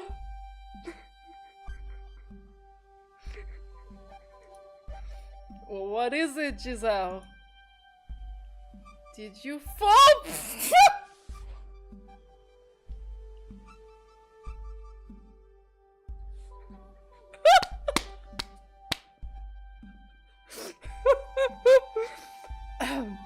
Did you fall for me because I have large breasts?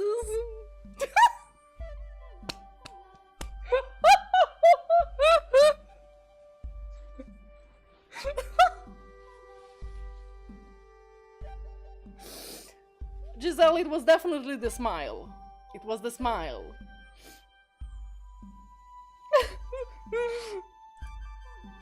What? No, absolutely not.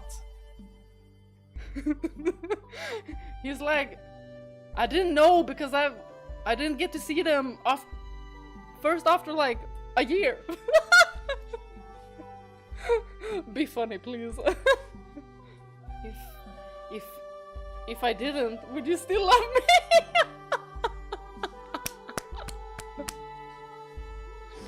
Like, oh no. Of course I would.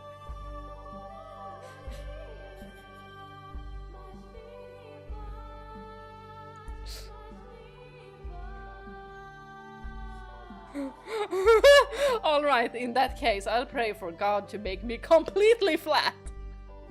Oh, look at this! Oh, look at this! Nah, because if he would have... You know what? If he would have been like, yeah, okay, it's kind of because of that.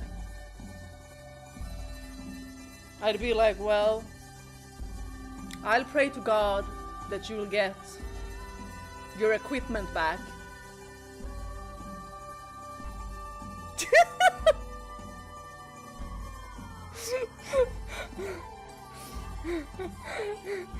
Look at him now. He's probably gonna panic.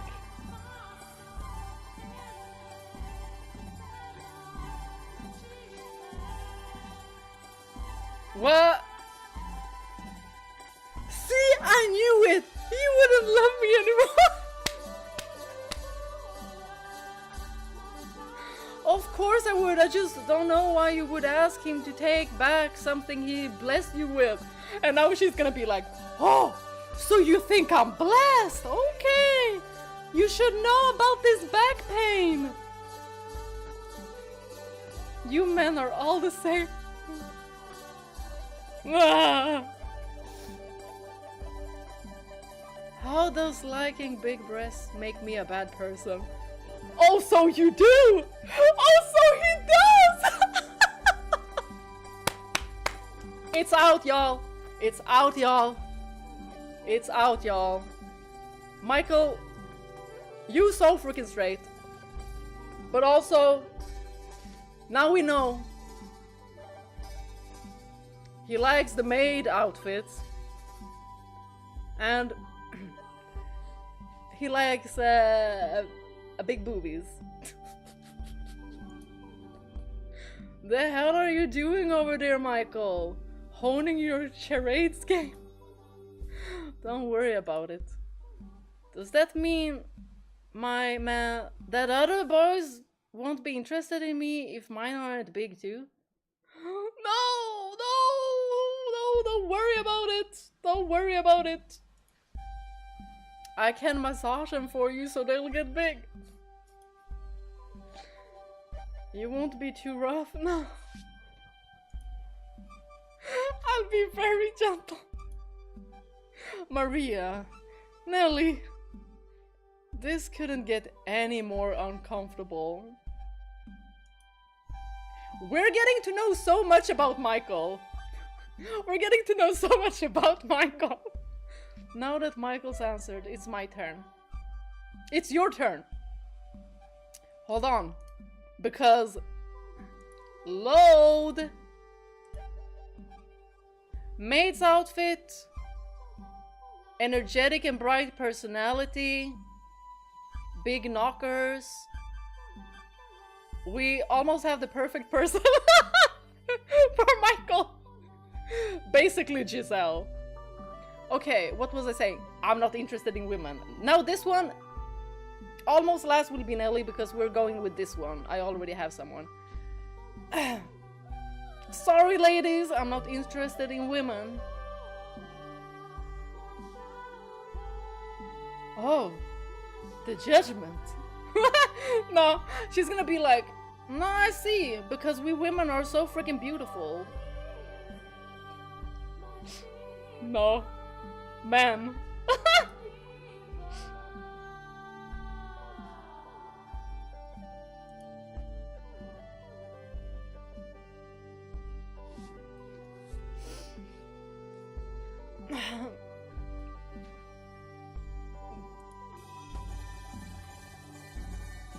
Michael, are you... Oh, why the looks? What? I know. No, I didn't mean it like that. I only said it because I thought it would be disrespectful to you to choose any of them. Hence, I'm not interested. I kind of get what you were trying to say, yes. But your choice of words is really asking to be misinterpreted. Oh, you swing that way. I am sorry for putting you in such an uncomfortable position. No, you're not going after my Mel, are you, Michael? What? What did I tell you? That's why you wanted to get close to him, isn't it? No, that's impure. The two of you together in each other's arms, roses sprouting up all around you. Slow down, Ellie. Although that might be better than him putting his hands all over some strange girl.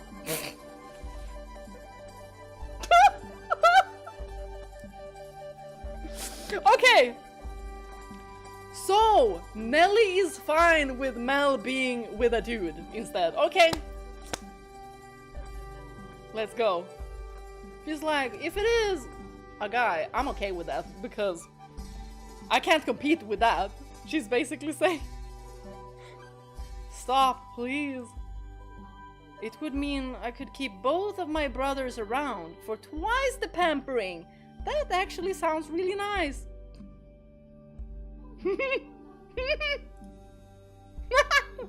Please, for the love of God, stop fantasizing about it. Because Michael is probably now like having images. He's like, go away! Oh, I know. First we'll need to buy a new house. One where you can have a room to yourselves, so I can stay out of your way. Oh my gosh! Y'all, she has plans! She's already making plans! Stop it! You're going to make me sick! Huh? You mean you don't like Mel then? Absolutely not. Now she's gonna be like, why? He's handsome. What about, the Lord's bodyguard? Ukulele, let's go!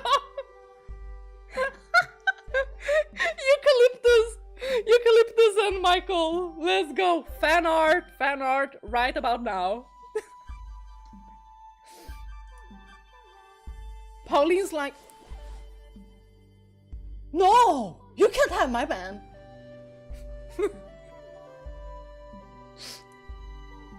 Never. The Lord himself? Hey, we haven't even seen him. Maria's like, huh? Not my lord. You're not getting him. Get your paws away from him. No more, please. I don't like any of them.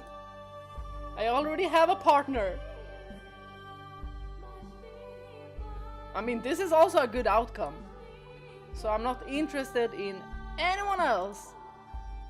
And this partner's a man. She's a woman! You know, I might not have had the best reaction at first, but to be honest, I'm pretty okay with it. It can be hard keeping it bottled up when you're around others. So just know you've got me. So just know you've got me. You can be yourself around. Are you even listening to me? Love can take many forms. You too? At least they're accepting. I'll be happy to help if you change your mind about Mel.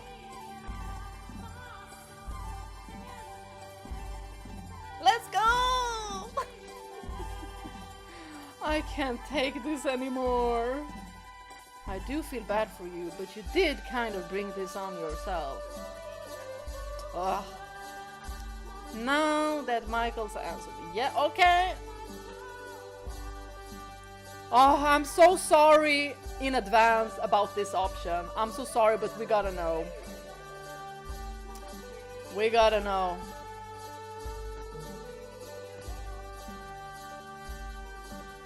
Oh, they're disgusted with me. Oh, I'm also disgusted.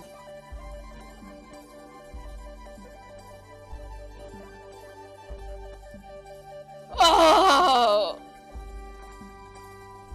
I'm sorry. It's only the hairstyle. How can we even save this? Like, how is this even possible? Oh, Giselle. Oh my god.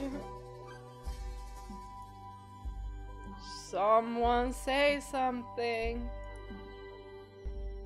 Do you know how old I am, Michael? I don't know, I forgot. 14 or so.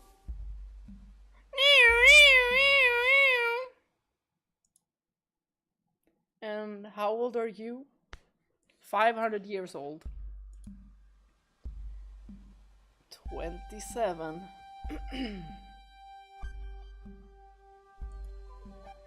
Pedophile.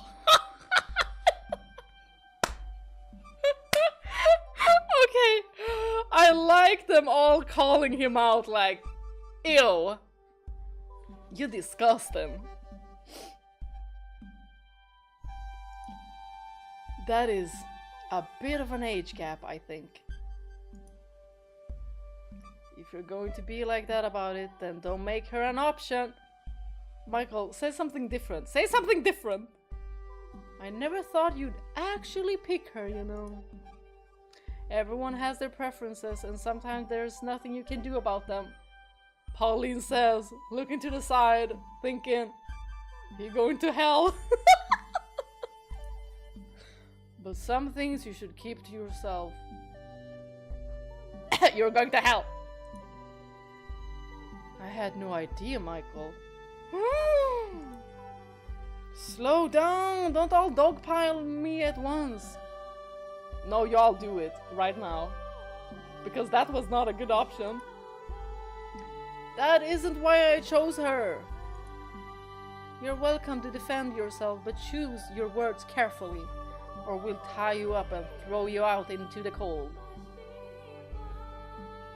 I like that. She's protective of the kids. Nellie, she thinks of me as a brother, and she's the one I've had the most time to get to know. No, Michael, you know what? Just don't say nothing. He literally digging his grave, woo, woo, woo, shoveling, and then lying in there being like, just, should I put it over my face also? Blech. So I chose her because of the three of you, I'm the closest with her. So you don't have any inappropriate feelings for me. Not in the slightest. I don't know, you can say you don't, but that doesn't prove you're not secretly into that. I'm telling you, I'm not. Alright then, prove it. Prove it? Yeah, prove you're not a dirty pedo. I already have someone I love, okay. So I'm not interested in children. Oh, well then, tell us about her. Prove you're not just making it up to get out of the hole you dug yourself. What do you like about her? Let's go! He's gonna be like, I like her age. She's of age. Did I mention she's 20 something? When did you fall for her? All the juicy details. I want to know too. Tell us, tell us. If my number one brother ever gets a girlfriend, I'll slap her silly. Oh, girl, you did. Girl, you did, and you did way worse. Girl. But for you, my number two brother, I'll gladly congratulate you. Let's start with her looks. Tell us what you like about her body. She has a really pretty face.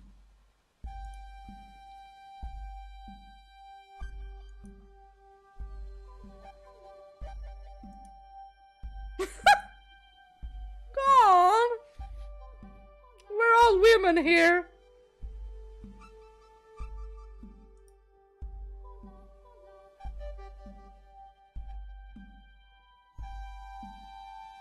What'd he say? What did he say? Well, I'd be damned. It sounded like you really are head over heels for this chick. That's kind of anticlimactic.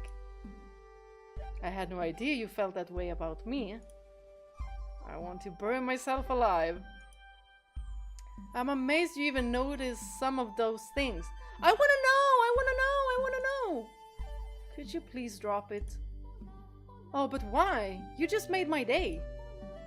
You have no idea how humiliating it is, being forced to say all that while I know you're listening. It's almost worse than being tortured. No, don't say that, Michael, because no!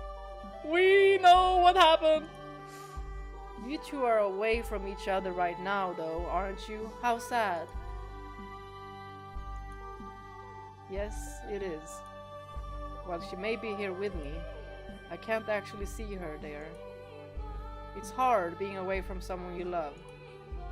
I'll be praying you get to see her again soon. Thank you. Ah, okay, last one. The one I was gonna pick. The one canon option. I already have someone.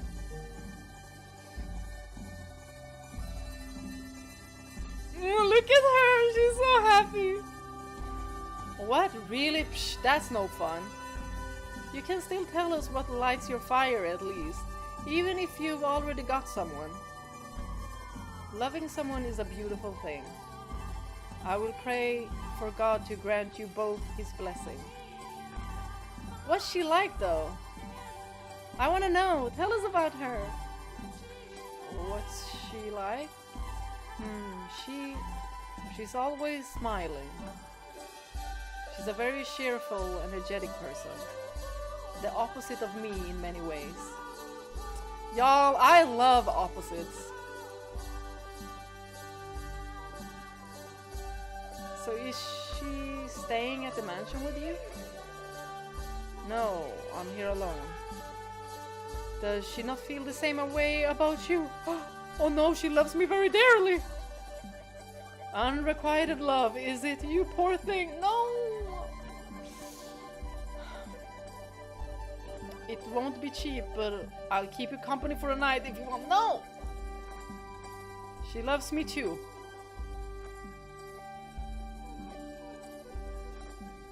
Then why isn't she here? If you're a couple, you're supposed to stay together. Did you leave her behind when you left? Circumstances prevents us from seeing each other right now. I can always feel her there by my side, but I can't see her. What circumstances? Now, Nelly, don't be prying. It's a personal matter. One I'm sure isn't easy for him. She's thinking, oh, that's she. Will you ever be able to see her again? I have faith that I will. Because when I see her next, in the flesh, I need to take her by the hands, look her in the eyes, and tell her something very important. Michael! Is she somewhere really far away? Or is there something else getting in your way? Women are fickle creatures, though. You may think she'll always love you, but spend enough time apart, and who knows how those feelings might change. Or they might even grow stronger. We're not as bullheaded as you guys tend to be. While you're here, away from her, she could find someone else she likes. Or maybe she already has. I would never! Her feelings will never change. She has spent more time waiting for me than you can possibly imagine. Ah!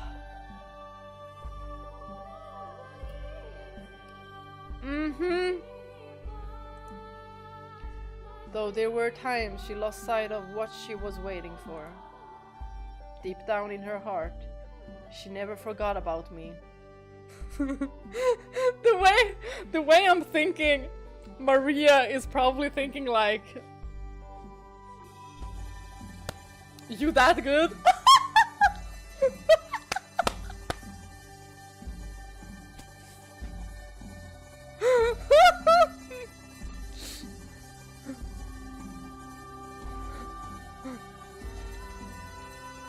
Do we think so?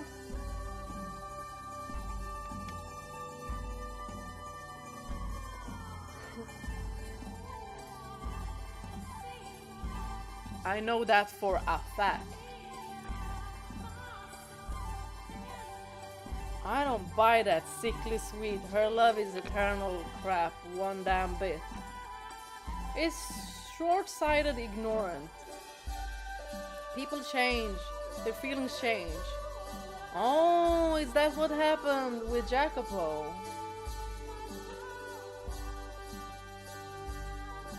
It's the ones you think you care most about who will inevitably stab you in the back one day. Oh, round and round it goes, probably. Maybe it's like this. Maria gets him in the third door. Jacopo gets her in this door.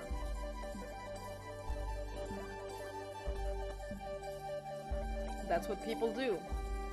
You've just never had the pleasure. But one day you will. You'll taste the bitterness of betrayal.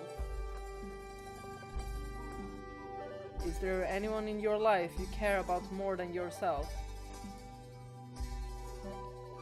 Not a one. You wouldn't understand what we have together then. But someday, if you ever find someone who means that much to you, I think you'll come to understand that it is possible to love someone even if they do sometimes cause you pain. You're telling this to a whore that already has me out of the running. I don't think that's true. Anyone can find someone, no matter who they are. It doesn't matter how old you are, or what kind of work you do, or if you're a noble or a peasant. Oh, come on, you're making it sound like I'm the bad guy here. In this case, she might actually be more mature than you, Maria. Oh, shove it. Now that Michael's answered, it's your turn! What, do I really have to? We went through all those options. All those options. It is your turn, Pauline. Just tell us that you like the swordsman. You do. Everyone else has answered. Well, really? Well, like I said, I don't have anyone. Oh, don't forget about tea I made. It's going to get cold. Anyway, I'm more interested in catching up with you, Maria, than talking about boys. What happened after you left? You're not ducking this one. Alright, sure. We can talk about that. Darn. An orphanage?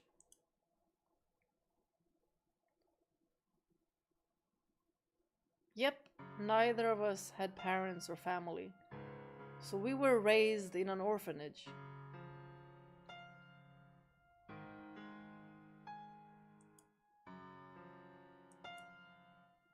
Beyond the second door, Pauline had a family and seemed to be quite well off.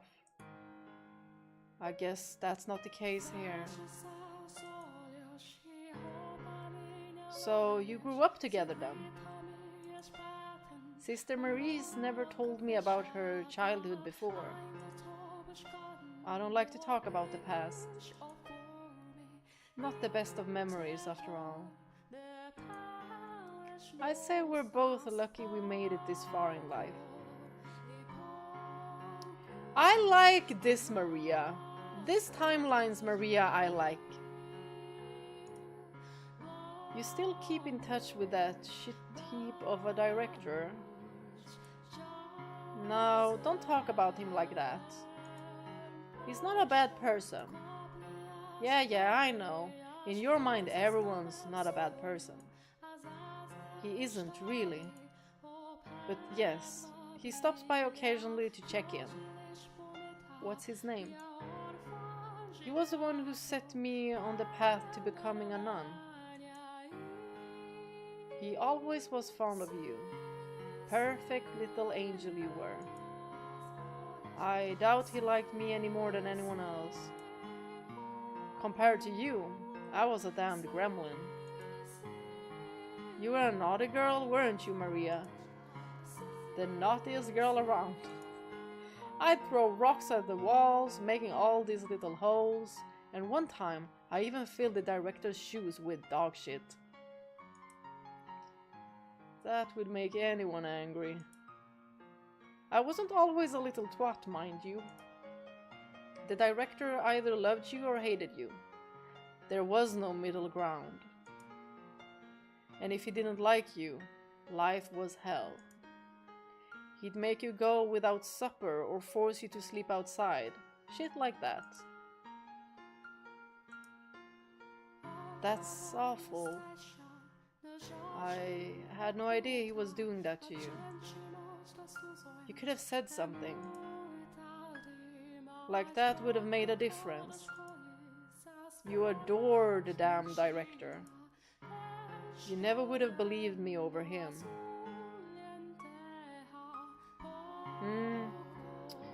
Because kids see very like black or white. They have difficulty seeing the middle ground, the gray. Once you put your trust in someone, you refuse to believe they could be anything less than perfect. Completely blinded by faith. I don't. You do. The only reason you're willing to believe me now is because it's been so long, and because there are other people here.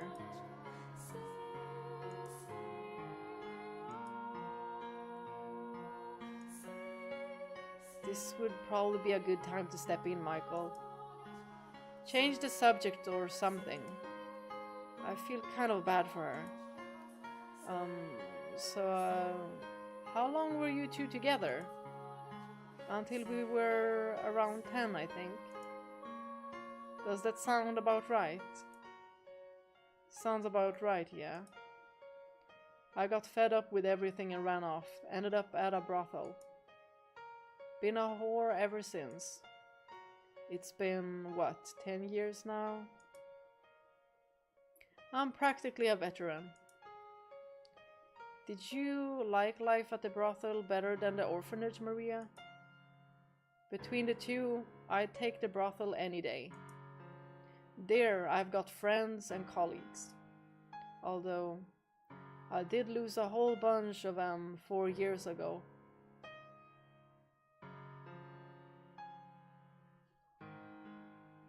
I wonder if she knew Morgana. 4 years ago? I remember hearing word of a brothel raided by bandits around that same time.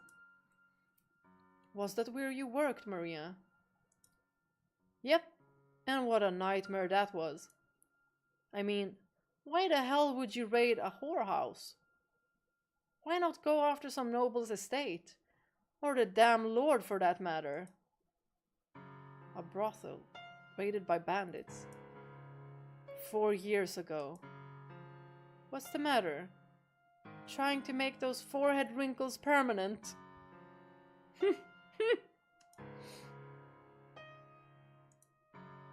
I know I shouldn't be surprised, but I'm beginning to think Maria might have had some contact with Morgana in life as well. Oh? 4 years ago would make Morgana 12. And where was she then? I have a question for you, Maria. Was there a girl by the name of Morgana at the brothel? You know Morgana? So my suspicion was right. Yeah, Morgana was there. Me and the other girls looked after her together. She's gonna be able to help us bring back the key.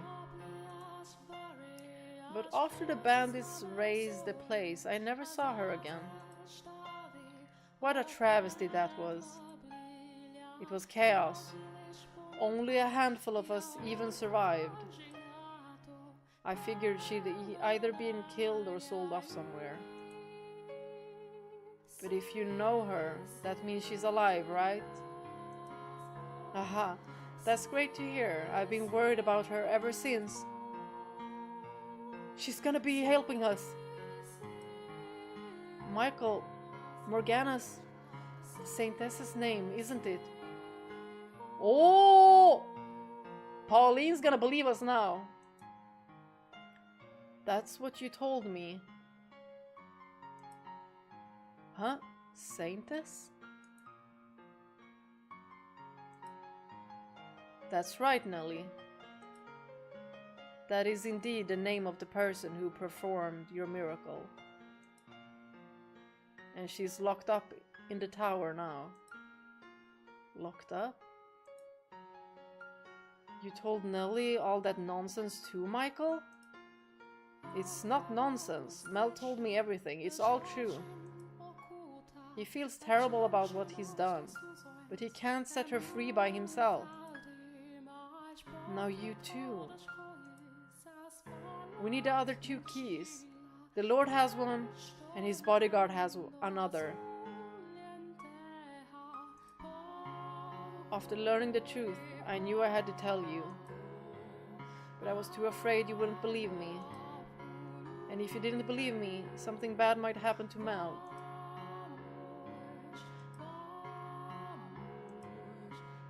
It's not good to tell lies, Nellie. And the same goes for your brother as well. Well, the Lord stores his valuables in that tower. Oh, she in denial, big time. That's why it's locked up and you can't get in. Or are all three of you after his wealth? Of course not. And you, Michael, you need to stop planting these strange suspicions in... See, this is exactly what I was talking about. It's the same carousel with the director. You haven't changed one bit. You won't even give someone the time of day if they're saying anything that contradicts someone you've decided you trust. You know, when you get the knowledge, it is okay to switch up loyalties. It is okay to switch opinions. With knowledge, you do that. And you don't have to feel ashamed for it either. It's not about being right or wrong. Can the watchtower, was it? Can you not bust the door down? I'm still lost as hell here. But the long and short of it is, Morgana might be in that tower. She is, yes. It might be possible to break down the door with a dozen or so people to help, but that's infeasible. Besides, opening the door isn't our only objective.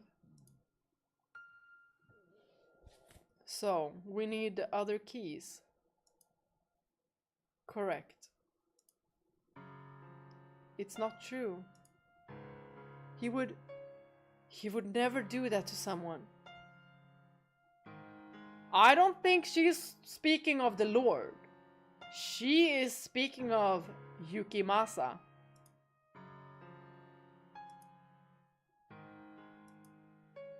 People think he's scary and mean, but they're wrong. Oh, how wrong you are, Pauline. He's a sweet, respectable man.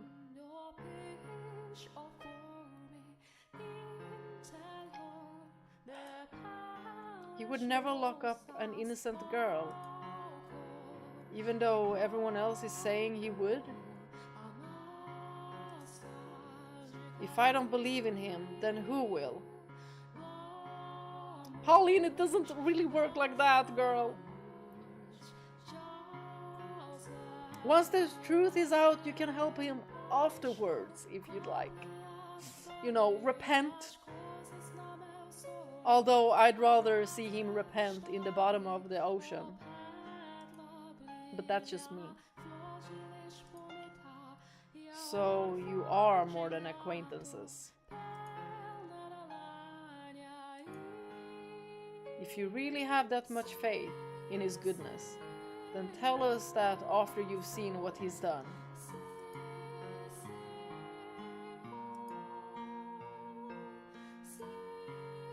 Pauline, assuming, hypothetically, there really is someone in the tower, there's nothing I could do about it.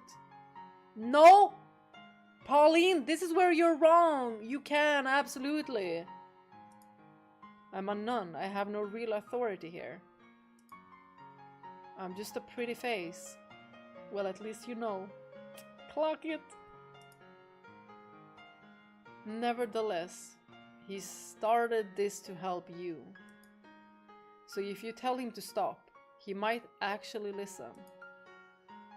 Please, Sister Marie, help us set the Saintess free. Your ability to trust someone so completely is actually pretty amazing. But if you let it turn into blind faith, It'll come back and bite you in the ass.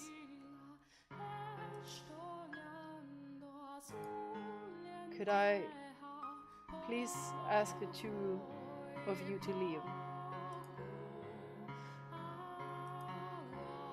An old friend of mine might be being held prisoner right now, and you expect me to just scamper on home?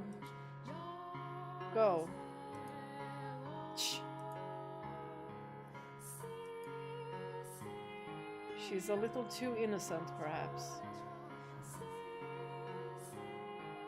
I think she's having a battle with herself, but I don't think her faith is entirely blind.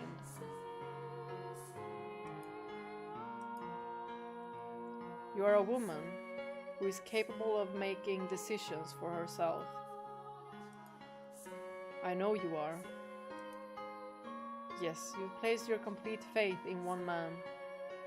And she did this in the second door, and look where it got her.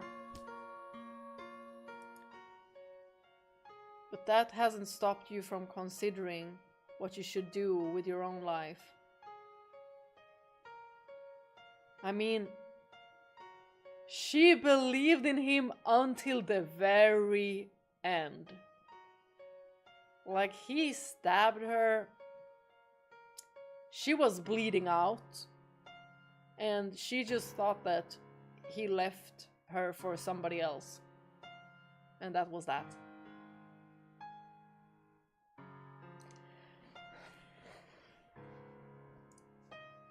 You were never short-sighted. We only met yesterday. What could you possibly know about me? Give me some time until tomorrow. Time to think about what to do. As you wish. We don't have all day, though.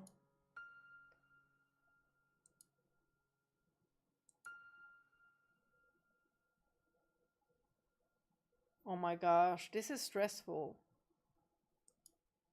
So, is all that really true? It is. How do you know any of that, though? Because what story should I go with this time? Should I use the letter again? Forget it, that's not important. The pipsqueak ain't one to go throwing around accusations like that for shits. Point is, I'll take your word for it. And if we get the door open and it turns out there is no one there, no harm done. So you believe me? You're not lying, are you? No, I'm not. Then that's that. Frustrating part is, winning over a whore isn't going to get you very far toward fixing anything. That's not true. Just knowing you believe me is reassuring. If you say so. Could I ask you something? You did come here in search of the Lord, didn't you?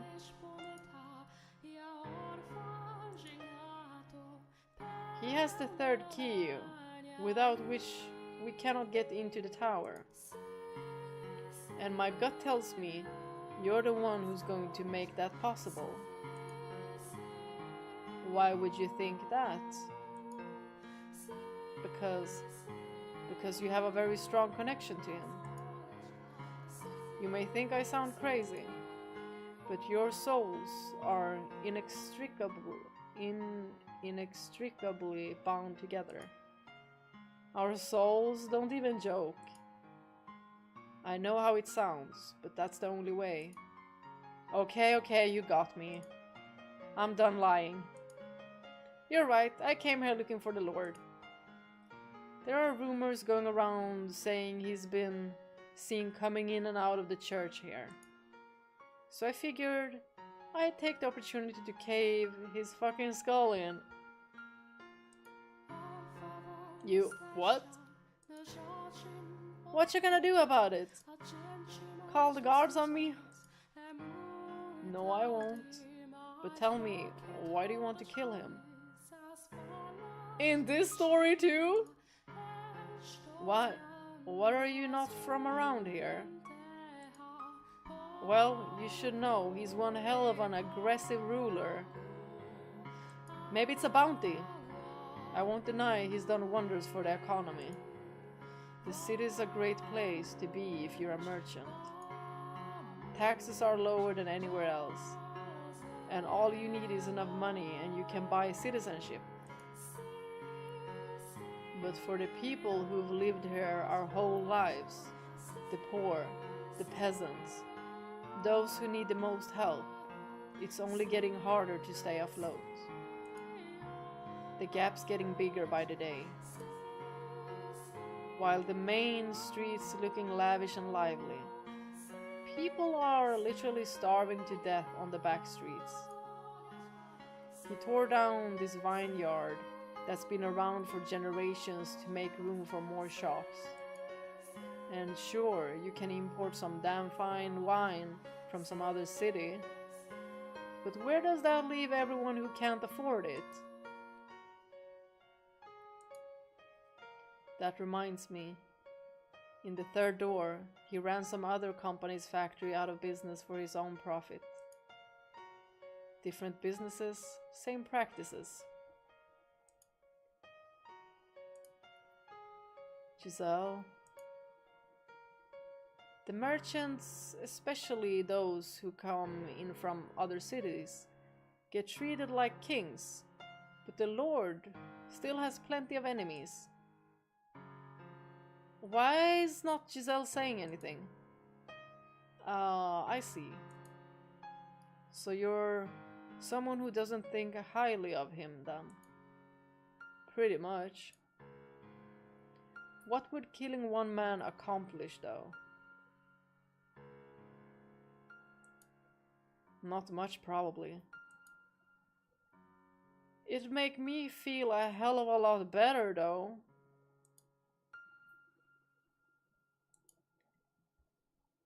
Do you not actually know the Lord in person then? I've met him before, so I know who to look for. But that's about it. There's none of this, what do you call it? Inextricably linked souls crap. No fucking thank you. Maria says she's met him.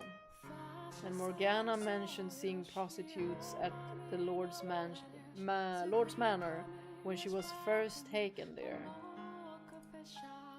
Could she have been one of them then? Changing the subject a bit, there's something I wanted to ask you about Pauline. Frankly, her being a nun, it doesn't make a damn lick of sense to me. What do you mean? I mean, this isn't what she wanted with her life. When we were kids, at the orphanage, she wasn't exactly this pillar of faith. We said grace before meals, but only because those were the rules. Oral ceremony, nothing more to it. She appears to be quite devout to me. I'm thinking something had to have made her that way, forced her into that role. The girl I knew was pretty unexceptional. Had her head in the clouds though, so we never really got along. But she was always talking about how, when she left the orphanage, she'd find the perfect man, fall in love, get married. You could practically see the hearts in her eyes. They'd buy a comfortable house, have a few kids, maybe get a dog. It'd be a happy family, warm, peaceful. A quiet life. Yukimasa just wants a quiet life. And every time she told me this, I'd snort and tell her she needed to get herself a more original dream. At which point she'd start crying and calling me mean. Wow, Maria was an impressively jaded 10-year-old girl. She was a girl in love with love. And now, she's a bloody nun. I guess it kinda makes sense, as an extension of her unwavering trust stick. But I mean, come on, surely she could have chosen someone better to put that trust in.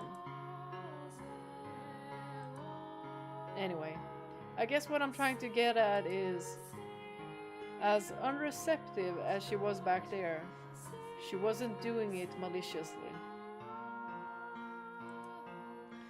Not that I have any right to defend her after all the shit I gave her about it. You know, you're making it very hard to tell whether you like her or not. Don't think too hard about it. Just sticking up for an old acquaintance. Anyway, I think I'll head back. As concerned as I am about Morgana, there ain't much I can do. Guards aren't gonna believe the ramblings of some whore, especially not when she's making accusations about the damn Lord. That part's gonna be the real bitch, I figure. If there's anything I can do, let me know. You can find me at the brothel in town. Well, I'm off.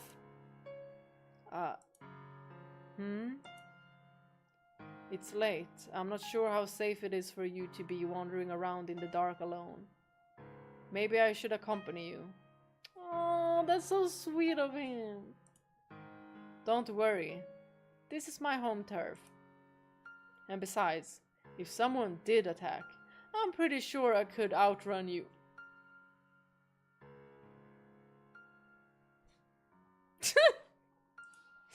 And overpower you at that.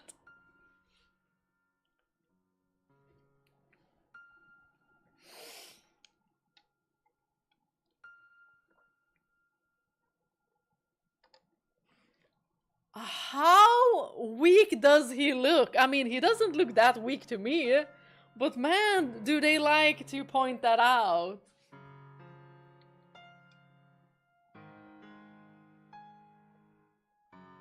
And also, just because someone looks weak, you know, looks like they have less muscle mass, doesn't mean that they're necessarily weaker.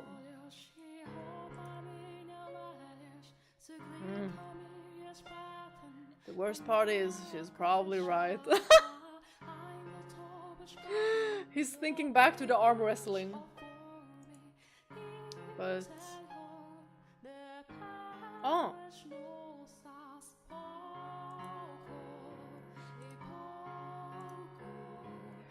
Oh, there's an option! I'm thinking... if you're certain, very well. What are we thinking? What do we want to pick?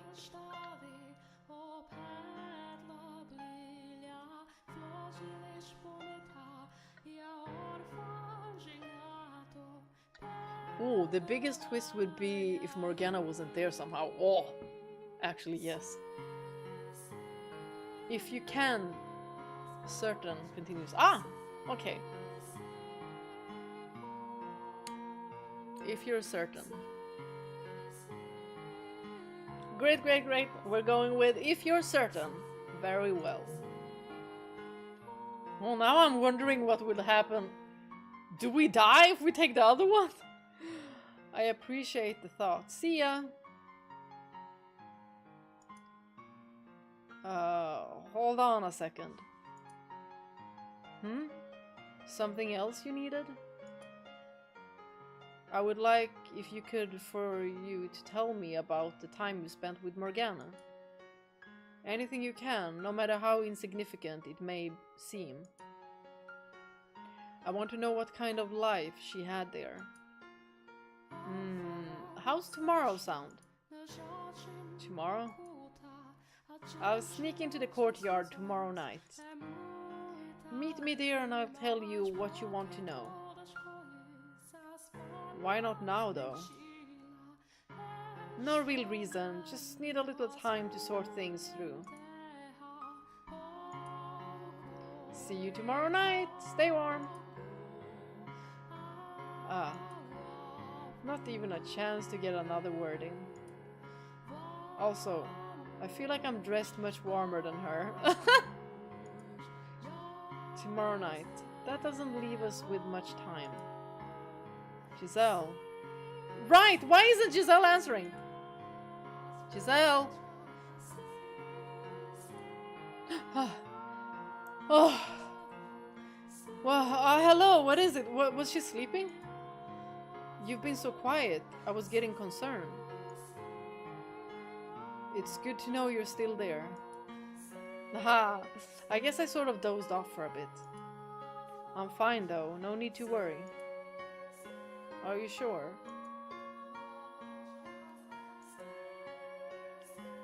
I think we should head back too. Oh my gosh. Y'all, I'm scared, I'm scared. I'm scared. Are we losing Giselle? I mean, she's gone in one way. She's gone from the physical realm. Oh my gosh. I'm scared. I'm scared. Y'all, all I want is a happy ending for these two. For all of them. But especially these two. We've done about everything we can today. You're right. Running into Maria was a great stroke of luck. Thanks to her, we now have confirmation that the nun is indeed Pauline. And we've potentially convinced Pauline to try and talk to the swordsman. Depending on how things pan out tomorrow, we could be getting very close to accomplishing our goal. I'm sure it'll be smooth sailing, just like with Mel. I certainly hope so.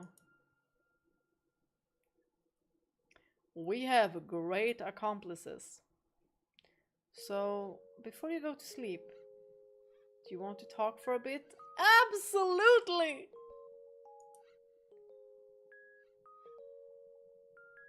Of course. In fact, I was about to ask you the same thing. Oh, I love the conversations between them. I love it! That's what you say, but on the inside, you actually enjoy being surrounded by girls more than talking to me, don't you? No! That's not true.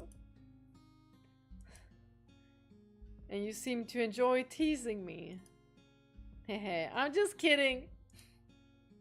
Truthfully, I don't think I've ever wished you were there to save me more than then. Good answer. I've never been comfortable in such spirited environments. Put 3 women in a room and it'll get like that. Yeah, it can be overstimulating. But fun! I could not have been more out of my element. I don't know, you seem to fit in pretty well to me. I mean, everyone liked you. You really think so? You made for a great plaything! Oh yes, I'm quite good at that, aren't I? I will say, there was one thing about the whole affair that surprised me. Oh, what would that be? I did not expect I would be able to have such a normal social interaction.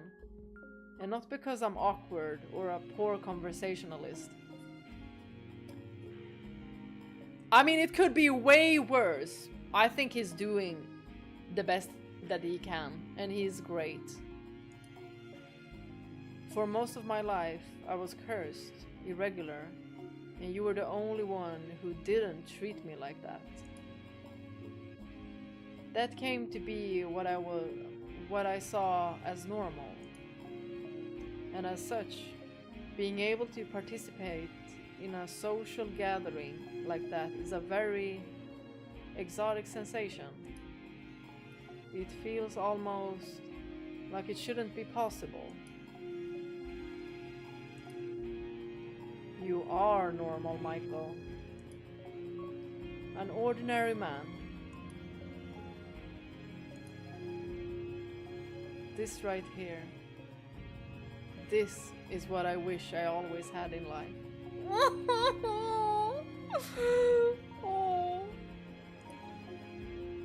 And for me to finally attain it in death.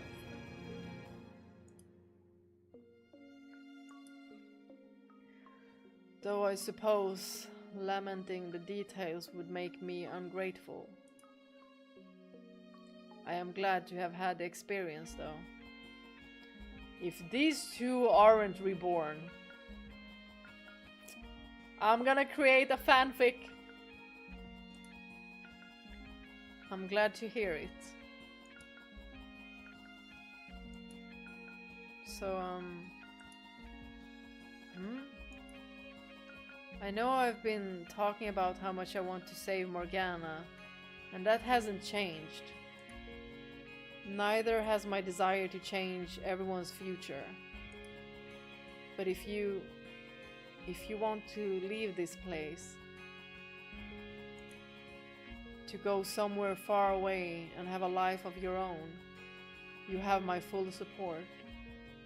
Giselle, you know he's not gonna. He's not gonna. You waited for him. He's gonna do his best. You got everything you ever wanted. You have the right to choose to stay here. Live in this time. I wouldn't dream of it. I mean, I'm not surprised, but still.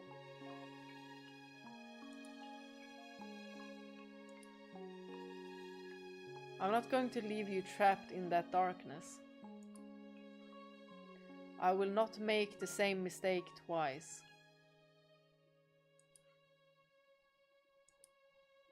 Regardless, there's no point in me choosing a life without you there as well, in the flesh.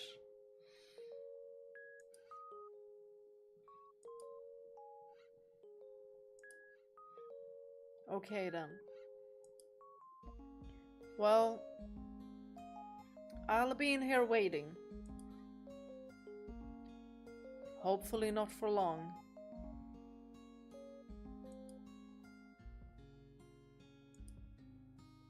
I really think Morgana and I have a great deal in common. What? One the daughter of God, one a demon child. Not true. Not true. We were both forced into inhuman roles. In that way, yes. Living lives of solitude, constantly having things we cared about taken away from us, including, ultimately, our lives. The big difference between me and her is that I had you. If you hadn't been there at the end of my mortal life, perhaps I too would have grown to despise those who had put me through such misery. Curse their very souls. She had no one, though. Not a single person to be there for her final days.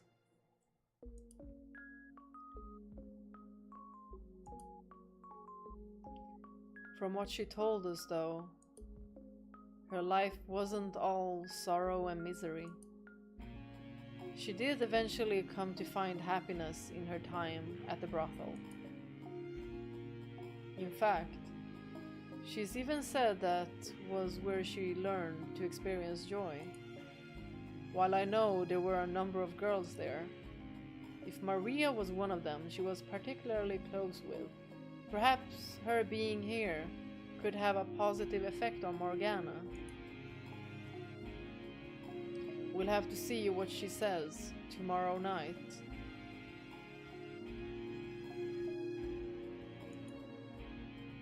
That we will. And then our time limit is noon the next day. So we'll need to have everything necessary figured out by then. Everything it will take for her to have a change of heart. I'm not worried one bit. I have complete confidence in you, Michael. I am somewhat worried. What's there to worry about? Here I'll shout, you can do it 100 times. So you're planning to cheer me to death? I just want every last bit of you to know I'm rooting for you. I assure you, you've made that abundantly clear. Hehe. Hey, there was something I wanted to tell you, if that's alright. Yes?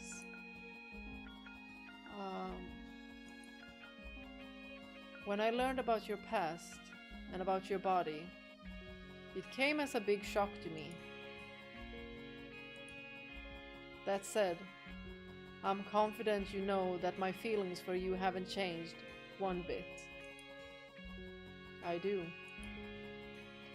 But what I want you to know is that even if I had found out back then, instead of after having waited hundreds of years for you to return, my feelings still would not have changed.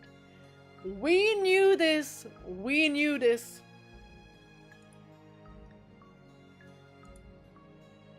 If you had told me while we were alive, I would have still accepted you. And it is good. It is good that Michael now knows this too.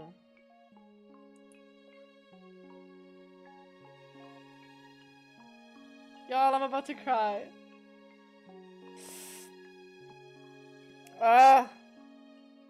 It's not like I already didn't know about this. Because she loved him so much. She still loves him so much.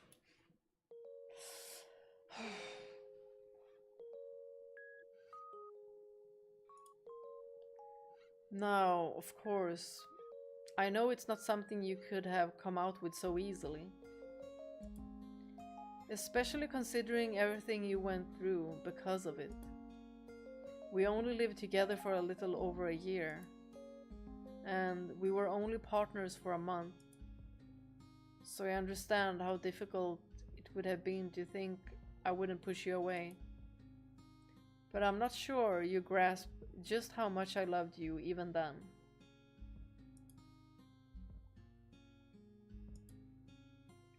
My wounds ran deeper than even I knew, and them fully healing was simply not possible. Anyone else's touch, anyone else's warmth, my heart and body would have rejected. I sincerely wish I had expressed that to you more clearly. That it had to be you. That I needed you. Oh my gosh.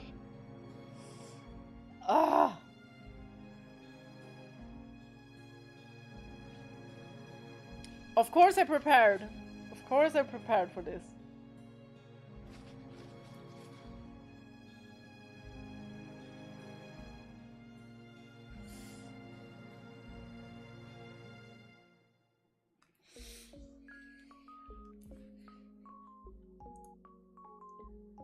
I did believe at the time that I could start over with you.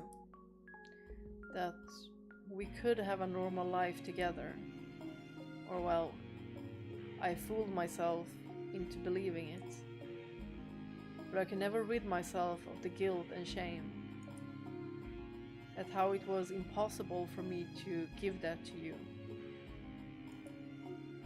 I would imagine our future together.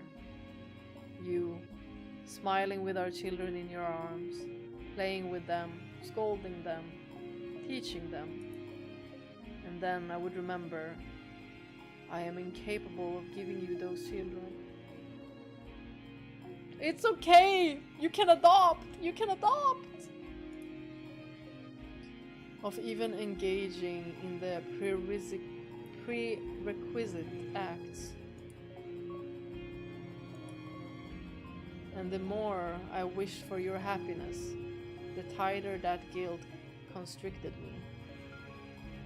I love that they're so open with one another. They're so lovely. This is the kind of relationship everyone should have. I do apologize for not saying anything. You wouldn't have known. You carried far more weight than any one person should ever have to carry alone. He really needs to hear this. But you don't have to do that anymore. For one, I'll support you no matter what. And in this time, you're normal to everyone, not only me.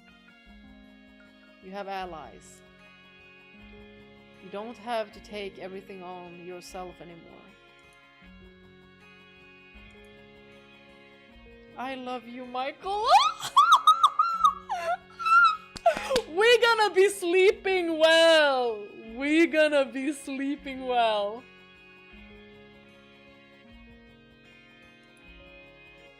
I do. I absolutely adore you. Well, where is this coming from? I wanted to say it, so I did. Why wait? There's nothing to wait for. Is that a problem? No, no problem. You're blushing, aren't you? Your cheeks are as red as tomatoes. I wish I could see you now. Oh my gosh, I'm gonna... Y'all, I too wanna see blushing Michael. Someone Photoshop. I'm going to open the window. Why? It's night. It's going to be cold. He's feeling a little bit too hot. Exactly, I need to cool down.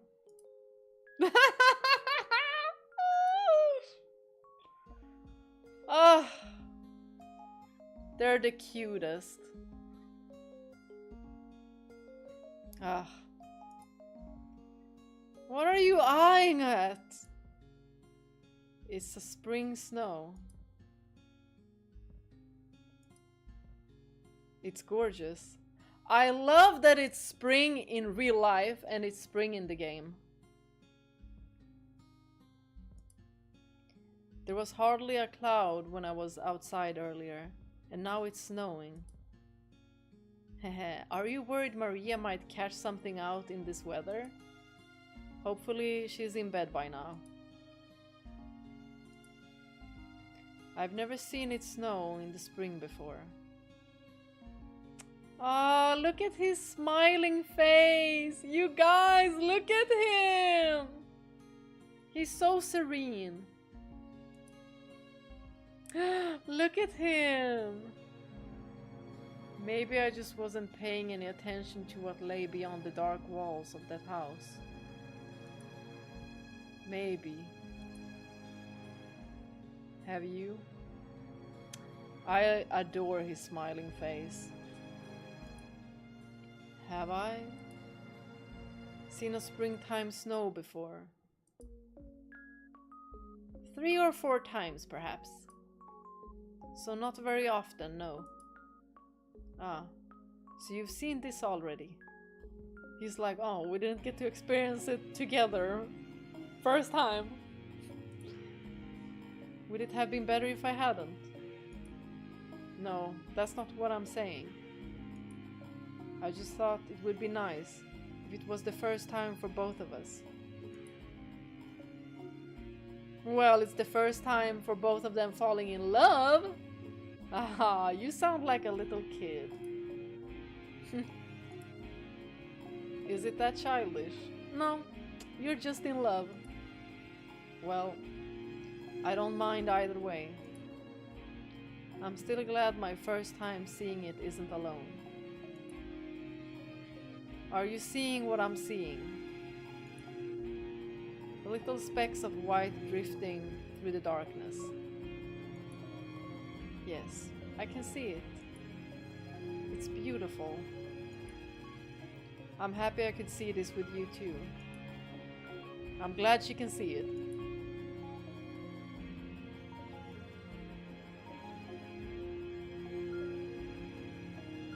You don't want the wind to cool you off too much now. I think it's time for you to warm back up. Sorry, I was so engrossed by the sight. I think what Michael wants to tell Giselle is that he loves her. But I feel like he wants to see her when he says it. So he's waiting for that moment.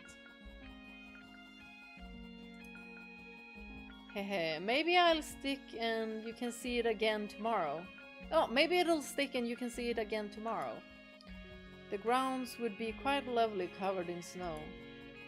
But for now, you should get some sleep. And me too, I should also get some sleep. And some of y'all too. I suppose. And this is actually a good ending to today. You already passed out once today. You need to make sure you're well rested. Hard to argue with that. I'll be counting on your help again tomorrow. Our success or failure depends on how tomorrow goes. That it does. Let's make it count. Good night, Giselle.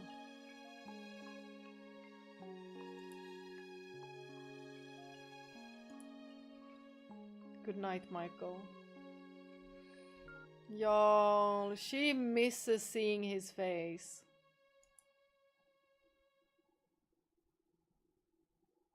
Oh, wait, what?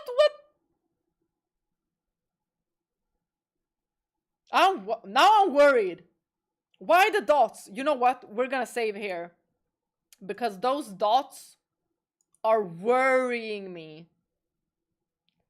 The life I wanted.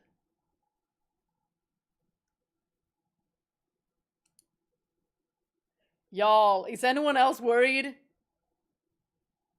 I'm super worried.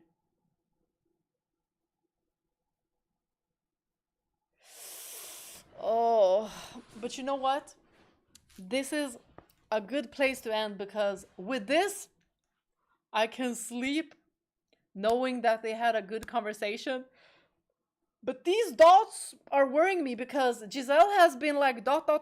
too many times. Too many times. Or we better not be losing her. We better not be. Why they got a dots?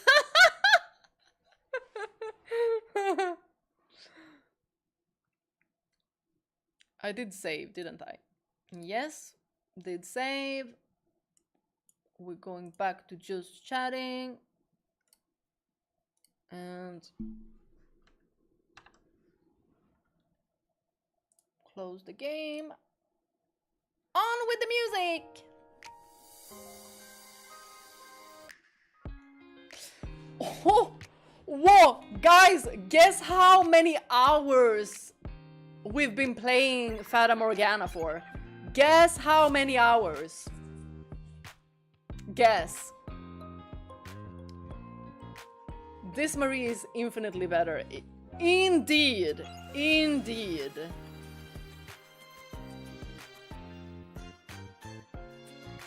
I say But Bea, don't worry me like this. 6+ hours. It is, let me just say, it's above 40 hours. Let's see who can get it right. Let's just say it's quite a famous number.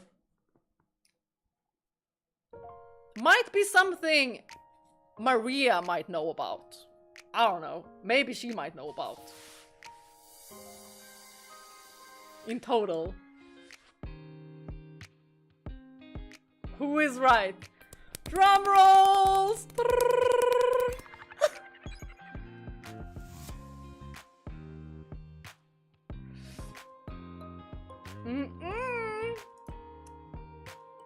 It's a lot more. More than... Daryl, you were close with that 66. You were close. Ah, Daryl, you have it! Woo! Daryl won! Woo! Wait, I don't have anything to throw. Let's throw these. Woo! I didn't have any, you know, confetti. Where did the other one go? Oh, there. I got this professionally made for me by a 10-year-old.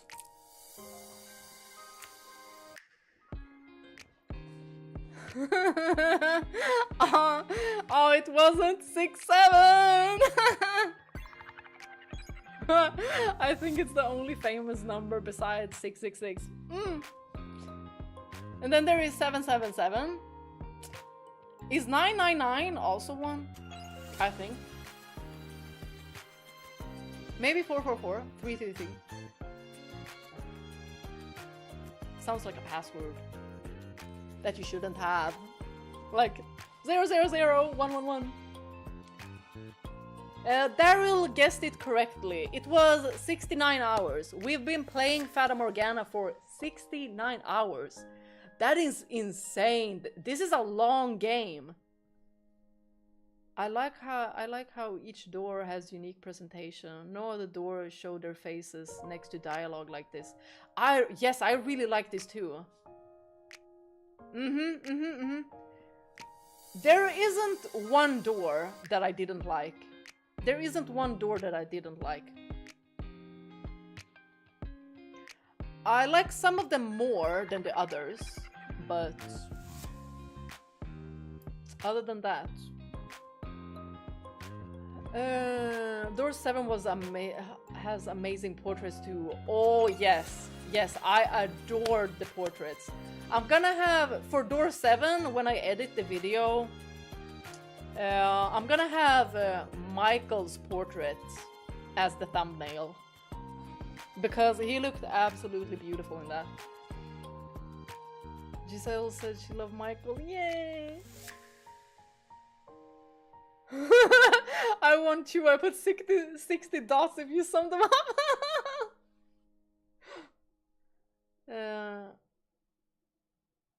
What are you expecting from Jacopo? I don't know. Right now, we don't have a lot on Jacopo. Oh, hold on. My recording. There, I stopped it. I don't have a lot to go on Jacopo for the past right now. But I'm thinking he's gonna be similar. That he's gonna be similar to the third door. And there's like something, like I'm trying, in my mind, I'm trying to tie the characters to their correlating door, but also like things they've said, things they've done.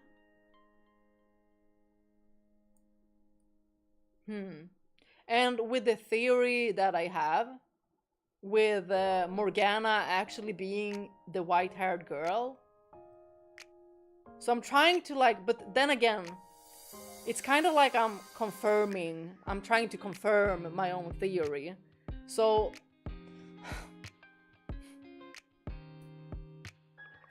and in the end I might be completely wrong. I mean, she has said that she isn't, but Michael thinks that she is. And I'm thinking that she's taking us out for a spin. And it does make sense that she would be the white-haired girl. What was the things that I was thinking about? I was thinking Jacopo... Hold on. Jacopo... my expectations... What? I lost it. Hold on. Yes. The thing about the white-haired girl in the third door, where she said that Jacopo was a kind man. And it just seemed like she knew. Like, it was just something, like it felt like it wasn't only that part. Does it make sense? Because as well in Mel's story, she liked Mel, but she wanted to take revenge upon him. That's the feeling that I got. Like, even if she liked him. But it felt like in door 3, that is the person that she truly loved. So if it ties into this backstory somehow,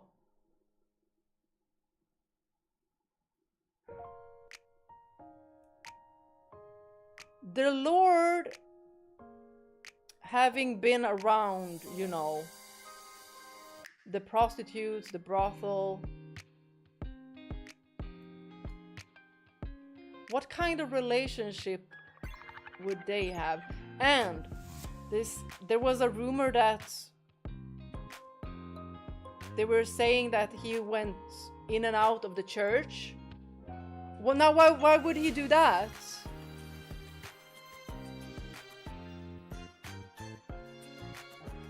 I'm just trying to find... Y'all, but then again...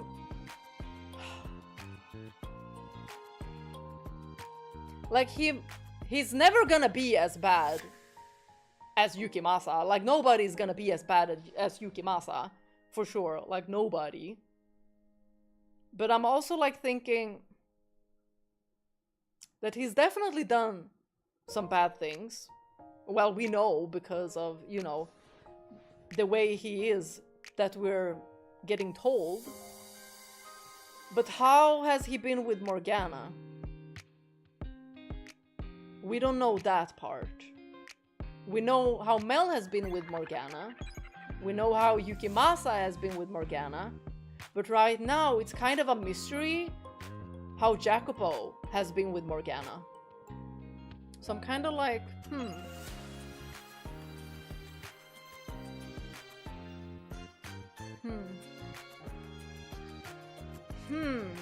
And why does he call himself Jean-Francois what was it? Barnier? Something like that.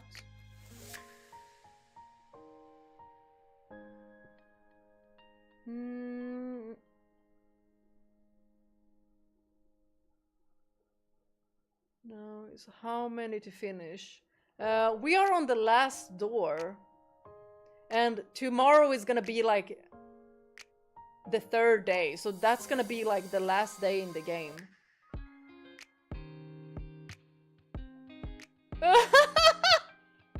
You're not allowed to leave or go to sleep until you do.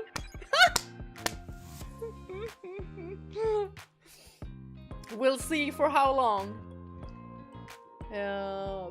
You can imagine if I can find a lot of moments in this video for you're gonna find a lot. Honestly, I think Nelly is the most innocent victim out of all of them. Oh my gosh, I love Nelly. It's interesting that the characters from this story and from the Doors are similar and different at the same time. Yeah. According to the internet, the game takes completionists around 50 to 52, so it makes sense, judging from the Silent Hill 2 stream, that House in Fata will take 90 hours. Wouldn't you say 90 hours? I think it's gonna be less than that. Maybe we're like 5 hours away from finishing, maybe. There's lots to support Morgana is the white-haired girl, but lots to support that she isn't. Great mystery. Exactly. But I'm kinda like hoping that the white-haired girl just isn't some kinda random like, oh, well, she just made up and we have never seen this person before. And she was always like a ghost or something. So it would be much more interesting. A much better, like I would say it was a good plot twist if it was Morgana. Because then, I don't know, it would feel quite endearing to have the white-haired girl look so similar in coloring with Michael. As if, you know, like, as if Morgana kind of created this image of a person that she admires. I think that she admires Michael. Even if she is, you know, made him go through hell with all that she's been saying. Only because she's wanted to be the type of person that he is. Because I would say that Michael is a much more saintly than Morgana was. But Morgana really wanted to be that saint. But she was also chained with this title. But the way that Michael can just, you know, like move on and not curse anyone. The only one that he did curse was his own father because of what he did to our precious Giselle. Otherwise, he did not curse anyone. And if that ain't a saint...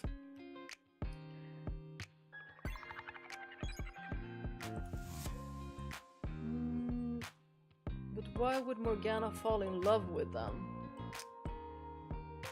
I just think that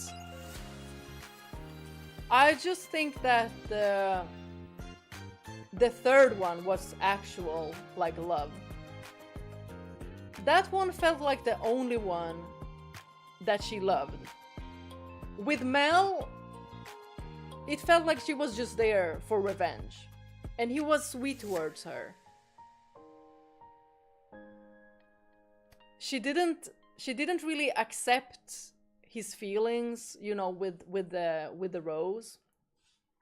The only gift she ever really accepted was Jacopo's, that cast, what was it called? Histoscope, perikistoscope, I don't know. She loved him.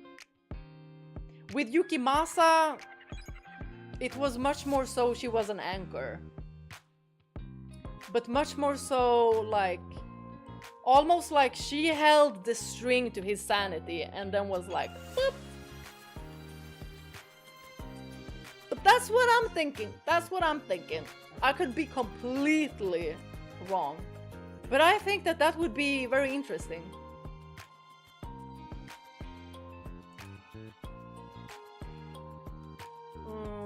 That makes it sound like Morgana is at Thunder for Michael. I mean, who wouldn't be? A man like Michael, 10 out of 10. One of my guesses is that if White-Haired Girl were the mansion itself, oh, a conglomeration of everyone is in the stories. Oh, that is whoa, I like that one. I like that. Interesting. I like that one. Also, not to mention in door 2, Yukimasa saw the white-haired girls as sort of chain to keep it intact. But she's always also been accused of being like witchy. The white-haired girl. In every story. So also that's also something like...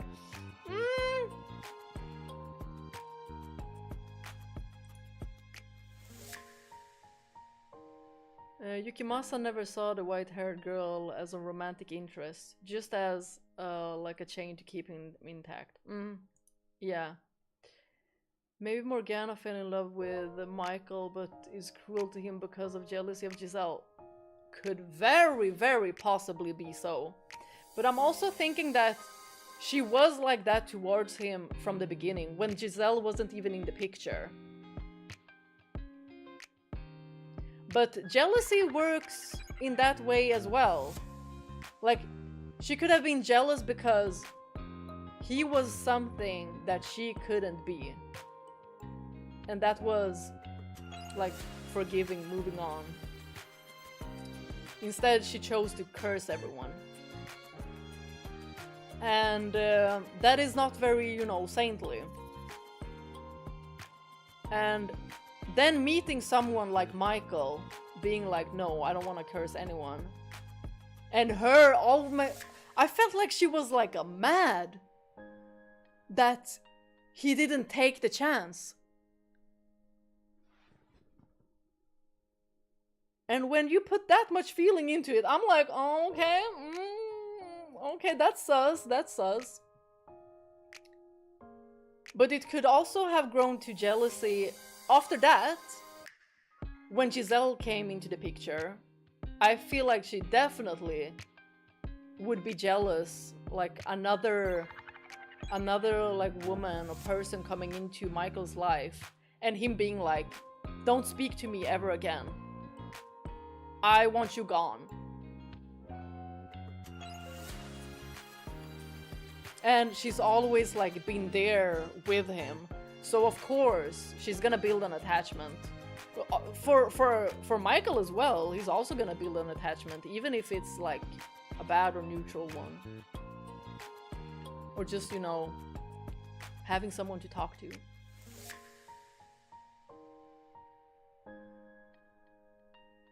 Bianelli and Maria are funny, who asking Michael about Giselle, that Michael love her if she...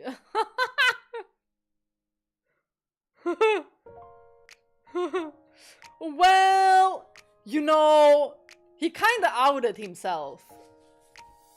Did he not? He was like, am I a bad person because I like a big chest? Does that make me a bad person?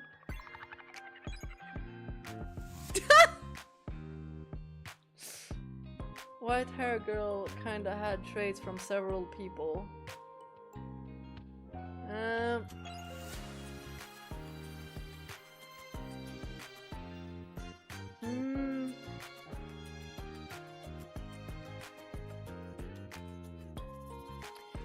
I feel like the white-haired girl was always a bit constant to me. Like she was kind of the same.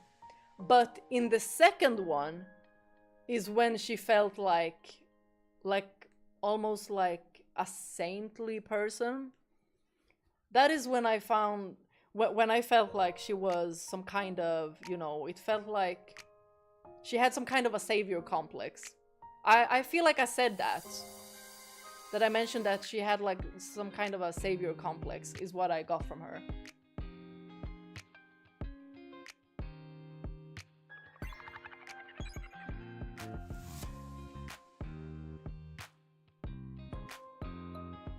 Maybe Michael not cursing anybody and being rewarded with someone like Giselle, the way she didn't piss her off. Huh.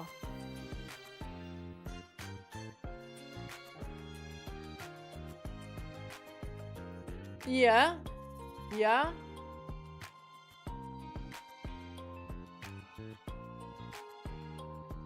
Yeah, and then she clamped on to Giselle as well. But like at first, without knowing Morgana's backstory and now continuing, I definitely do like her much more. At first, I just felt like she was so annoying, especially towards Michael and Giselle, and I hate what she's put them through. And I'm really hoping that we'll get a good ending out of this. I really, really hope so for both Giselle and Michael. But I want everyone to have a good ending. And can I just say how much I adore this story? Like, this is peak fiction. I did not imagine the story to be this freaking fantastic. Like, it is incredible. It's one of the best stories I ever read. Ever. Ever. And the fact that if I even recommend this game to people and they see that it's a visual novel, it feels like people are gonna be so put off with it being a visual novel. So I'm just gonna be like, okay, you're gonna live your life not knowing peak. That has me messed up.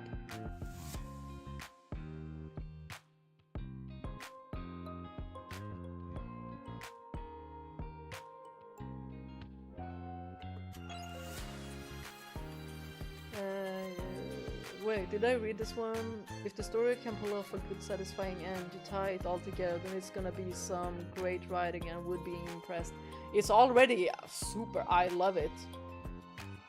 But I'm just hoping that the ending will be the cherry on top. Michael is such a good person. I freaking love Michael. Like, he definitely is one of the best written fictional characters ever.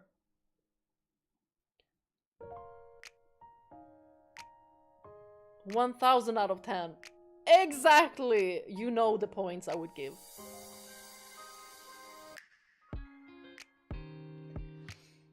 Y'all, I'm gonna try to fix the lighting. Hold on. Yeah, this one is way cooler, this light, than this one. This one is much better! I like this yellow light. How the frick do I... How do I get this? How do I get this? I need to solve it. Tomorrow I have to solve it. I'm not gonna have too much time before starting stream though. Because I'm gonna spend a lot of my time with my cat. Because it's only... I'm gonna be alone for most of the time tomorrow, and I cannot leave my cat alone. Like, leaving him at home by himself, just knowing that he's alone, meowing... No.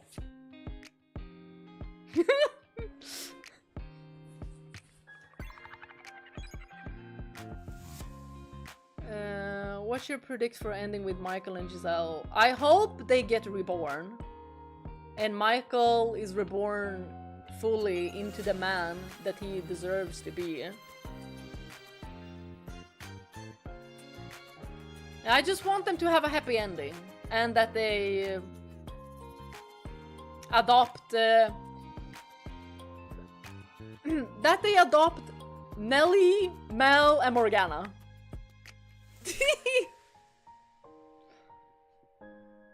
Oh, I also hope for a wedding. I would love that. I have trust that video games typically nail endings better than mangas. I haven't read that many mangas, actually. I've mostly just read JoJo's Bizarre Adventure. I hope Michael finally gets his haircut. Hey! By Giselle, right? I mean, she said she was pretty good with the scissors. Right? But you have to stay perfectly still, right?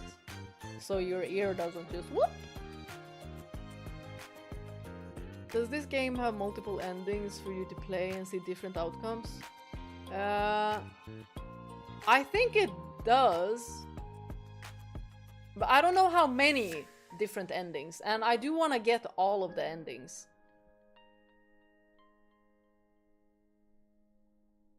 Which game finals do you remember the most?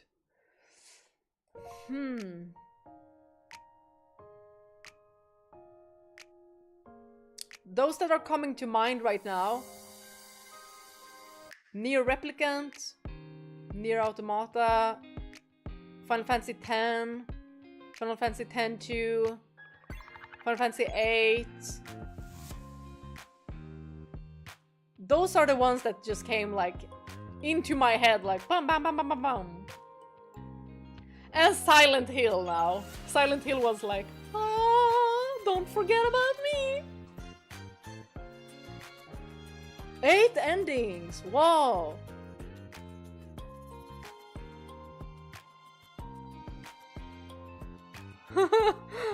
Oh no, I missed video of Final Fantasy 12 Zodiac Age Part 8. Bach lives! I'm Captain Bosch!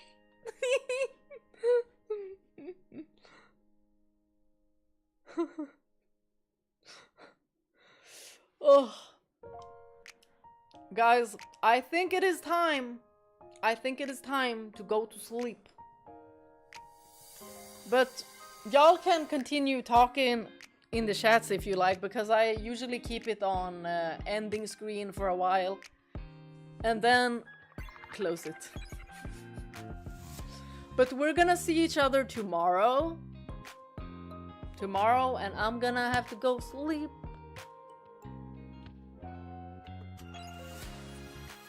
Cut the hair like parappa. Trim, cut, oops. What? Parappa. That's the first time I heard it. To think some people, the game ended after door 4. And they didn't even know there were multiple endings. No! Really? Oh, that's a miss. It is time, everyone. Thank you all for being on the stream, and thanks to all of you who dropped off, but you were also here. Good night, good morning, good evening, good afternoon. See you all tomorrow. Where's my ending screen? There it is! Thanks, everyone!